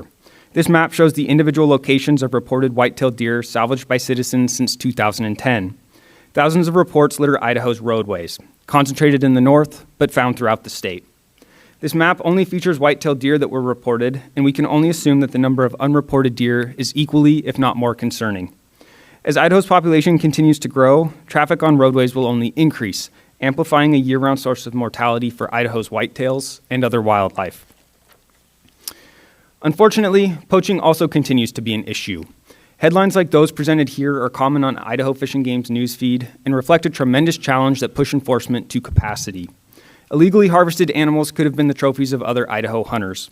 The antlers hung on the walls, the meat filling the freezers, and the stories being shared amongst friends and families of those who did it the right way. As a publicly owned resource, poachers steal from all of us, and these issues continue to challenge Idaho and its wildlife.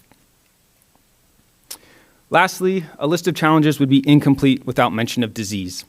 Hemorrhagic diseases, including epizootic hemorrhagic disease and blue tongue virus, have been responsible for claiming thousands of white-tailed deer in Idaho. A study conducted by McLaughlin et al. In 1992 found antibodies for blue tongue virus in Idaho deer between 1979 and 1981. Since that time, multiple outbreaks of hemorrhagic diseases have impacted Idaho's whitetails. It's believed that thousands of deer fell victim to an EHD outbreak in 2003 along the Clearwater River near Kamei. In 2021, another outbreak again claimed thousands of deer along the Clearwater River, with reports gathered as far north as the Panhandle region. Unfortunately, Idaho's most recent reprieve from hemorrhagic diseases was short-lived. During the fall of 2025, the Clearwater region confirmed EHD, and the Panhandle region confirmed both EHD and blue tongue virus, with public reporting alone detailing the loss of nearly 1,500 deer. Although mass deaths are less punctuated than those of an EHD outbreak, chronic wasting disease poses another threat to Idaho's whitetails. First detected in 2021, CWD has since been documented in white-tailed deer in both the Panhandle and Clearwater regions. CWD is an always fatal, transmissible disease with strong repercussions for deer populations if not aggressively managed. Managing and monitoring the disease also requires significant inputs from management agencies and takes time and resources away from other management priorities. It's easy to get caught up in the challenges facing Idaho's whitetails. Fortunately, white-tailed deer populations are resilient and productive. Populations rebound more quickly following low points than those of mule deer or elk, especially in quality habitats and during periods of mild environmental conditions. Additionally, the department directs an incredible number of resources and effort to better understanding and managing these deer. Last year alone, just shy of 50,000 hunters took to the field with the hopes of harvesting a whitetail, and 40% of hunters were able to make that happen. High success rates are not a coincidence. From evaluating the efficacy of camera-based estimates to wildlife crossings that mitigate wildlife vehicle collisions, whitetail deer are the direct and indirect beneficiaries of much of the department's work. Idaho Fish and Game is currently working to refine methods of camera-based abundance and composition estimation for whitetails. Because densely forested habitats inhibit the effective application of aerial survey, alternative methods for enumerating whitetail deer populations are being explored. Using a series of camera grids, staff collect images of deer throughout months of peak abundance. Cameras are programmed to collect photos at the same time, allowing for hundreds of snapshots of the landscape. These snapshots provide the data that feed models of abundance and composition estimation. Next, I'd like everyone to look at the 2 bucks I'm holding in this photo and guess the age of each one. I'm going to circle back to these deer here shortly. Another project that the department is conducting focuses on developing a better understanding of the ages of Idaho's whitetails. The project relies heavily on hunter participation and engagement, as successful hunters are the only ones capable of providing the data that we need. Teeth from harvested whitetails have been collected since 2023 in select game management units. Teeth are sent to a lab for cementum age analysis, which relies on counting rings or annuli of cementum deposited around the root of a tooth in a manner similar to counting growth rings on a tree. Supporting information, such as when and where the deer was harvested and the antler characteristics of harvested bucks, is recorded to supplement age information. As more deer are sampled, biologists and managers can glean greater insights into the age structure of harvested deer. Plots depicting the counts of aged bucks and does in game management units 1, 6, 8A, and 10A are available here from 2023. Harvested bucks ranged from half to 11.5 years of age, and harvested does ranged from half to 16.5 years of age. With that information, I can confidently say that Idaho has some old whitetails. Second, the shape of this data follows an expected trend. There are more younger deer than older deer present in our harvest, just as we would expect to see more younger deer than older deer on the landscape. Young deer are recruited into our populations each year with births, whereas older deer leave our population each year through deaths, so this trend should be apparent in our data. As is always the case, there are some caveats worth noting. Participation may not be uniform, and hunters who harvest big bucks may be more inclined to have their deer sampled for age than those hunters who harvest smaller deer. However, this information provides an incredibly useful data set for managers and biologists, not available through other harvest statistics. Along those lines, for those of you who guessed the ages of those bucks that I'm holding, the buck on the left aged 9.5 and the buck on the right aged 3.5. If your guesses were spot on, I hope you'll consider assisting me with these efforts at Check Station soon. If your guess was not spot on, don't feel bad. These deer illustrate an important point about whitetails, which is that there's a lot of variation in antler production. The oldest deer may not be the biggest. However, knowing some harvested bucks are reaching and exceeding their prime years of age for antler production tells me that current management practices in these units are providing opportunity for a portion of Idaho's whitetail bucks to reach their full potential. In addition, evaluation of the age data collected by the department in 1993 resembles that of harvested deer today.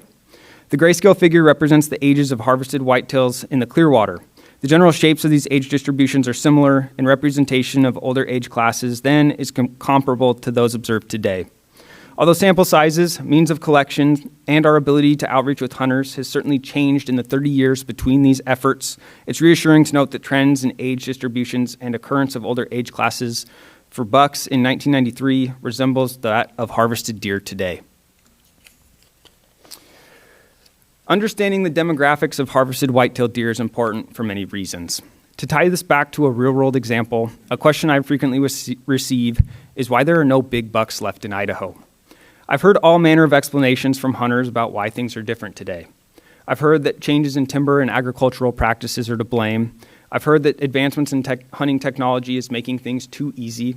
And I've heard that the department does a poor job in managing this resource. Granted, there are many factors that can or are influencing antler production of white-tailed deer.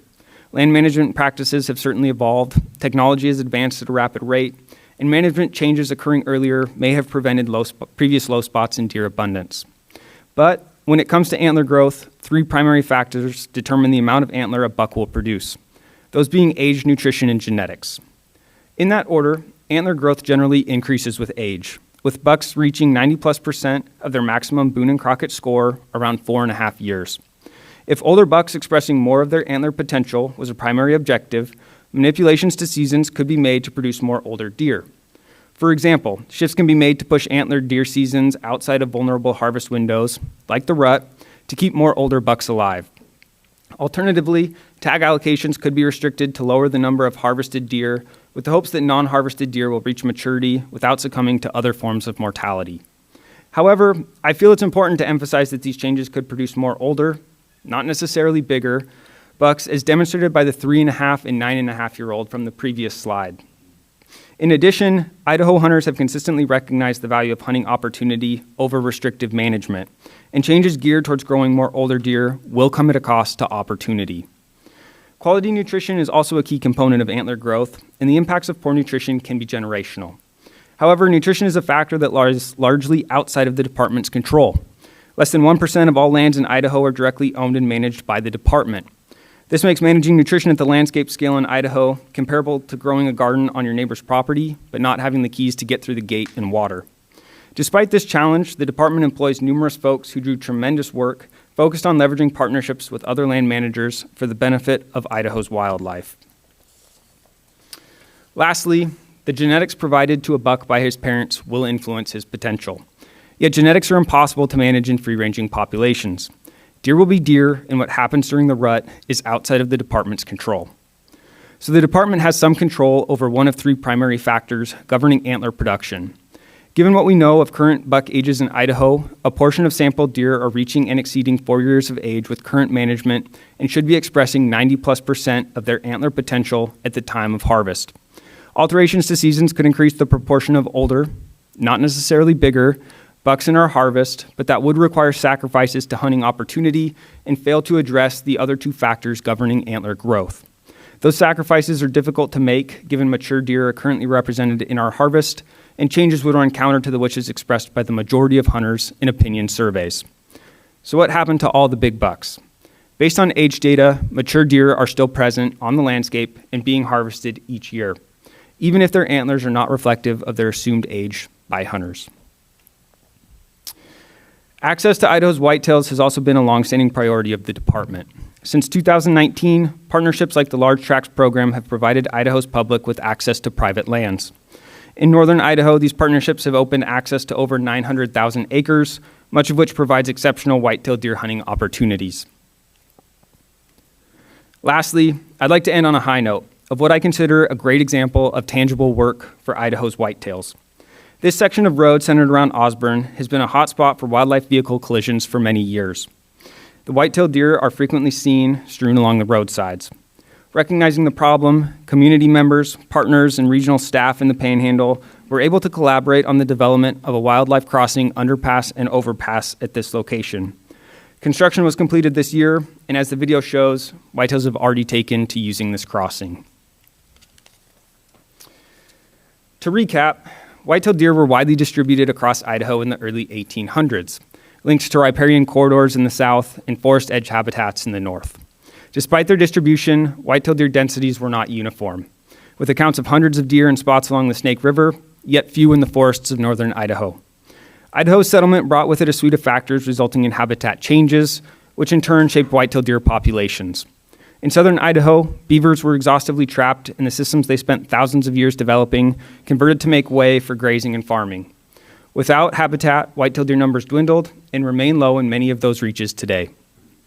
In the north, fire and logging reset forest succession, drawing new edges to white-tailed deer habitat and stimulating the growth of forages.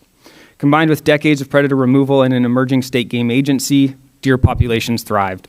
As time drew near to today, those conditions that stimulated the growth of white-tailed deer populations have begun to fade. Forests are maturing, shrouding sunlight from penetrating to the forest floor, resulting in the loss of forage production. A more complete assemblage of predators has also been returned to the landscape. Disease is becoming a more prevalent factor in the mediation of deer populations, and poaching continues to steal Idaho's wildlife from its citizens. In addition, Idaho's human population growth and the subsequent expansion of urban footprints have brought with them a new suite of challenges, from habitat fragmentation to vehicular mortalities. However, harvest statistics in recent decades reflect a mostly stable population, with highs and lows coinciding primarily with environmental conditions. Are white-tailed deer populations today at their peak? Likely not, but as recently as 2015, statewide harvest scratched near the 30,000 deer mark, which rivaled the pinnacle of white-tailed deer harvest in Idaho in the early 1990s. Additionally, for a species with abundant hunting opportunity throughout its range, general season success has hovered around an impressive 40% for nearly a decade. I want to emphasize a few points in closing. Idaho's white-tailed deer populations have experienced substantial changes in documented history. Distributions and abundance look very different at the time of Lewis and Clark's expedition than it does today. Changes in white-tailed deer populations through time are largely the product of Idaho's settlement. Today, harvest trends depict stabilizing white-tailed deer populations. Harvest management has undoubtedly benefited white-tailed deer and provides the cornerstone to their management in Idaho. New techniques and data are being explored to improve our understanding of and management of this resource, and early results are promising. White-tailed deer will continue to be managed for current and future generations of Idahoans. Factors outside the control of the department, such as drought, spring disease, or severe winters reducing survival, will continue to mediate populations. Changes in management will be reflective of the best available information, keeping in mind our mission to preserve, protect, perpetuate, and manage this resource for Idaho's citizens. Thank you.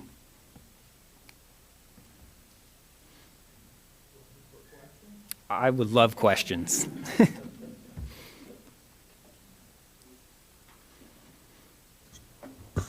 Mr. Chairman, thank you.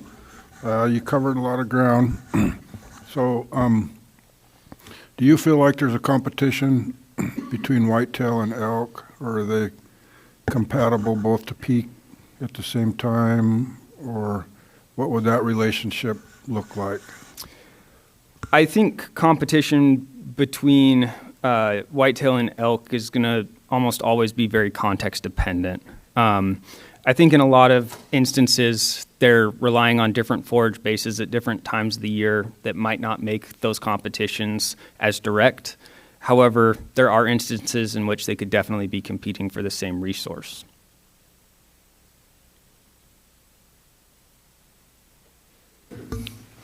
You know, the slide you showed at Coeur d'Alene years ago kind of encompassed the Hayden Lake, Dalton Gardens, and downtown Coeur d'Alene. And if there's a trophy whitetail market, it's Dalton Gardens, Hayden Lake Country Club, and Sanders Beach. So it doesn't necessarily decrease their numbers because there's concentrations there now. And quite the conflict with people that many of them love to have those whitetails and other ones hate them because they're eating their flowers and everything else. So certainly. Yeah.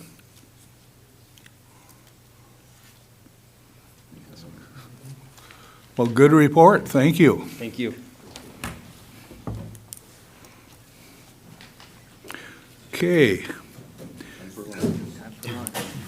Jacks Creek, Bighorn sheep, Augmentation, Holly.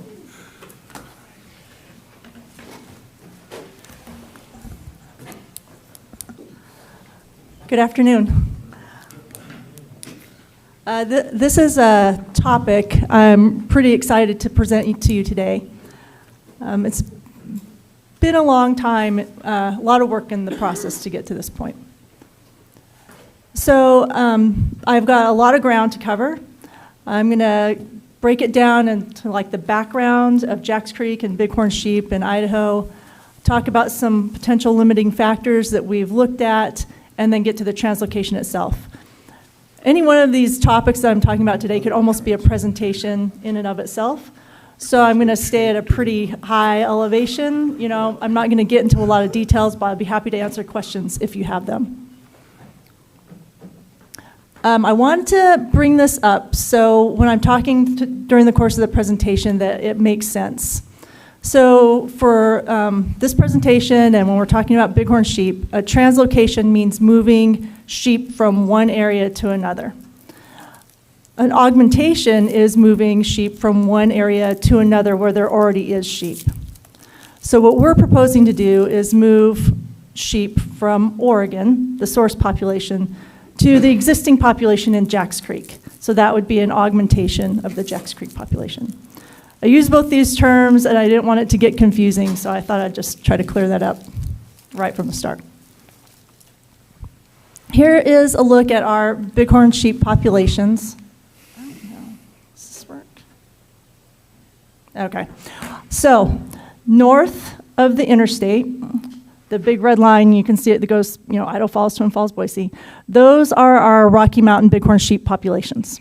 And I wanted to just point out the blue is wilderness, and our native bighorn sheep are in the center of the state around the Salmon River. Those are the sheep that were not extirpated in Idaho, the only ones.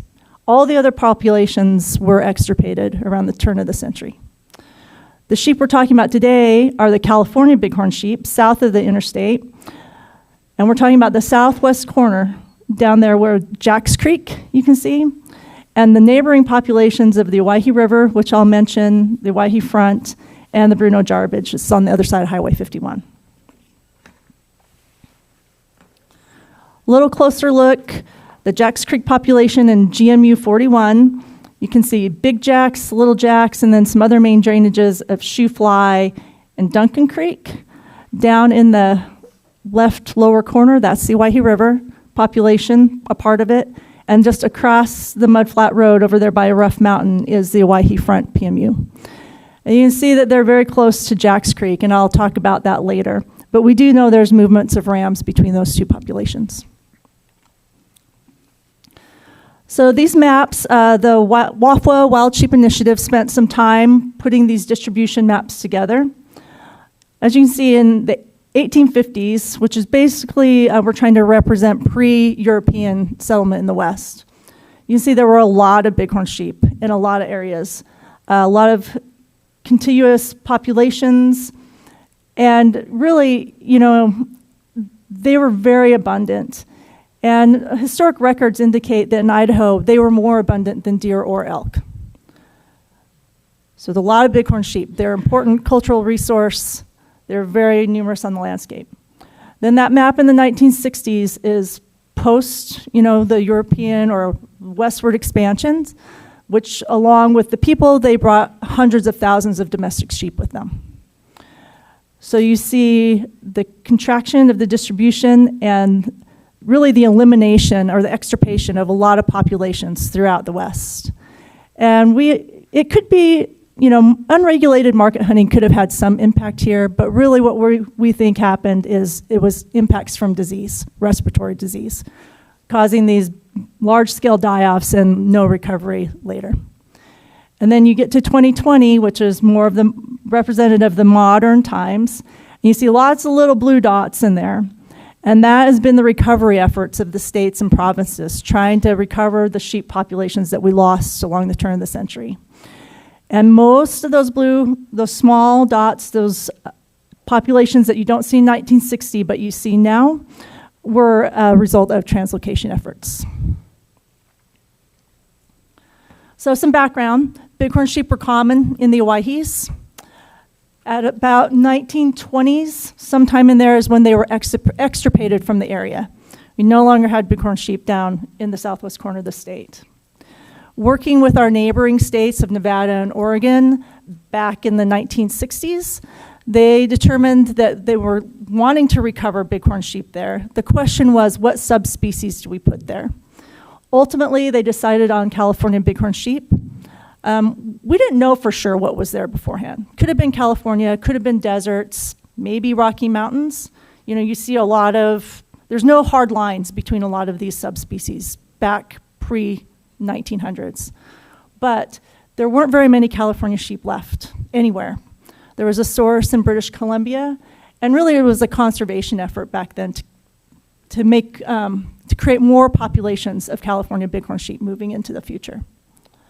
So in the 1960s, 1963, 64, 65 to be exact, during the course of those 3 years, we moved 38 sheep from British Columbia into the Owyhee River population.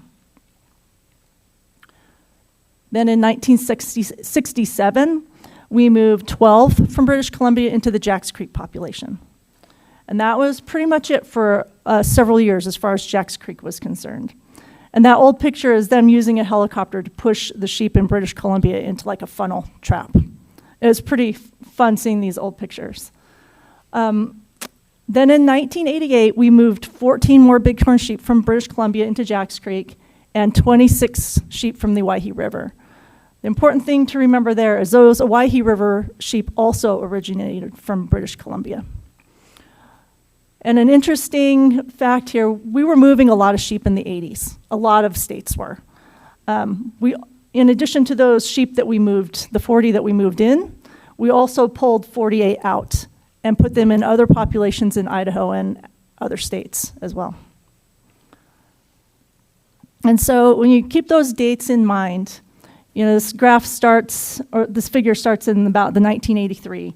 We're looking around 100 sheep in the early 80s from that original population of 12 that were put there in the 1960s. It was pretty incredible. And then you see a really steep growth line, a lot of growth in the 80s up until the early 90s, followed by a decline. We don't really know what caused either one of those things. But when you look at moving translocating animals into vacant habitat that's high quality, you'll often see a very steep growth curve. Like they really boom, right? They have good resources, they have a lot of space, they grow really fast. It's not uncommon to see a decline afterwards, and then you hope they hit some sort of equilibrium, after that. And I think that's what we hoped was happening there, in the early 2000s. But we were interested in those numbers, in the populations and the decline. In the early 2000s, there is when Regan Berkeley did her master's thesis in the Owyhees, looking at bighorn sheep. And we spent a couple of years catching sheep out of helicopters. And then our survey in 2002 looked like that big dip in the numbers, which was concerning, except what we learned is those bighorn sheep learned how to avoid us and helicopters. So that count isn't really accurate, but I think it gave us a lot of information as for their behavior and maybe how to survey better the next time. Now, as you can see, we bumped back up where we expected them to be, 225, somewhere between 200 and 250 animals. And these are minimum counts out of the helicopter. So there is some, variation that we would expect there. Obviously, they can avoid us, so we know we don't count them all. And then we start seeing this decline. And at first, it wasn't too concerning, 200 animals, maybe we missed a group. But as it persisted over time, we became more and more concerned about the causes for the decline and why they weren't rebounding or stabilizing. So we started some projects, multiple projects at the same time, really wanting to look at what could be causing these declines. Health, respiratory disease, that's always a big one for bighorn sheep. Can be a major limiting factor for populations when it's present.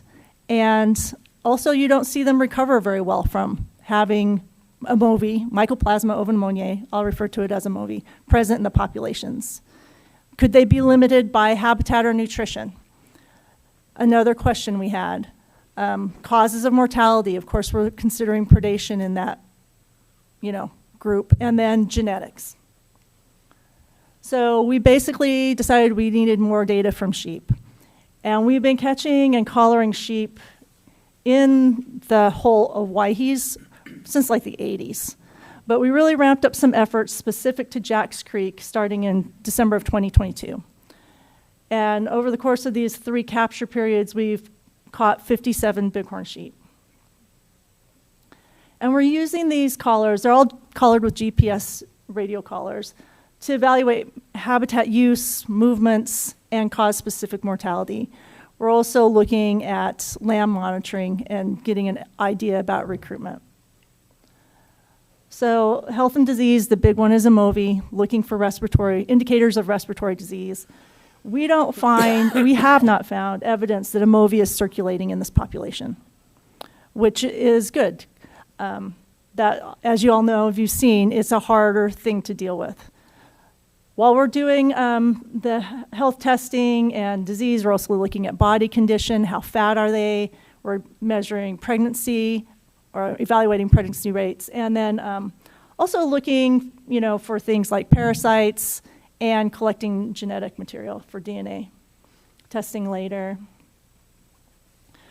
One of our big questions was, is habitat or nutrition limiting these populations? We looked at it in multiple ways. We modeled habitat, potential habitat, in our bighorn sheep management plan. That's on the left, the darker colors. Using that and applying a density, it looks like we could have hundreds of more bighorn sheep in the Jacks Creek area. We also looked at measuring, nutrition, the quality of habitat there. What plants are there, what nutritional quality they have, and using what we know about what bighorn sheep need, looked at if that could be limiting them as well. And as it turns out, it doesn't look that way. Really, habitat and nutrition, all the information that we have, their fat at capture, it doesn't look like that's really the problem. We don't lose sheep to malnutrition in the Owyhees. That's the causes of mortality. We evaluated all the causes of mortality that we detected during the course of this most recent project. And let's see if you noticed. I remember that day. Yeah, that was back when John and I could actually get into the bottom of the canyon and back out. But so, without having disease playing a major role, MOVI, for instance, what other causes of mortality are we really looking at? Of course, predation. Mountain lions would be the main predator for bighorn sheep. Accidents, they live in really rough terrain. They fall. And we did detect blue tongue one summer, one radial color mortality, a couple others. And I think as you heard Jana talk earlier today, that can cause some impacts to populations. It's usually not long lasting though. It's not like a MOVI where it can, stays persistent in the population for decades. So, and the other point, there's no malnutrition. So I think and harvest played a role in the ram mortality, obviously. I think the main takeaway from this is lots of things can kill bighorn sheep. It's not, super straightforward, like they either get killed in the harvest, they die from malnutrition, or something eats them. It's not that straightforward. There's a lot of things that happen to them. But what we did see, and if we broke this down to looking at just adult ewes, is none of these things played such a large role that it looked like it was the limiting cause. So we were looking at things that we could address for management. But when you don't see it wasn't like lions were killing all the adult females in the canyon. They accounted for about 30% of the total mortality. And to put that in perspective, over 3 years, we saw 19% mortality amongst all the sheep. Average that out to 6% a year. It's not a lot. That's really pretty good adult female survival. So none of these things really flagged as something we needed to address immediately with management. But then came the recruitment question. If you have pretty good adult survival, you should grow your populations unless you aren't recruiting young animals into the next, into adulthood. So we are evaluating things like pregnancy at capture. We're using either blood or ultrasound. We're trying to evaluate this idea about live births by doing our neonate work in the summer. Survival to 4 months. Normally that is an indicator if there's disease circulating in the population, you'll lose a lot of lambs during the first 4 months of their lives. And then, the number of yearlings that are observed. And what we see is pregnancy rates are okay. They're about right in there. They're not horribly low. They're not crazy high. They're about what you would expect, maybe a little on the low side. Live births is a question. We don't always detect that many neonates on our first initial look at lambs. We don't know why that is. It's extremely hard country to work in. Did we just miss them early, or were they not born? Did they die shortly after birth? And then the lamb survival to 4 months. Like we said, in places where we have disease, they can be impacted by that.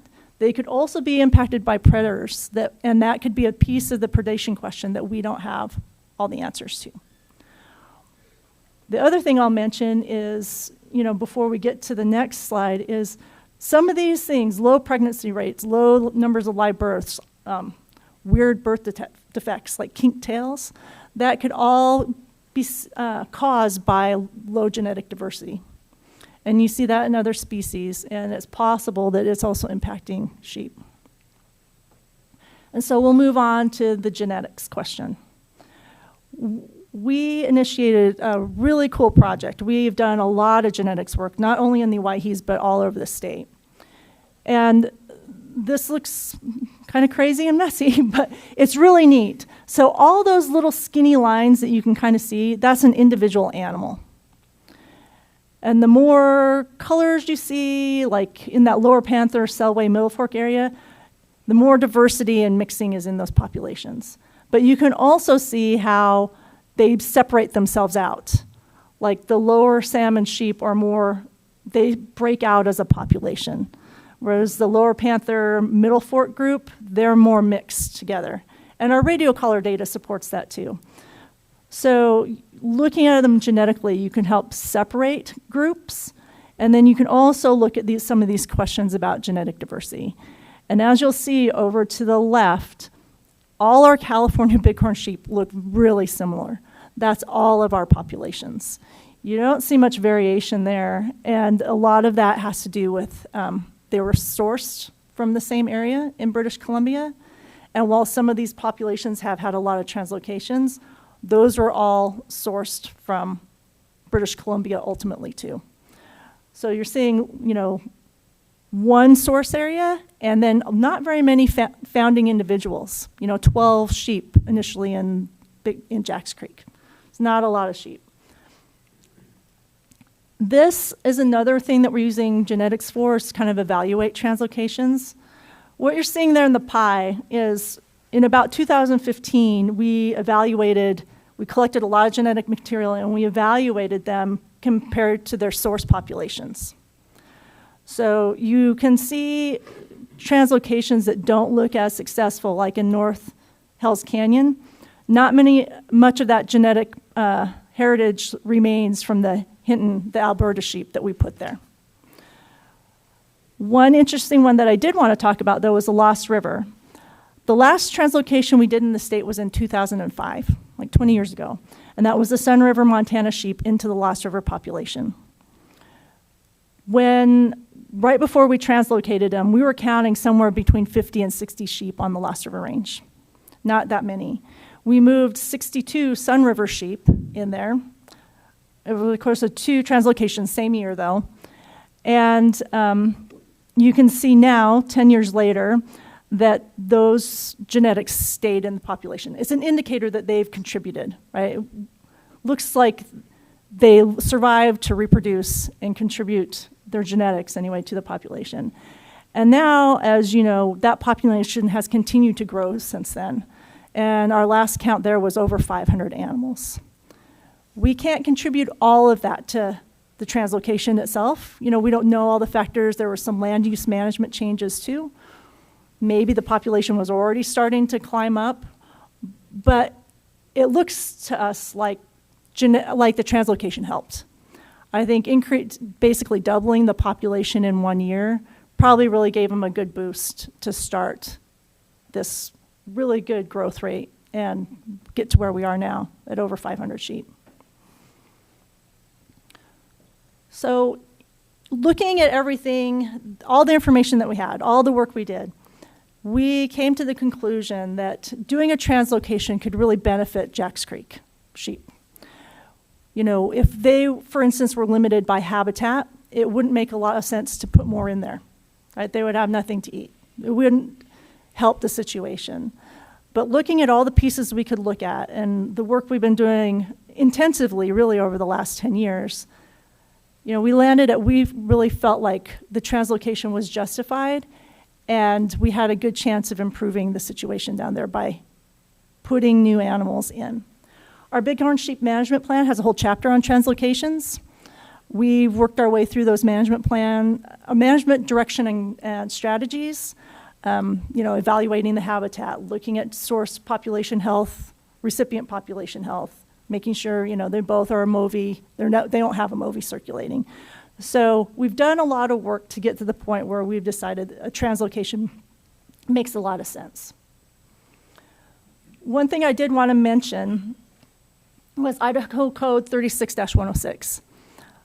I didn't think you wanted to read it on the screen, and I didn't think you wanted to hear me read it. So I'm just going to hit some highlights. I can get it to you, though, if you really want it. But the communication, there's a law in the Idaho Code 36-106 that addresses communication. We're required to notify certain groups as part of this Idaho Code, and just to make sure I don't miss anybody. So it requires notification of the county commissioners. In this case, it would be Owyhee County commissioners, federal and state land grazing permittees, private owners or leaseholders, and the permittees, that is not defined as only sheep, domestic sheep or goat. That would include cattle, the way this is written. Because if there were domestic sheep and goat active grazing allotments there, we wouldn't have considered this a good candidate for moving additional sheep for an augmentation. We also do the private owners and leaseholders of land, the President Pro Tem and of the Senate and Speaker of the House of Representatives in the Idaho legislature. And we really felt like this was an important part of this process. I have to give Ellery some props. We have, reached out to more, gone above and beyond the requirements. We've also contacted local legislators, the Senate and House resource committees, groups like the Wild Sheep Foundation, the wool growers, the Farm Bureau. We've really tried to reach out to everyone we thought could be interested in this process. And that, she sent out communication to 53 people, whether via emails or mail. And we have some BLM grazing permittees that we'll get letters out to this next week. We're a little delayed there by the shutdown, getting that information. And those would all be cattle permittees. And these are the permittees or the allotments that overlap the Jacks Creek Population Management Unit or directly abut up against it. That's how we figured out who to contact here. But it was important. Ellery did a great job getting these letters out, and we took it, I guess, really seriously, this part of communication in this Idaho Code. So prior to the augmentation, in December of this year, we are going to go catch 20 to 25 bighorn sheep in Jacks Creek in the Owyhee Front. We'll do health testing, which is really important. We want to make sure they're still free from a MOVI. And that's probably the highest priority, actually. And then we'll be replacing GPS collars so we can continue to monitor sheep down there. The local, I guess the originals, the ones that are there now, we want to still know how they're doing and possibly compare them, to the ones that we'll be bringing in. One thing I will know is we had a radio-collared ram from Oregon come into Idaho recently, like in the last couple weeks. And the region made a big effort to find him and remove him. He came from an MOVI-positive population.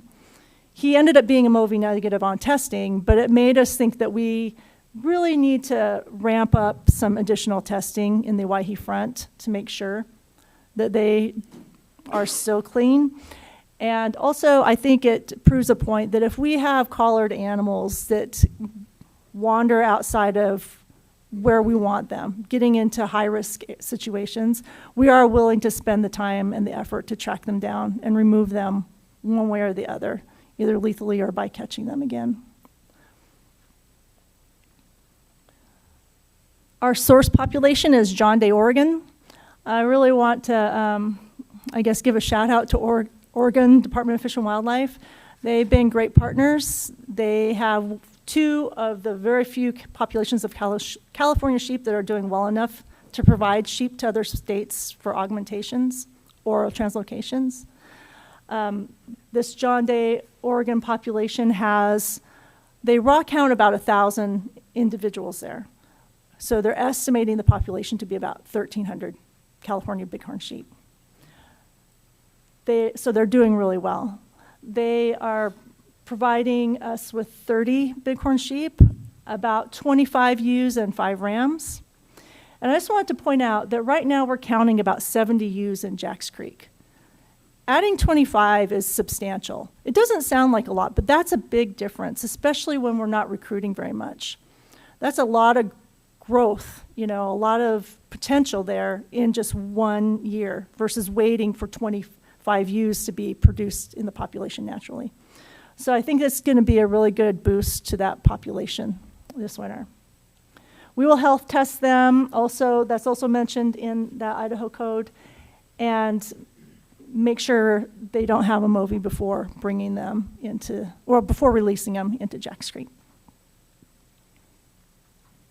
We've identified release areas. We want to put them as close to the canyons as possible. There's a lot of them in case we have issues with roads or access, whatever.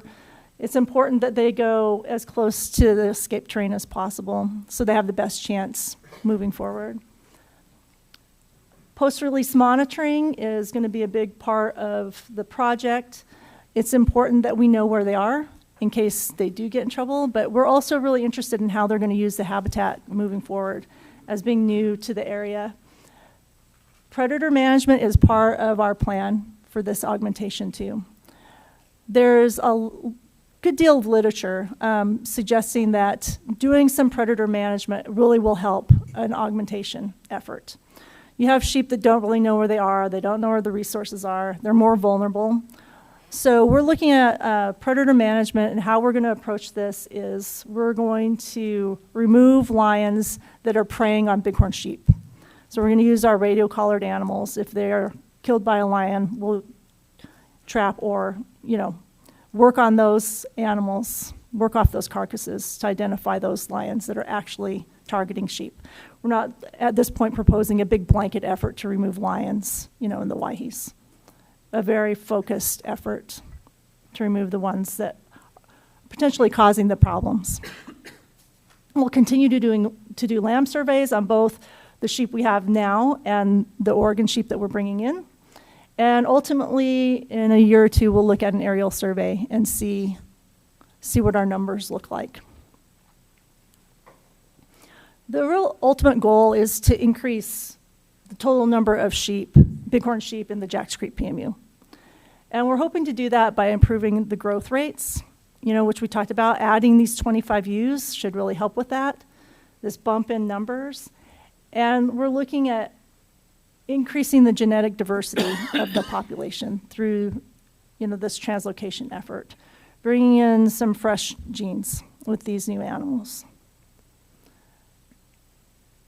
So I'd be happy to answer any questions that you might have. Commissioner Roach. What? I was happened to be in coming through Reno last year and did go to the sheep show. Now, there's a lot of promotion, but I really found value in going to the meeting where Holly was presenting, and the Oregon-Idaho partnership there, and Nevada too, aren't we doing? Absolutely. So that's yes. something that's really important. It isn't at the state line, things don't, they're working together, funding, they need funding for that.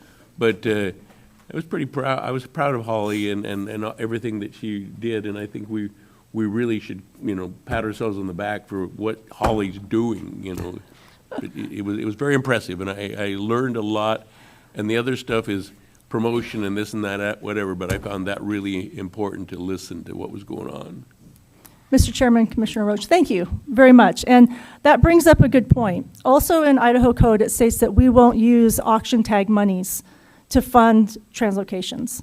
So having these partners with the Wild Sheep Foundation, the Idaho chapter, really helps with that, to have the additional resources to facilitate this move, along with the great collaborative relationships we have with Nevada and Oregon. Mr. Chairman, Holly, great presentation as always. I have a question, that might be off topic just a little bit, but the notification of these other entities that you have to do and went well above and beyond with.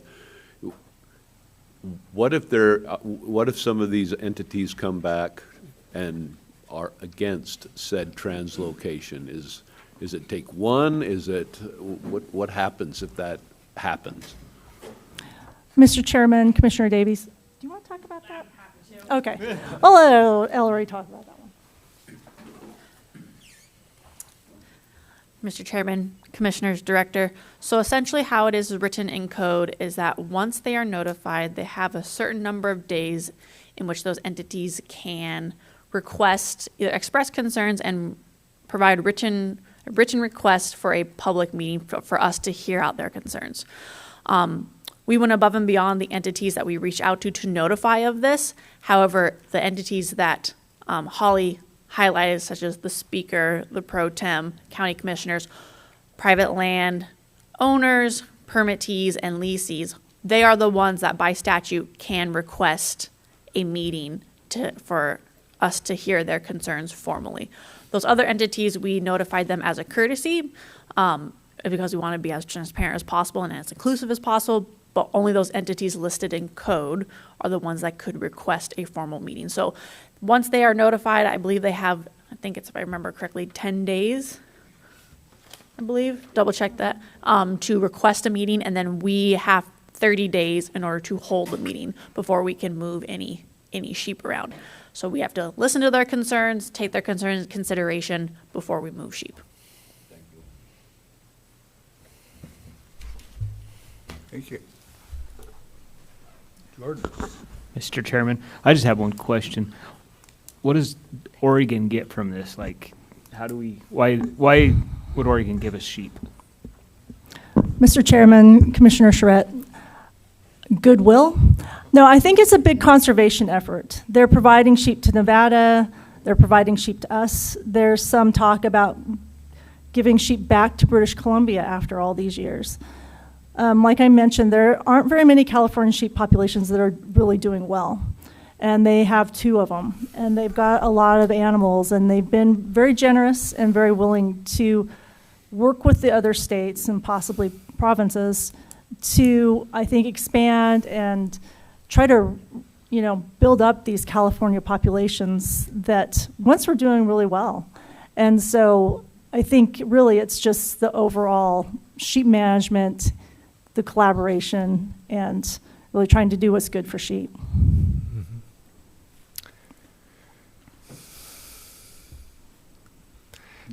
Just a comment and a thank you. Because it's a pretty rugged, large, remote, greatly undisturbed wilderness area, some of the stars align naturally, like you said.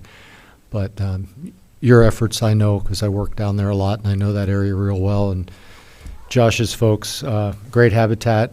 Movi not present, as far as you know, right? Targeted lion removal is right there if you need it. And good support by locals. I know a lot of those grazers down there, and I think you've got good support. So, thank you. Mr. Chairman, Commissioner Murray, thank you. And I do think that's important to mention the region and the relationships they built down there.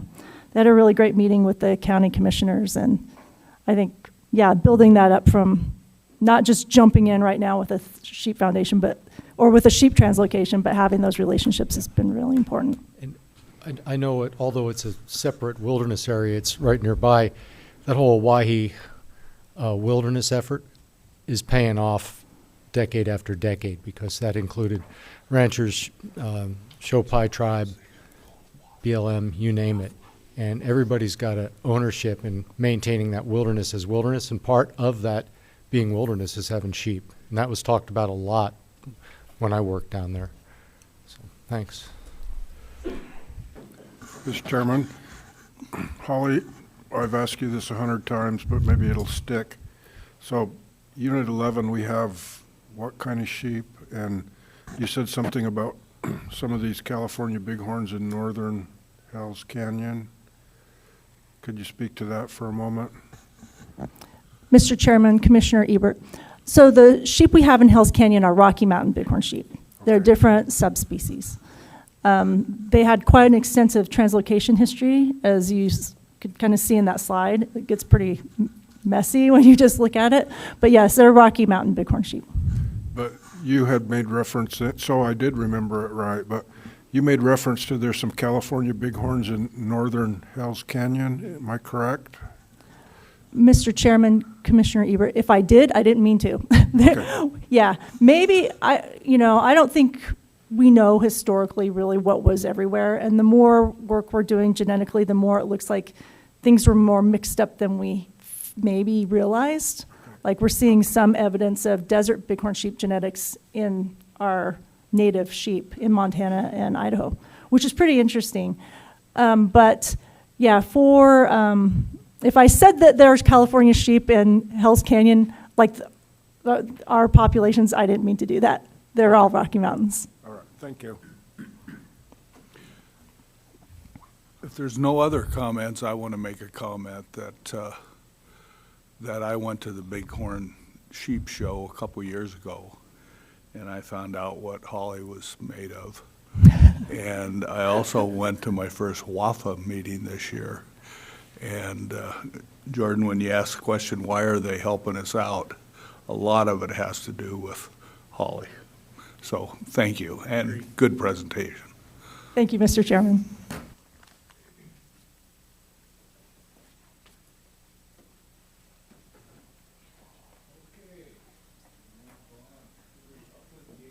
Furbearer season setting preview. Jeff and Corey. Jeff Kudner and Corey Mosby. Mr. Chairman, Commissioners, Director Fredericks, I'm Jeff Knetter. I'm the Upland Game and Migratory Game Bird Program Coordinator. Corey Mosby is on the agenda. Unfortunately, he is feeling under the weather today, so Rick Ward will be pinch hitting for Corey today. Our intent today is to give you a little bit of a preview of the Upland Game season setting process.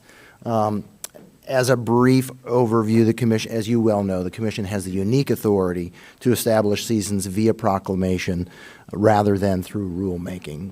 The Commission typically sets Upland Game and turkey and fur-bearer seasons that's a hard word to say, biennially for a 2-year period in even number years.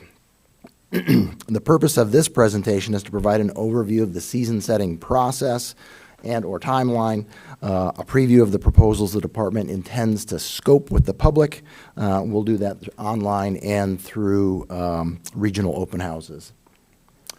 So with that, just a brief overview of the season setting timeline. Back on October 29th, staff within the Wildlife Bureau met with the regional staff to discuss proposals and talk about what we would move forward. We then met with the director's office on November 12th, and then today here we are providing you with a preview as we get ready for scoping as well as the January Commission meeting.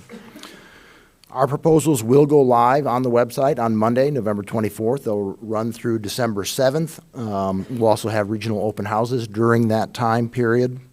And then from December 8th through December 22nd, we're going to review that public input and develop our final recommendations before we bring them to you at the January Commission meeting.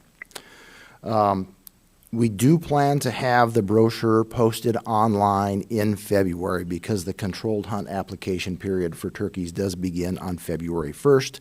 We'll get that sent to the printer and hopefully have those available in mid-February or so.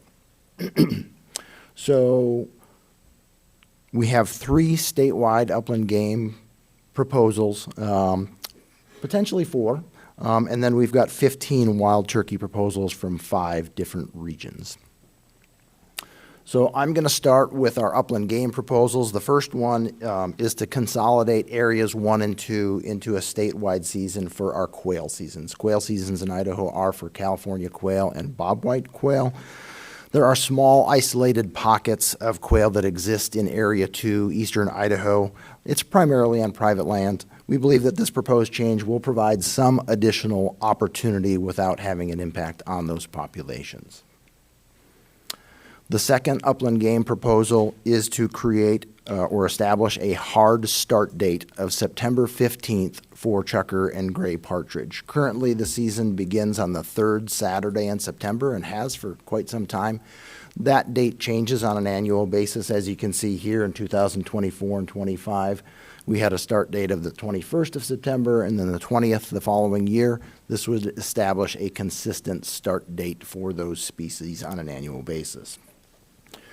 Moving on to pheasants, this is actually a fairly similar proposal. We currently have 3 different hunt areas for pheasants within the state of Idaho. This proposal would establish a statewide pheasant season with a hard start date. So the proposal here is to have a youth hunt that would run from October 8th through the 14th, and then have our resident general season from October 15th to December 31st, and then follow that up with a non-resident participation beginning on October 20th and also running through December 31st. One thing to note here is that the proposal would not extend pheasant stocking beyond November 30th in those regions where the season currently ends on November 30th. And so that would include the southeast, the upper Snake, and the salmon regions. Lastly, we currently have a public opinion survey out right now. It actually closes tomorrow.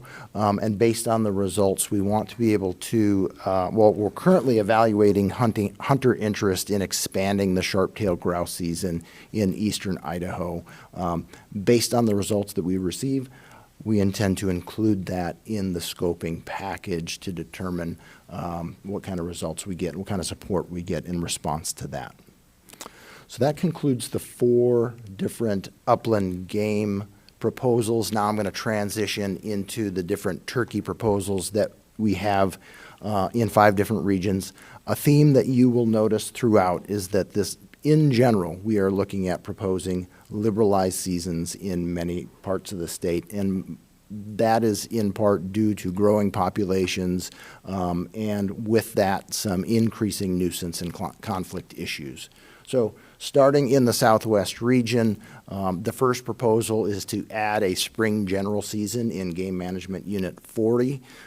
There is a population that has grown or expanded into that area, and so this is just really in response to an increased abundance and will provide some additional opportunity where relatively few birds exist currently, but provides opportunity where it currently doesn't exist.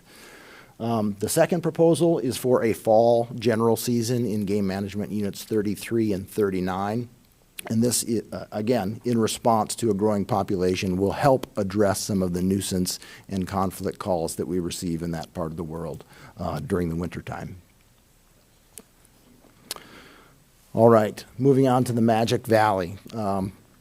I would say that the theme in the Magic Valley is that turkey populations are increasing even though there aren't that many birds. Where they do exist, they're getting into trouble on private lands. And so while we have an increasing population, it's all dependent on landowner tolerance in that part of the world. So there are 3 proposals within the Magic Valley region. The first is for a spring-controlled hunt in GMU 54 and an expansion into 55.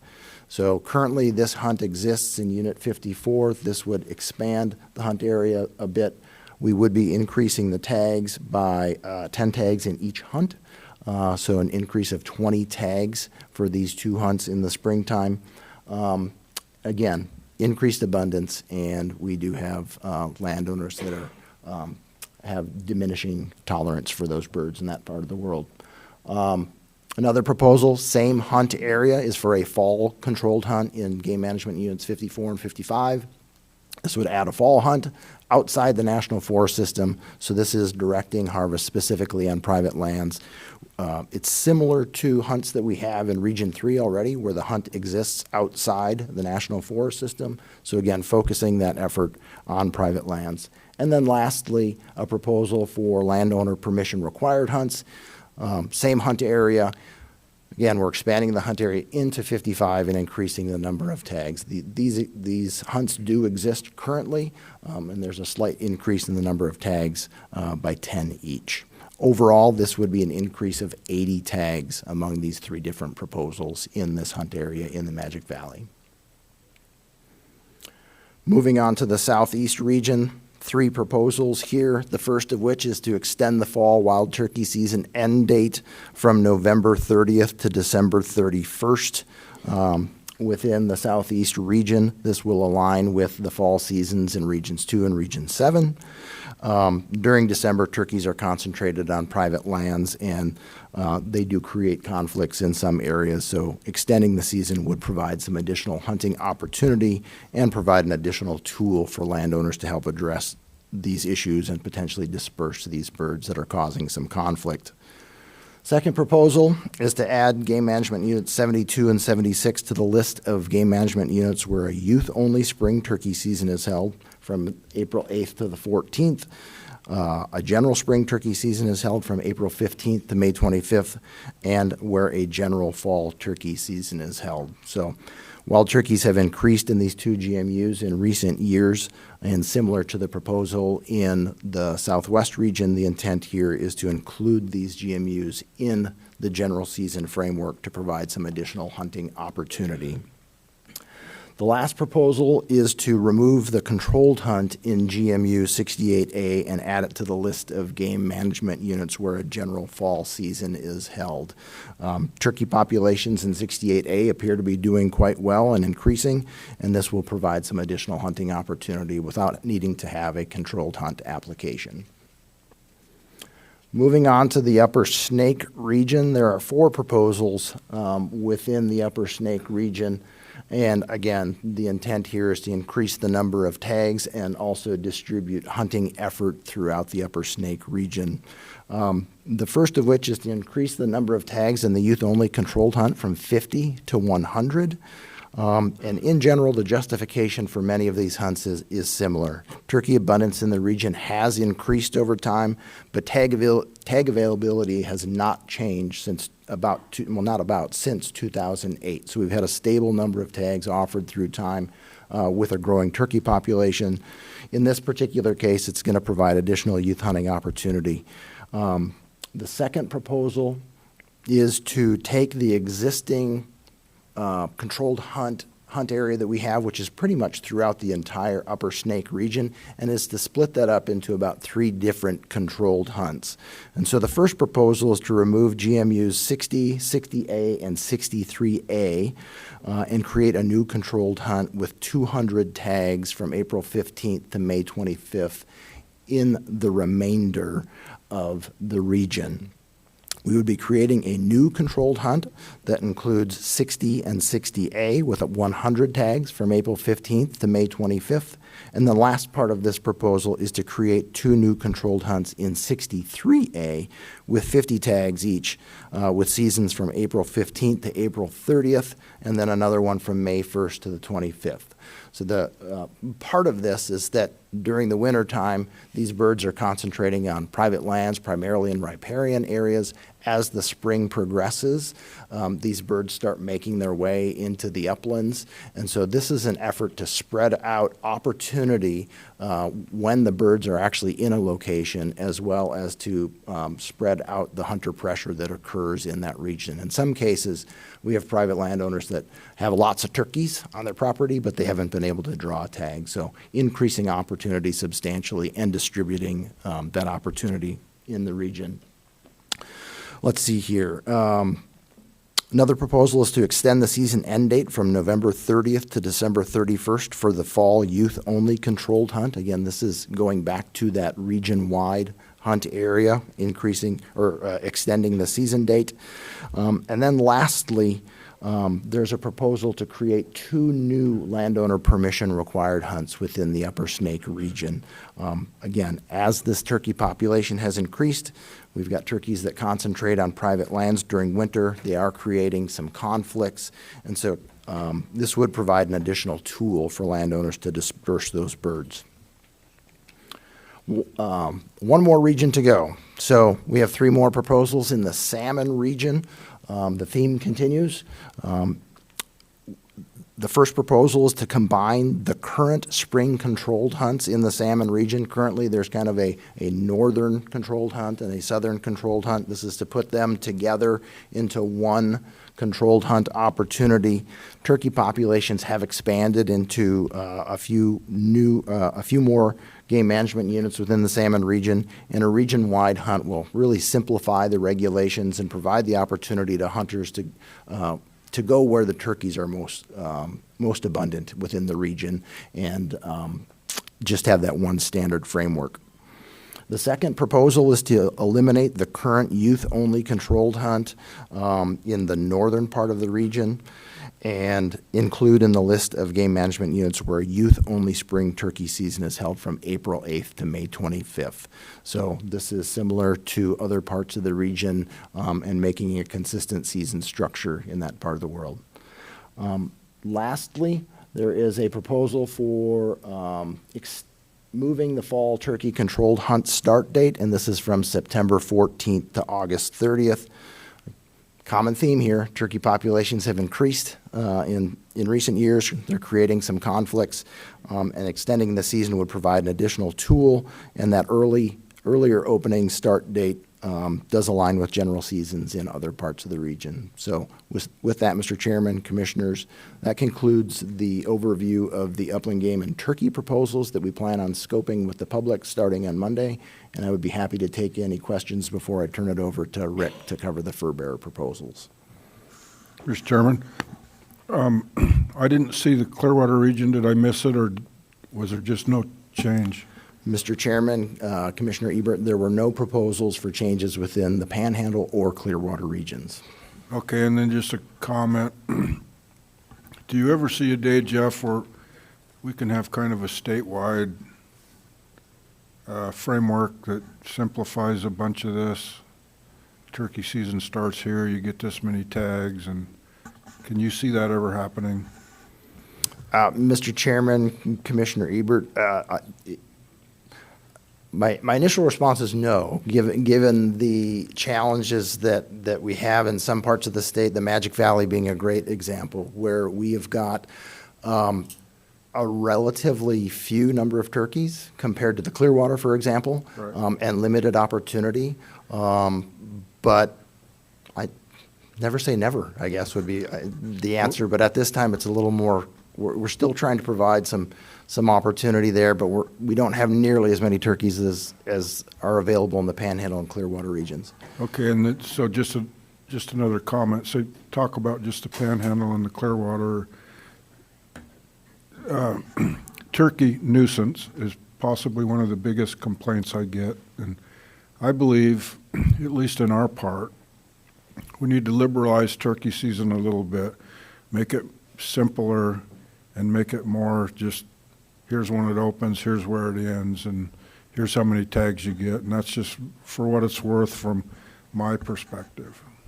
Mr. Chairman, Commissioner, appreciate that. So get right on that, would you? I think I'd echo that for the northern region too. Mr. Chairman, just one quick question on the pheasant, going back to the pheasant hunting, Jeff. So am I understanding correctly that it'll be a statewide season, start, end time, and bag limits will be the same across the state? Mr. Chairman, Commissioners Davies, yes, that is for the proposal, to have just one statewide season, hard start date, hard end date, same bag limits throughout. Yeah, looking to have a standard season. We'll see what the public says. So we must have more pheasants than turkeys,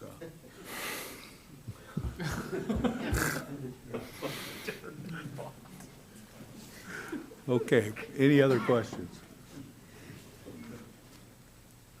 Okay, thank you. Thank you.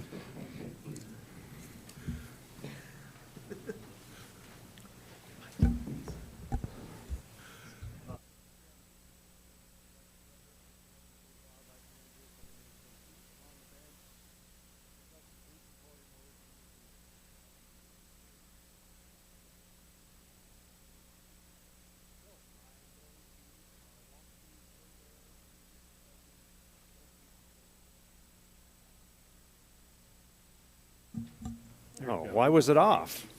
Talk to your cohort.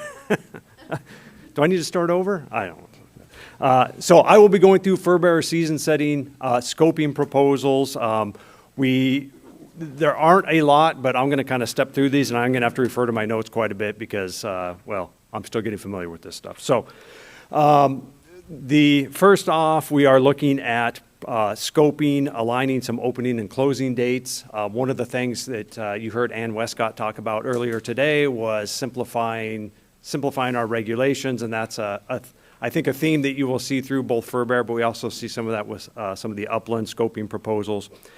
So currently, the harvest season for beaver, mink, and muskrat ends March 31st in regions 1, 2, 3, and 4, and April 15th in regions 5, 6, and 7. So we are scoping the alignment of the closing dates for these species to be April 15th statewide. Closing dates for river otters would remain March 31st or when the regional quotas are met, also statewide. The other proposal for scoping is to open the date for beaver, mink, muskrat, and river otter on October 15th in all regions except for Region 3, which is November 1st. The proposal is to align Region 3 with the rest of the state so that that opening date would be October 15th. The department maintains beaver closures in a small subset of waterways across much of the state to achieve riparian and in-stream habitat-related goals. You've heard some of that about beaver augmentation projects around the state. For this reason, or for this season-setting process, regional staff reviewed these closures to determine if it was still needed to achieve those goals. Regions 3, 4, and 5 all identified a subset of these closures that would be that they feel biologically could be lifted.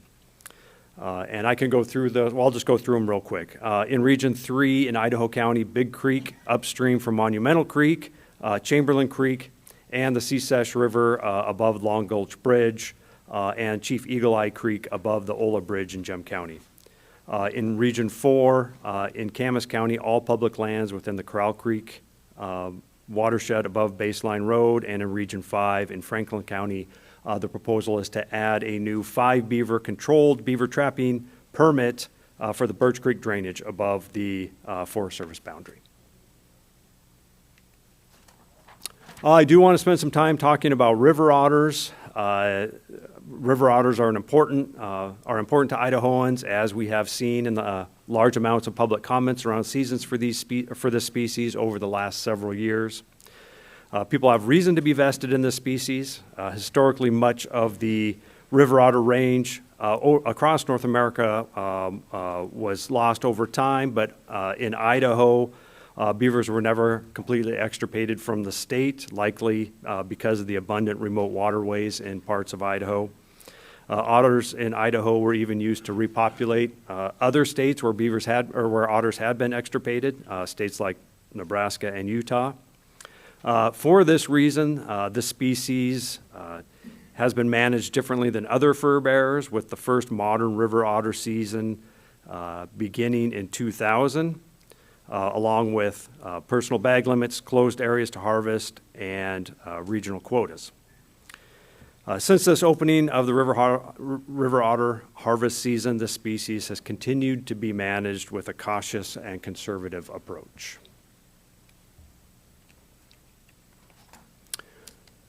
More recently, there has been continued interest in allowing additional harvest of this species, as well as vocal concern about the sustainability of increased otter harvest.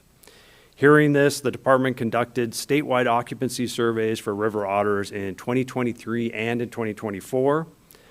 This effort resulted in staff surveying 205 12-kilometer sites statewide, allowing for region-specific estimates of occupancy. And that map there on the right, those blue small lines are the actual sites that were surveyed statewide across those 2 years. This effort was successful. It demonstrated that river otters are well distributed statewide with high rates of occupancy across much of the state. And these surveys provided a baseline estimate of occupancy and distribution that is repeatable and allows comparisons over time. So we've been pretty satisfied with that effort. We think it's very informative, and the department plans to repeat these surveys on 5-year intervals, and this will serve as an important monitoring tool for river otters. In addition to improving our monitoring of river otter populations, these surveys were used to evaluate current regional harvest quotas of river otter.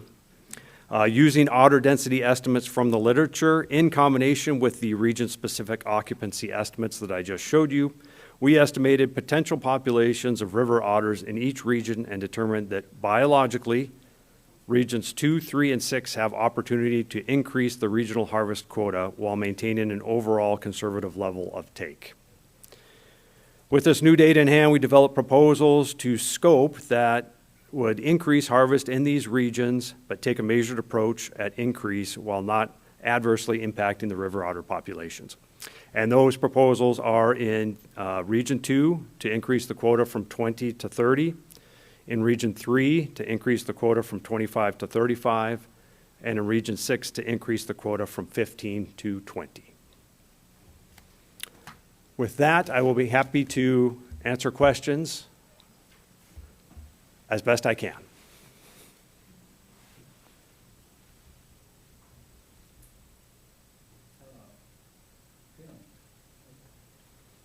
I understand that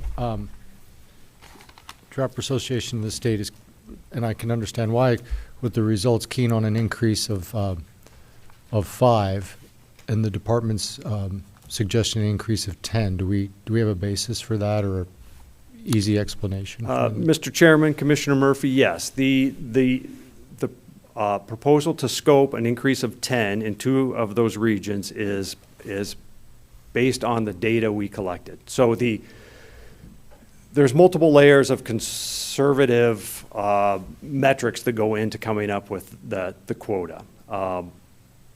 Based on all the metrics that we have, including all of those occupancy surveys and the density information we have, the biology suggests that an increase of 10 is still a conservative amount of take. Okay. So it is, that number, the 10, 10, and 5, that's based on, strictly on the biology. Okay. And a follow-up, that's the biological piece, which is key for this business, obviously. And, of course, otter occupy largely riparian areas, and those corridors are where there's been just a huge increase of watchable wildlife, particularly folks running rivers, things like that. I get a tremendous amount of input of maintaining opportunity for watchable wildlife, and otter seems to be one of the top. Muskrat less so, even beaver less so, but otter really high. So I feel we should really listen to that. We've had pretty much one cycle since the last decision where we increased the reach for trapping in Region 3. We increased the reach, and we increased the number for take. And I feel we need to let that soak a while, see how that sets with the public, get some feedback on that before we scope another increase.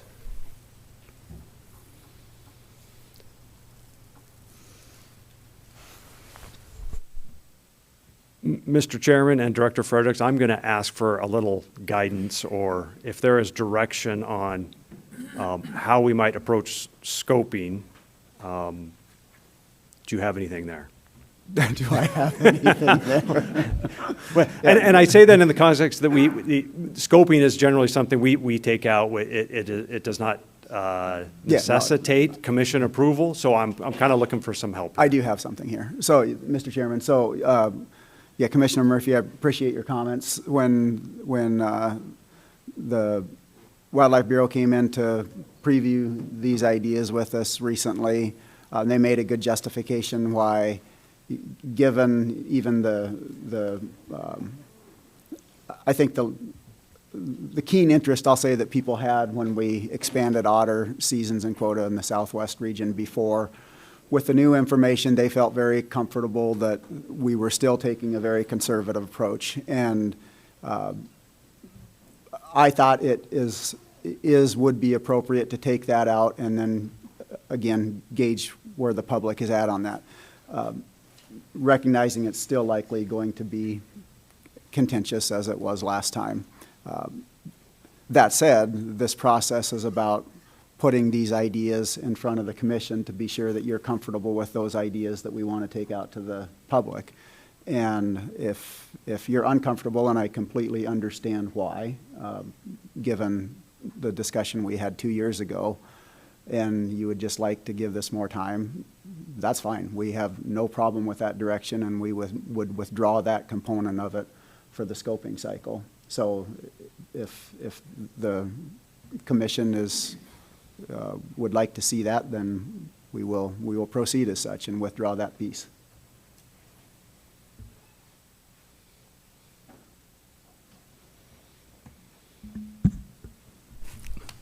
Okay, thank you, Chairman.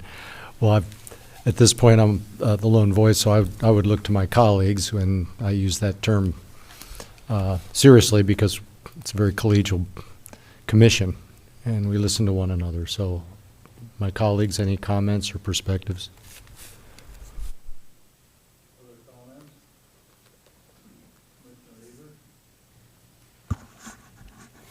It might be easier not to make a comment at this point, but I'll go ahead anyway. And you know, you just got to keep controversial stuff right in front of us all the time. That said, somewhat jokingly, I remember when we did this, what was it, 2 years ago? Four. It's been 4 years. People love otters, and I really struggle a little bit because I realize people want to see them and they think they're cute and they don't want us messing with them. But the statute actually says, Kathleen, help me if I'm wrong, shall offer surplus for take. And so I'm a little bit mixed on holding back just because people like to look at them. And I realize that might seem a little bit harsh or maybe one-sided, but we're kind of about providing for opportunity where we have a surplus. As Commissioner Murphy, though, points out, I would be interested in what the rest of my colleagues have to say about this. So I could really go either way, but I hesitate to start yielding too much because people just want to, I mean, let's face it, we're a hunting state. We're a trapping state. So I'm a little bit sensitive about that. Anyway, thank you. Mr. Chairman, just a quick point of clarification. So it was 2022 when some of those main stem rivers were open to river otter trapping in regions 2, 3, and 7. And then 2 years ago, 2 years ago, there was a slight increase in the harvest quota for otters in the southwest region from 20 to 25. So that's just kind of the most recent history. Okay, Commissioner Davies. Mr. Chairman, thank you. Yeah, so I'm a little on the fence on this as well. I guess considering it at this point, at this juncture, I would say that I probably wouldn't have any problem with going forward and seeing what the scoping does and where we land there, because that's when the decision will be made, is once we get that information back and can actually look at it and then debate accordingly.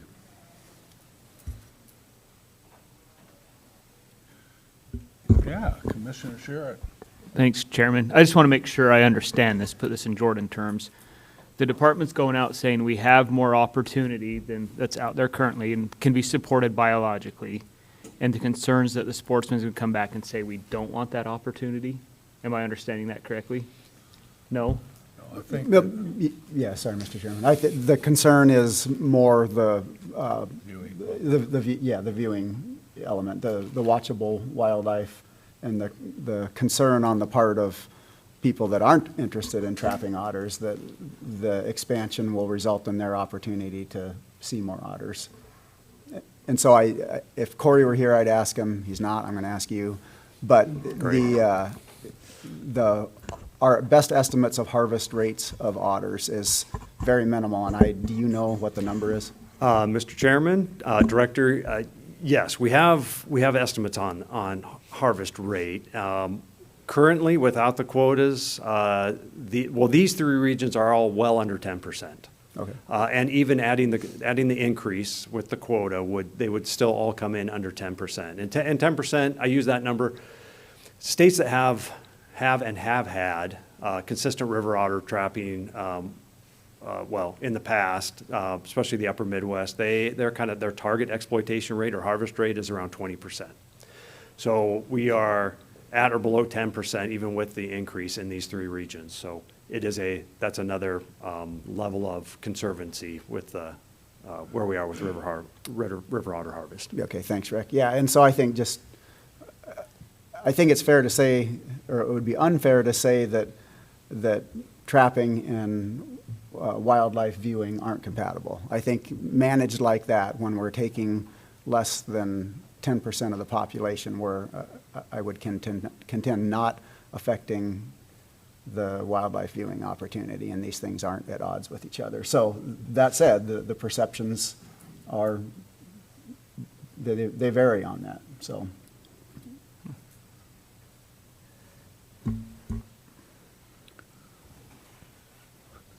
Commissioner Brody, do you have any comment? Nope, I'm good. How about you, Mike? Not too good, but I'm good enough. Well, Mr. Chairman, so. We haven't heard from the fisheries people. The otter population can definitely take down a population of fish if there are too many. So we haven't heard anything about that side, but that does happen, doesn't it? They can really work over a fish population. Mr. Chairman, Commissioner Roach, that is outside of my wheelhouse, but I do know what they eat, and they eat fish, so. Yeah. Well, I think that's the scoping, and I think it'd be good to come back to the commission with the fisheries view on raising and lowering the number. Thank you. Well, thanks, Mr. Chairman. I would just observe that this isn't an action item. This is just running this by you to get your level of comfort, and there are varying levels of comfort with this. So we can work with Commissioner Murphy, have some follow-up discussions, and consider whether we want to scope that or not. I think I've heard I get the sense from the broader commission, unless I'm hearing clear direction, that the body wants us to scope this and then come back and review it, then we may or may not do that. I would just like to have the opportunity to visit with Commissioner Murphy, unless you're comfortable with us scoping it and then coming back to make the decision. Yeah, I wanted to use this forum to put out a position I have within Region 3, because I know the region really well. But I use that's why I was looking to my colleagues for feedback, we don't game this out ahead of time. We wait till we have a forum like this and we test it. And I've tested it, and I can throw my hat in with scoping.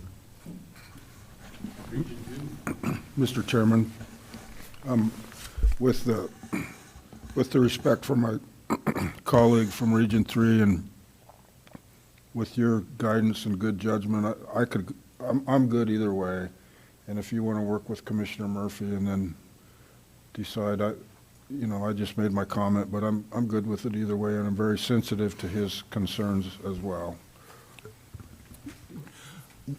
Yeah, thank you, Commissioner Ebert. What I heard is that we will go ahead and scope it as we've discussed here, and Commissioner Murphy is comfortable with that. Yeah, that's kind of what I heard too. And Rick, I want to compliment you for being a very good pitch hitter on about 90% of the presentation. The last part of a little bit hung up. I will take that. That's an A-. So, thank you. Thank you. Okay, Dworshak Reservoir, Research and Management, Tyler Zumwalt.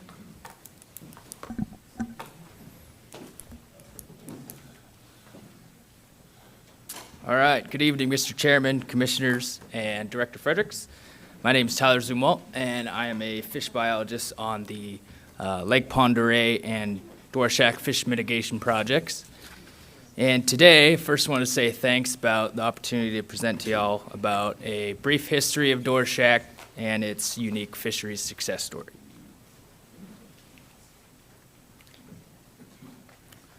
All right, so for those of y'all that aren't familiar, Dworshak is about an hour east of here, near the town of Orfino. And it was originally formed from the damming of the North Fork Clearwater River in 1972. And it's a long reservoir, as you can see, around 54 miles long, up to 600 feet deep. As far as fish, Dworshak is one of the more important resident fisheries in the region. Kokanee provide the most popular fishery with up to 75,000 angler hours on a given year and annual harvest of up to 125,000 fish. Smallmouth in Dworshak are also becoming nationally renowned for the amount of opportunities at these trophy-sized fish. It's relatively common each year for anglers to at least catch a handful of these 6 to 8 pounders. So as you can imagine, draws a lot of attention, and we have anywhere from 10 to 15 bass tournaments each year. So these two species alone make up 95% of the fishing effort on Dworshak, but there is also some noteworthy fisheries in the form of West Slope cutthroat, rainbow trout, and bull trout. So all that to say, the fishery is pretty phenomenal today, but it hasn't always been the case. And so to give some context, again, the dam was finalized in 1972. But before that, there was an agreement signed stating that the U.S. Fish and Wildlife Service and the U.S. Army Corps would came together, and to mitigate for the losses of salmon to steelhead, would instead stock 100,000 pounds of rainbow trout annually. And then shortly thereafter, in the 70s, kokanee, smallmouth, bull trout, and West Slope cutthroat were stocked.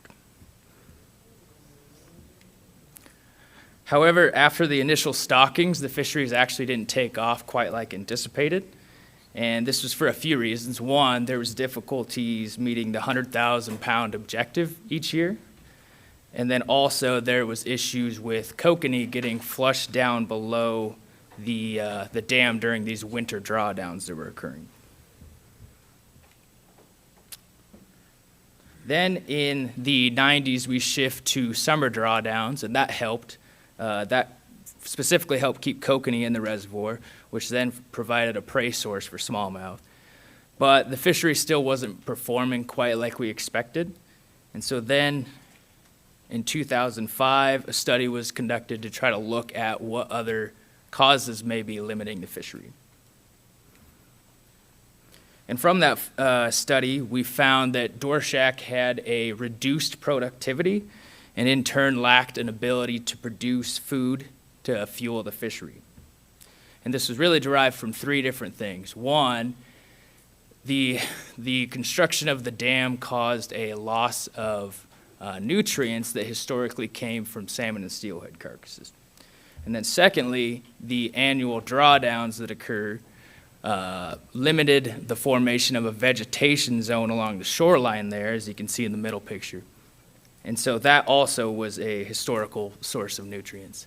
And then thirdly, because of these, there was limited nutrients, but also these nutrients were out of balance. And so that in turn promoted growth of these harmful algae that occur, and to the point where these harmful algal blooms were becoming more and more frequent. So to clarify what I'm referring to with productivity is the transfer of nutrients through the food web. And so this starts with nitrogen and phosphorus as these fundamental building blocks. And then based on the ratios of that, those then control the phytoplankton community. And phytoplankton are these microscopic algae that exist in the water column. And so depending on your phytoplankton community, those are then consumed by zooplankton, which are these microscopic bugs that exist in the water column, and then so on to kokanee, and then so on to smallmouth, and finally to happy anglers. And so this is all fueled by nutrients in the form of nitrogen and phosphorus. And it's important to emphasize it's not just about restoring nutrients, but again, having a proper balance.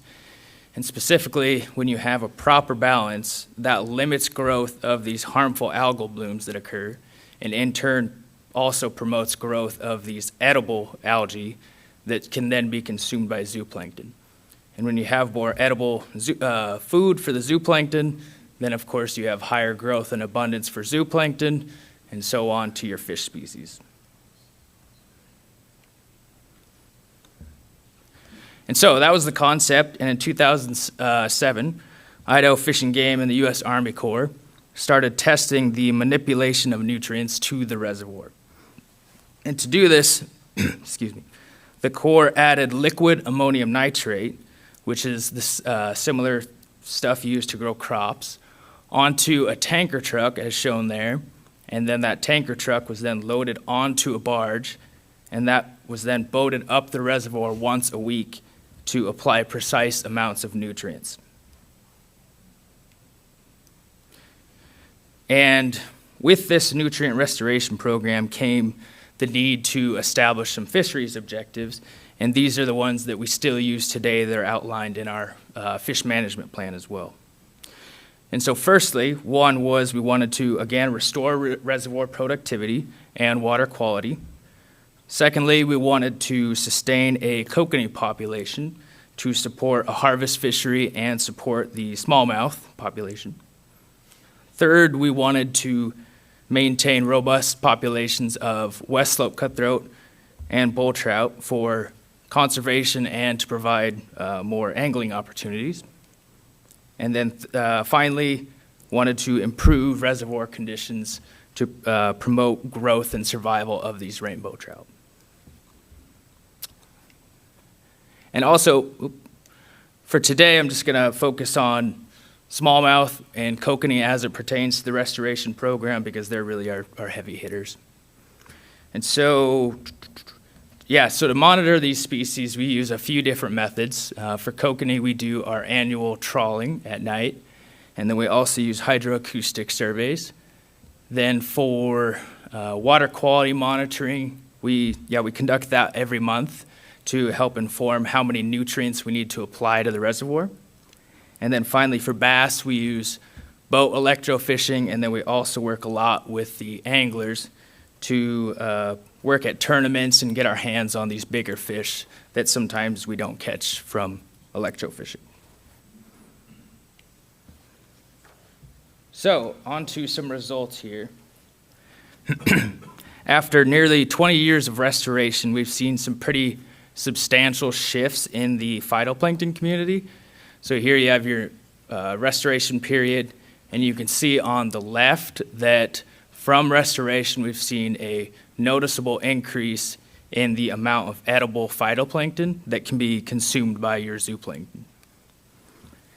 And then also secondly, we've seen a substantial decrease in the amount of harmful algae that exists as well. And because of that, we're seeing some substantial changes in zooplankton as well. So what you're seeing here is specifically looking at Daphnia, which are the zooplankton species that kokanee prefer the most and are often called the cheeseburgers of zooplankton. And so for them, you can see that following restoration, we've seen an increase in both the number and the weight of the overall amount of your Daphnia. So then on to kokanee. So here is a graph showing kokanee biomass, which is essentially the total weight of kokanee in the reservoir. And again, you can see that following restoration, a pretty substantial increase. And something that's not shown here is that this increase we're seeing also is comprised of an increase in the average size and abundance of each of the age classes of these kokanee. So here is another look of how biomass has changed over time. And it's very typical. A few things stick out. So one, it's pretty common for kokanee populations to have these fluctuations that occur in different watersheds. But specifically in the last 5 years, you can see that there's definitely an upward trend. And then in the last 2 years, we're reaching levels in biomass that we haven't seen before.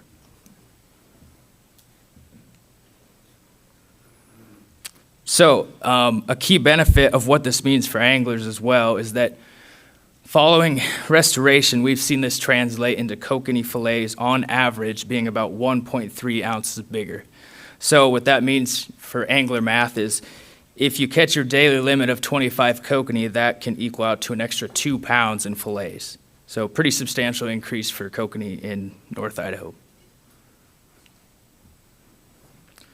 And of course, we've definitely seen this increase in biomass translate into more quality and trophy-sized smallmouth. But with smallmouth, there is somewhat of a caveat. So starting off, they actually grow fairly slow until they reach about 12 inches at age 6. And then once that happens, they're able to utilize an all kokanee diet. And so that's what really enables them to go through these phenomenal growth rates and reach these massive sizes, because kokanee are really full of calories and basically they're swimming Snicker bars for smallmouth. And that's also what's enabled state records to be pulled out of Dworshak. So this is the current catch and release record that was caught in 2022, and it came in at 23 3/4 inches and was over 9 pounds. So definitely a noteworthy achievement as an aftermath of the nutrient program.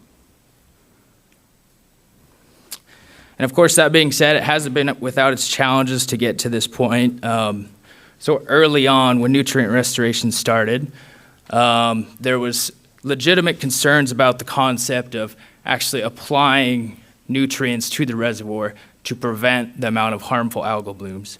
And that's where us having this data has been really crucial in helping us address those concerns. In recent years, the cost of nutrients has also gone up. And this continues to be something on the forefronts of our thoughts, but so far the U.S. Army Corps has been able to meet those increasing costs. And then thirdly, angler support. So when the fishing's good, of course, folks are happy, but on years where there's less kokanee, that's where we tend to hear from smallmouth anglers and concerns about the smallmouth population, concerns along too much mortality and those types of things. And again, that's where we're fortunate enough to do some evaluations and collect that data to help us address those, and that's been crucial for maintaining support. And so to summarize here briefly, nutrient restoration has been huge in creating the fishery that we have today on Dworshak. It's specifically improved the ability of nutrients to transfer through the food web, and because of that, we're seeing improved productivity, improved water quality, more zooplankton, bigger zooplankton, as well as more and bigger kokanee and smallmouth. And of course, that's what helps create this phenomenal growth that we're seeing for smallmouth as well. Oh, and it's also increased our fishing effort that we've seen and improved catch rates. And of course, this wouldn't have been feasible without our collaborations with the U.S. Army Corps and Bonneville Power. And so those are our funders, and they're integral in all parts of the entire program, all of our efforts and our decisions as well. And so, with that, got to give a shout out to the army of folks that have been involved with this. I've been on the program for a year now, and so really the credit is due to all these folks, and I'm just the one up here talking about it today. So with that, I'm happy to take any questions.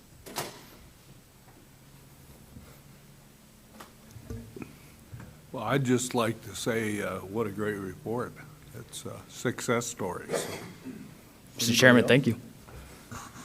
Mr. Chairman, it's obviously in my region, people love the kokanee and the bass, and so what I would say is, keep doing it. Mr. Chairman, I'll do what I can. Thank you. Thank you. Okay. Next thing on our agenda is to appoint a new commissioner for WAFWA. And I think who's represented us for several years has been Don Ebert, Commissioner Ebert. And I've heard rumor that maybe he would continue to do that, but I think we need to hear from him.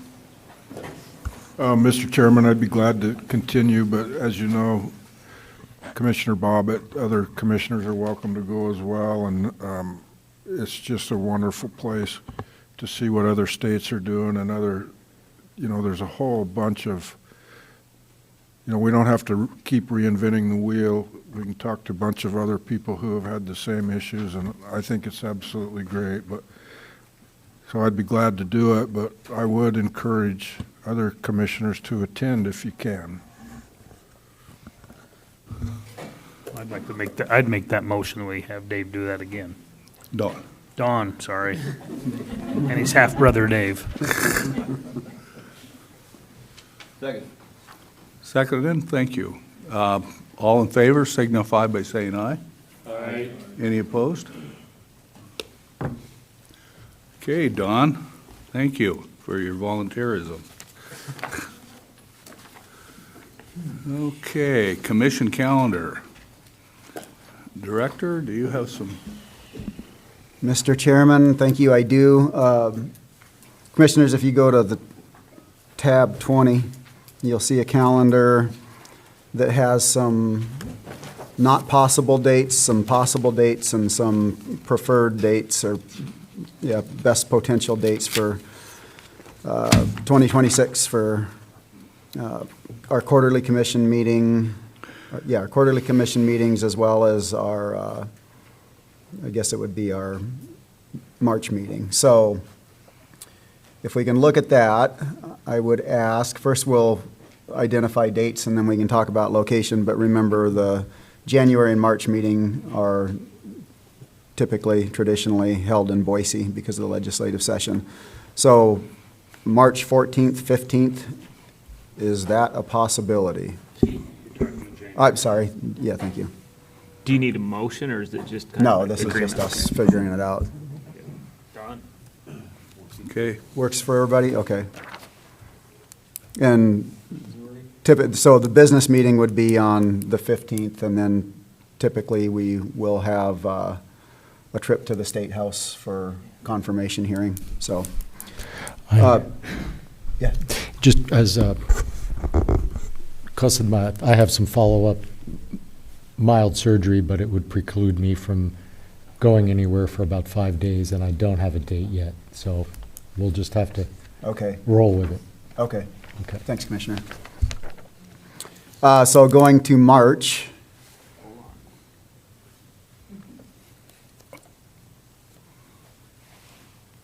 Say when. March, we have preferred dates of 24th, 25th. Again, the business meeting, well, first of all, do either of those work? Either or both of those work? No objections? Okay. The business meeting on the 25th. We will go to May. You're good. That's the one I talked about. Yes.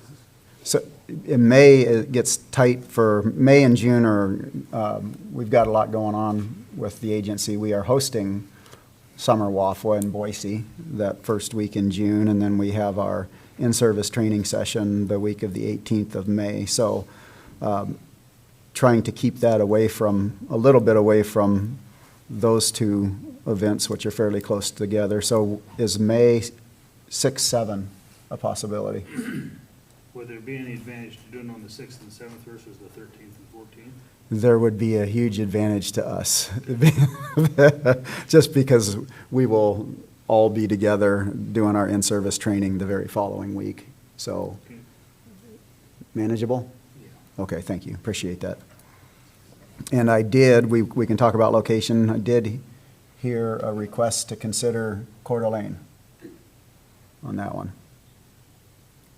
Everybody good with that? May one? Yeah. Would it be better to stay closer to Boise for you guys? No, that's fine, no. We're going to have a lot of Boise time, so.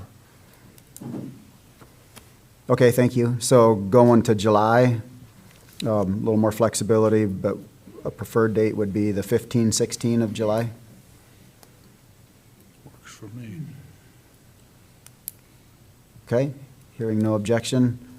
And then Where would that be, June? that is up to you all. We You said are, July 15, 16? yeah. Is there somebody that is interested in seeing it in their region in particular? I understand the technology. Somebody else interested in? No, I say that kind of in jest, Commissioner, but yeah, it is a big challenge. And it's not, yeah, it's not just McCall, but trying to do it in rural communities around the state, which, believe me, I see the value in that, but also recognize the challenge it poses to being able to live stream these. And Yeah. And I certainly, this is for future years perhaps, as we get accustomed to society being accustomed to live streaming. Perhaps once a year do something like that, audio only, for example. I'm not talking about this year. We've got our pace down and we've got our technology, but that may be something that would allow that to happen in one rural location a year. But I'm happy to visit with our Communications Bureau staff about the possibility of that, because I do concur. It's unfortunate, and I miss the ability to go out into some of the rural communities that don't see us the way they used to when we didn't live stream. So, noted. I think Clayton's definitely What's the center of the universe? Well, we can do, I can pick someone. What about Twin? I was gonna say, I really miss the Magic Valley. Do you? It's a wonderful place to, July's so nice down there. Okay, yeah. Craig White is just beaming now, knowing that. So we'll do it in Jerome, July in Jerome. Okay. And that takes us to November. And so this is typically the week that we have landed on. The 17th, 18th, does that work for people? We kind of, obviously it's before, we don't want to do it Thanksgiving week, and then the week prior is, we've got Veterans Day. It's the middle of the Right smack in the middle of the, yeah, that's the downside or upside, depending on what you're doing tomorrow, so. Yeah. So 17, 18, does that work for folks? Yep. And there is value in being in this part of the world, if Lewiston is happy to host again.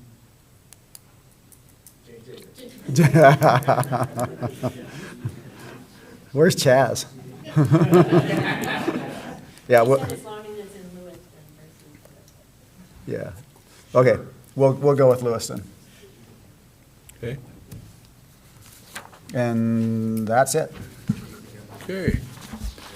Moving right along, Director's Report. Director. Thank you, Mr. Chairman. It has been a long day, so I'm not going to go through the Director's Report. You've heard from most all of the bureaus, and you got a good sense of what's been on top of mind for all of them. There is a lot more information in there, so please do review that. I would just take the opportunity to thank the region for hosting here and for the good field trip that they took us out on yesterday. Very, very informative. So much appreciated. And thanks to Joe for modifying his retirement plan slightly. Did he leave the room? He did, didn't he? No, I'm not even going to say it. No, She's really excited. Love the enthusiasm, Chas. So, Chicken fried steak was so amazing. yeah, with the chicken fried steak, that you knew we were coming back for that. So, yeah, thanks for all the work that went into both the organization yesterday and today. And again, thanks to our crew in the back who quietly sits back there and makes sure that slides advance and people can be heard. So, thank you. Yeah, commissioner reports, I'll just report for all the commissioners that we really appreciated the hospitality also from the region and this quarterly meeting. Planning for next meeting. I think we just did it. I think we're all set. Okay. Got our date, got our location. Okay. Need to go through who's going to do a motion for. Yep, somebody needs to make a motion. Mr. Murphy has it. Yes.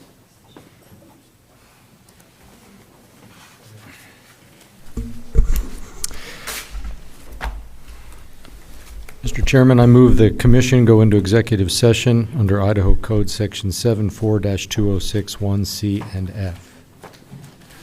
Do a roll call vote, starting with Region 1, aye. Second. Need a Region 2. Second. Yes. Region 3.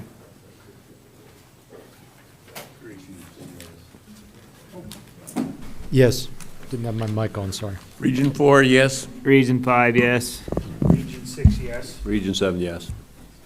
Okay. We're in executive session, we'll take a break. Yep. People. Take 5 minutes. Yep.